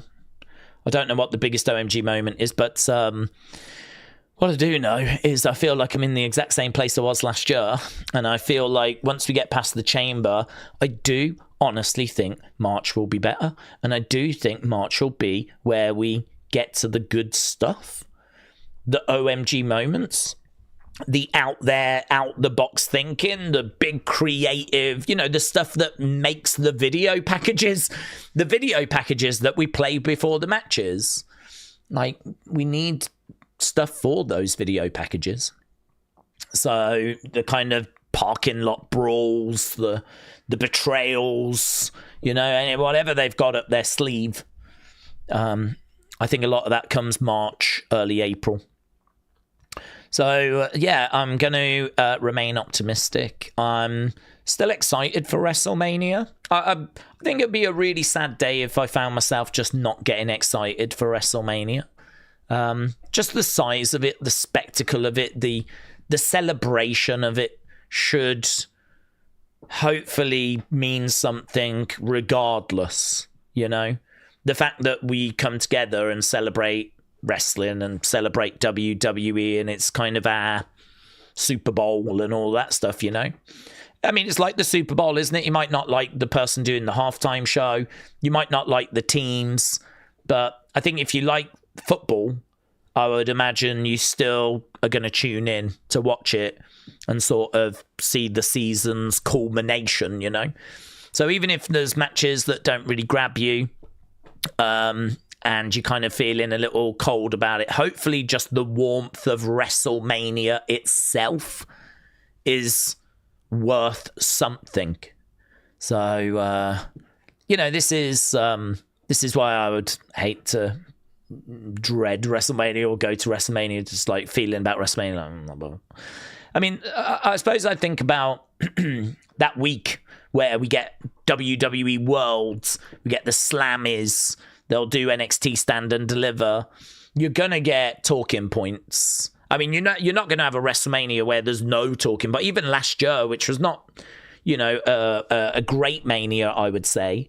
Gave us one of the best women's matches of all time, that triple threat that opened night one, the whole Paul Heyman stuff at the end of triple threat that opened night two, sorry.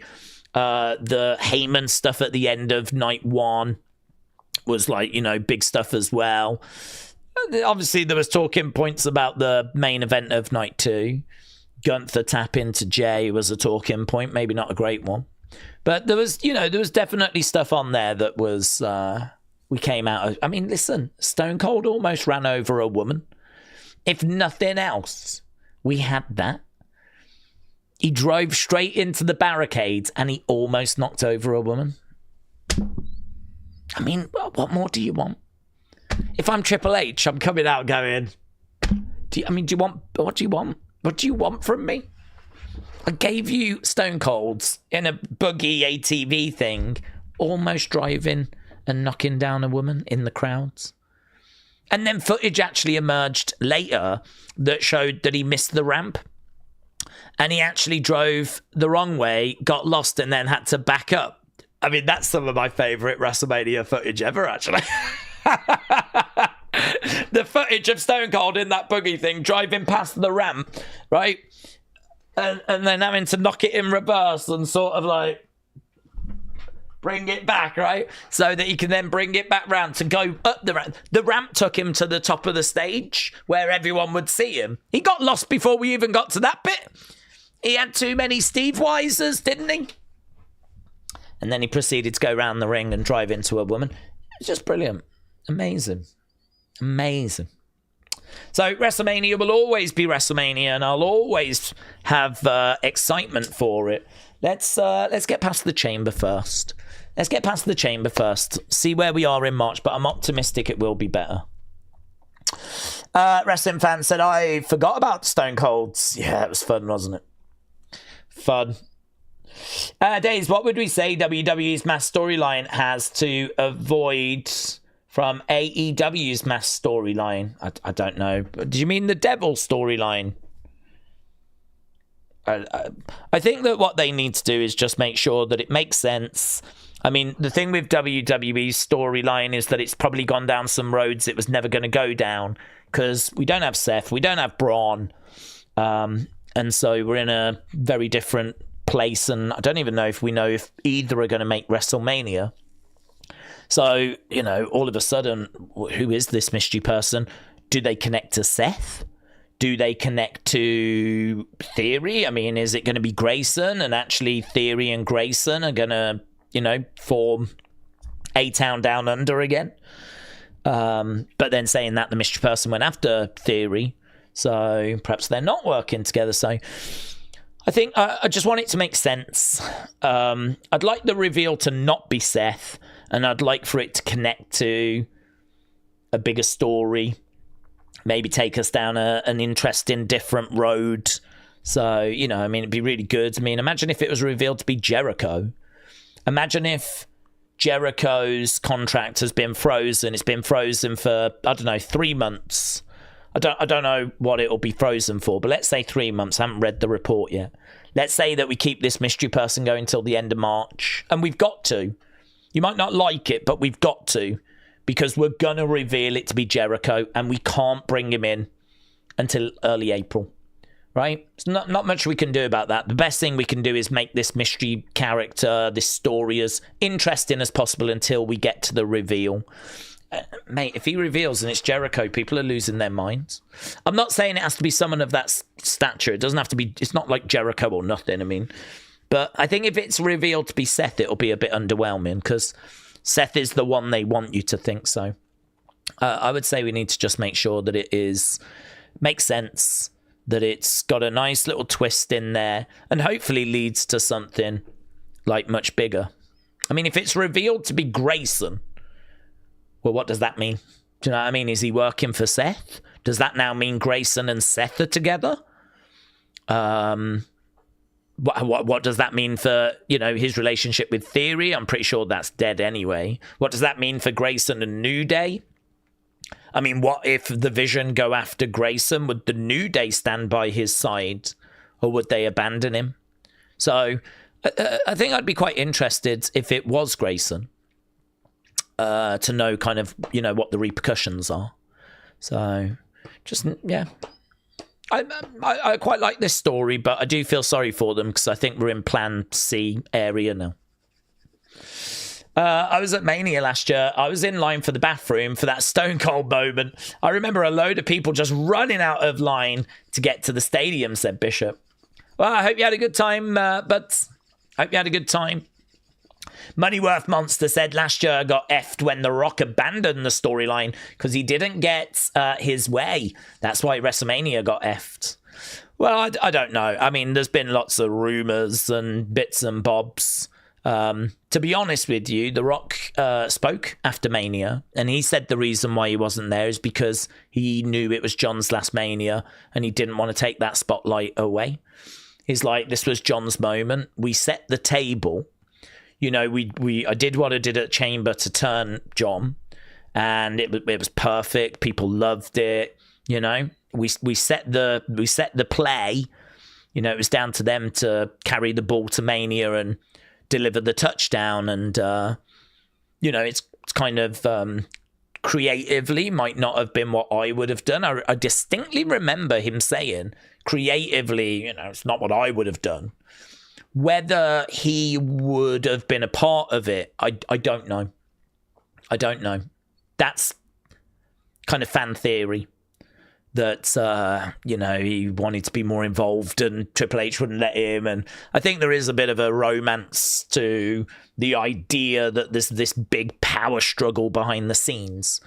I don't know the truth behind that stuff. I could believe him when he says that he didn't want to step on John Cena's toes. I could believe him when he says that. I could believe him when he says, we set the play. And basically creative could not follow that up. I mean, to be honest, that's true, isn't it? Because we've seen it again and again and again. I mean, look at Cody. Cody gets that massive moment at 40. How do we follow it up? Rubbish. Cody's title run was rubbish. So this is the same, really. You do that big moment at Elimination Chamber. And you could have done loads of different things but it was just very basic, very safe, very boring. Just Cena coming out, cutting some promos, basically going off on the crowds. Then, a bit of back and forth with Cody. That was it. I mean, there was nothing to it. It didn't get any more complicated than that. Maybe we could have got Travis Scott involved. Perhaps we could have had a message sent from The Rock saying that... John, I'm off doing films. I'm not going to be able to have you back, but I know someone that will have you back. Maybe tease that The Rock has arranged for another member of the roster to have Cena's back. That person could have been revealed to have been Drew McIntyre. And then all of a sudden you've got Drew aligned with The Rock. You got Drew aligned with Cena. You've got another obstacle for Cody. And you could have took it in a different direction. You could have done some stuff there. I thought it was a very interesting choice, actually. We never really did much with Cena backstage during those heel times. There wasn't loads of backstage stuff that we did with Cena. I remember the odd interaction with, say, R-Truth. But there was a lot of Cena doing a promo and then not being seen again on the episode. And it felt like we kind of left a lot of storytelling on the table. We could have done some stuff more backstage, and kind of took the story creatively. We just didn't follow it up. We just didn't follow it up. Maybe part of the problem was that it wasn't Triple H's idea, so he just didn't want to do much with it. I don't know. Perhaps I just don't know. Honestly, it was just a mess, wasn't it? It was just a mess. But I think the build was rubbish. I think even if we had The Rock at WrestleMania, I still would have said the build was rubbish. Even if we had The Rock coming down after, I still would have said the match was rubbish. The Rock would have definitely helped. Of course he would. But I think the truth is that he was never going to be involved long term in this story. They just parachuted him in because we needed something big for Elimination Chamber, and so he came in and did that. And then he didn't want to take that moment away from John. Benny said, did you see that Becky uploaded the winner of the Becky's? Big winner for Jess Carr. She got most corrupt ref. Oh, I saw Michael getting an award. I didn't see Jess getting an award. Carmen said, who do we think is going to win out of AJ and Becky for the Women's Intercontinental? I think AJ is going to win. Well, I think Becky wins because there are rumours we're going to do the rematch at WrestleMania. So I'd imagine Becky will cheat. Or something will go down. There'll be shenanigans. And then that leads to the rematch at Mania. And I think AJ probably gets it there.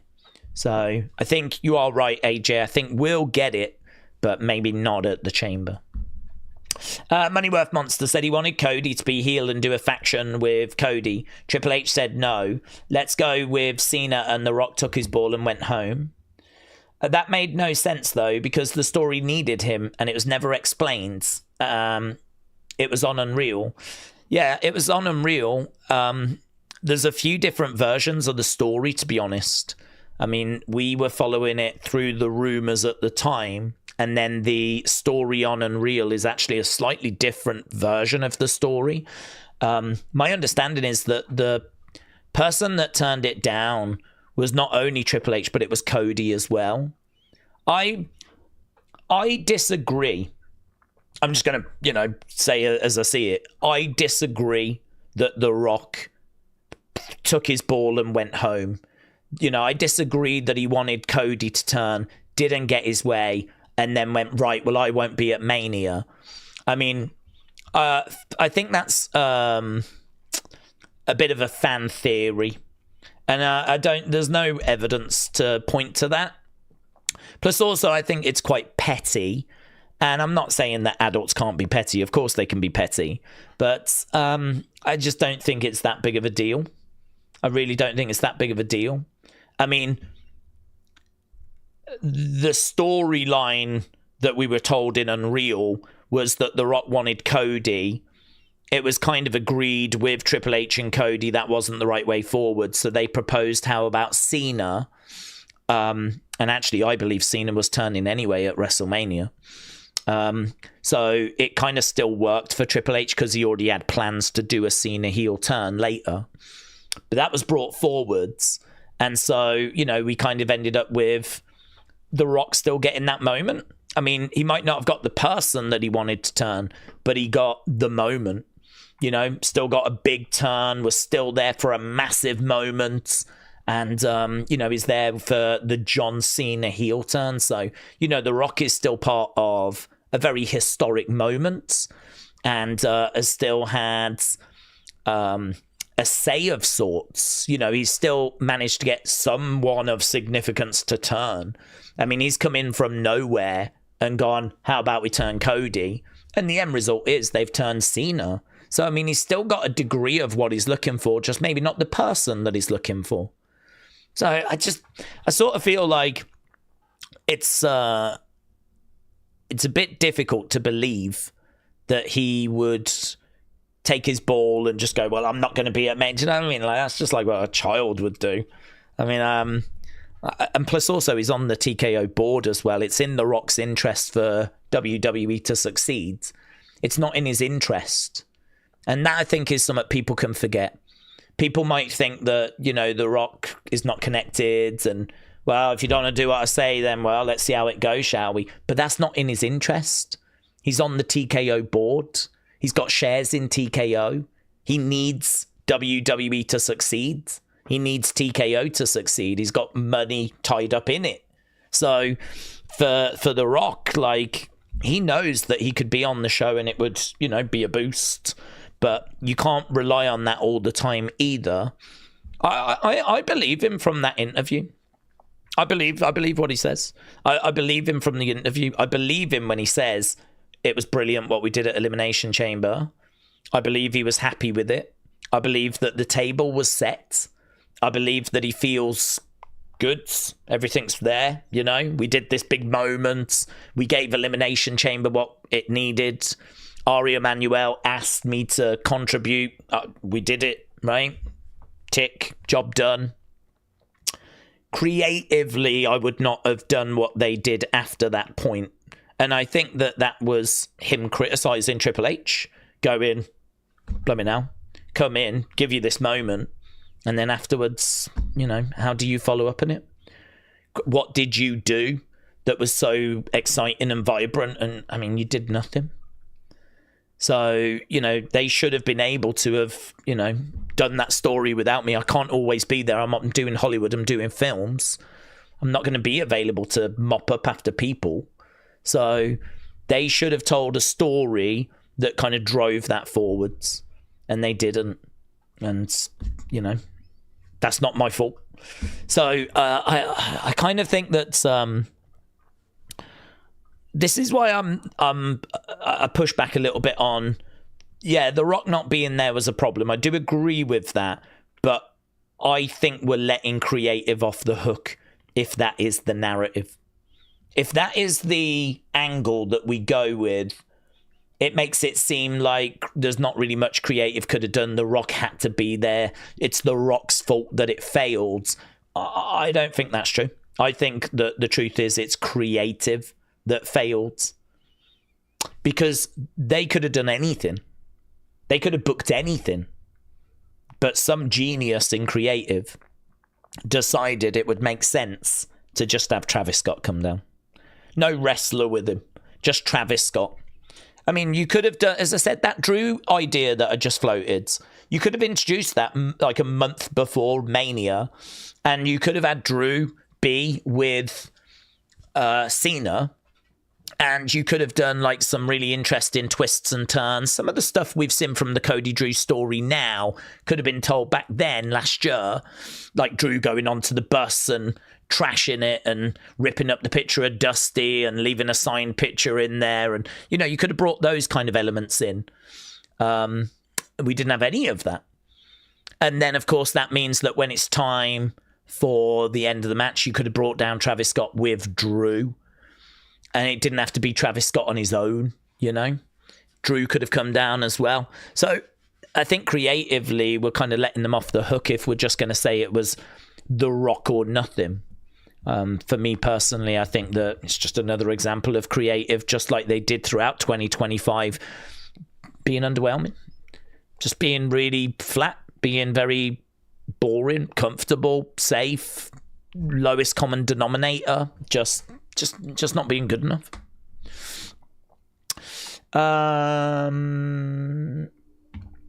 Days, do we see Becky Lynch uploading winners of the Becky? Oh, we did that one. Usos versus Hardy Boys can be a Raw match, says Humpty. That would be a disaster for Mania. Restaurant said it's fan speculation. Yeah, well, there's lots of rumors, isn't there? There's lots of like chatter that's out there, rumors, pieces, people putting pieces together. John avoids the Rock Travis Scott conversation like the plague. That's why I think there's more to it than what we see or heard, says Moneyworth Monster. Well, I think he avoids it because he just knows that it was just not good. I think he knows that they tried something and it didn't work, and I think that's a bit frustrating for him, to be honest, because I think he wants that final year to just be, listen, we tried stuff, it might not have worked, but we were able to get, this moment, that moment, this match, the match with AJ, a big event that it all ended on that everyone was really excited about. We were able to do like the turn and, explore that and see what that looks like. And you know what John's like, he's Mr. Positivity. And I think actually there's quite a bit of negativity around that run and around, The Rock not being at Mania and all of that stuff. And I think for him, it's a bit difficult because he can keep putting like a positive spin on it. But I think he'd much rather just focus on maybe the stuff that was just better received. The match with Cody at SummerSlam, the match with AJ Styles, those kinds of things. I mean, to be honest, I wouldn't even be shocked if he didn't really want to talk about the finish to the Gunther match. because that's also one that was not very well received. So I think it's probably more something to do with that and being along those lines. It is difficult because even I'm speculating. I mean, I don't know what's going on in his head. And I'm sure there was a lot more going on behind the scenes than what we know. But I think for me, what it comes back to is if I worked in creative, and I think this is going to be my kind of headline on this. If I worked in creative, if I was Triple H and I worked in creative, I wouldn't want or to need The Rock for WrestleMania to succeed. I know The Rock started off the story, and I know that we can say that he should have been there. But there's a big gap between Elimination Chamber and WrestleMania. And it is true that at that point, Triple H and his creative team can do a million different things. They've got all these wrestlers. They've got all these different creative ideas that they could do. They could go around Cody's house. They could burn the bus down. Do you know what I mean? I think there was a fire, wasn't there, on the bus at WrestleMania 40, but it was not storyline. We never actually saw it. But I mean, burn the bus down. Burn the bus down. Like, set it on fire, burn it down. Vince was trashing buses and limos, and do you know what I mean? Vince would destroy vehicles. If this is your big angle, and okay, it might be a bit tricky to get TKO to sign it off, but do what you can, yeah? But let's go big. Let's do something. Do you remember Stone Cold driving the beer truck into the arena, spraying everyone with beer? Kurt Angle doing the same with the milk truck. Or you got Big Show and Brock and suplexing and the ring collapsing. I mean, God, the first show that Triple H took over, PLE, was SummerSlam 2022, the one where Brock drives the tractor to the ring and picks the ring up. I mean, I remember looking at that going, oh my God. I mean, if this is what we're going to be doing, if this is the kind of thing that Triple H is going to be bringing to creative, this kind of spectacle, then this is just going to be immense. And granted, 2023, 2024 were immense. I mean, they were fantastic years, largely thanks to the bloodline. And obviously the Cody story finally culminating in 2024 at WrestleMania 40. So we had a few things that were like really going on, but I don't know, man. I look at what we did between Elimination Chamber and WrestleMania. I look at what was booked. I'm like, that is just nothing there.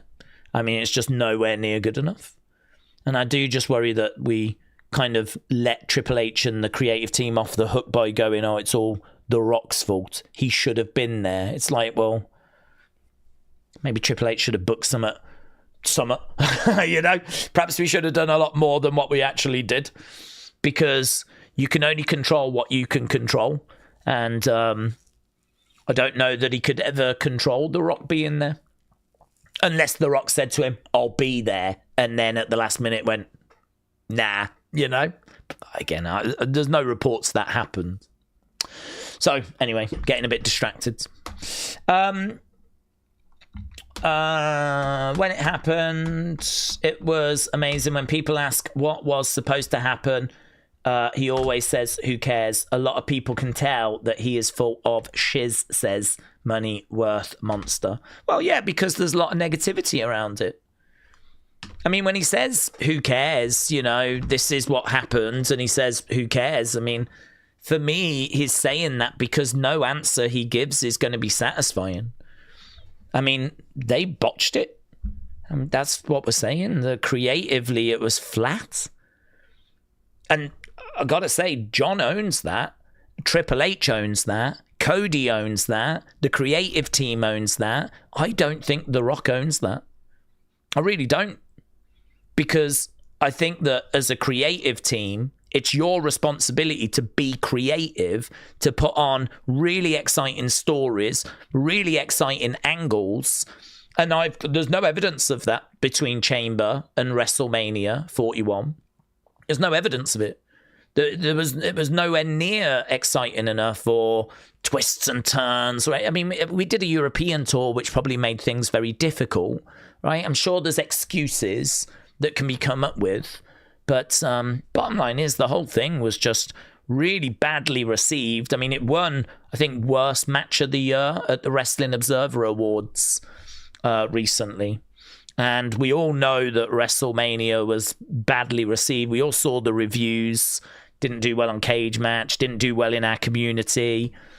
I think it's one of those where he probably gets asked quite a bit, was The Rock meant to be there? And what was the, how come it didn't quite work and all this? I'm sure that those are the kind of questions that people have for him.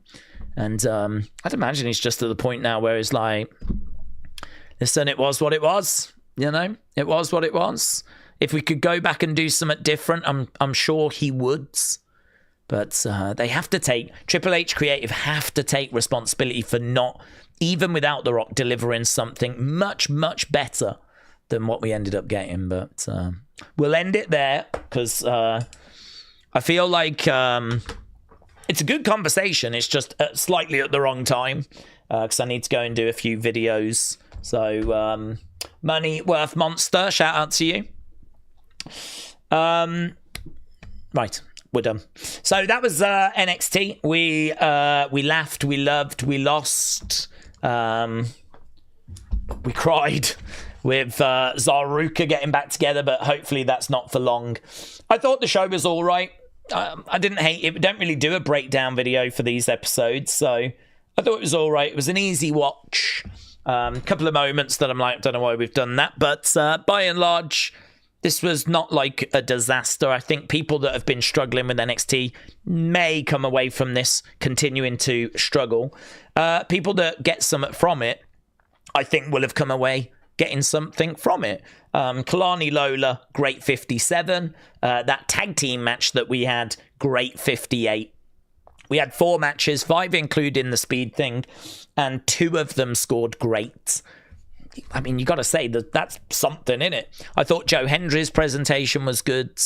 There was a few moments actually tonight. I mean, I always like hearing from JC Jane, so that was fine, and that was good. And yeah, it's fine. It was all right. So I don't want to paint an incorrect picture. It was fine, but on we go. So we are back tomorrow with Evolve. And probably more excitingly, we'll be back on Friday with SmackDown. So have a good evening. Appreciate it. I'll see you next time. Bye for now.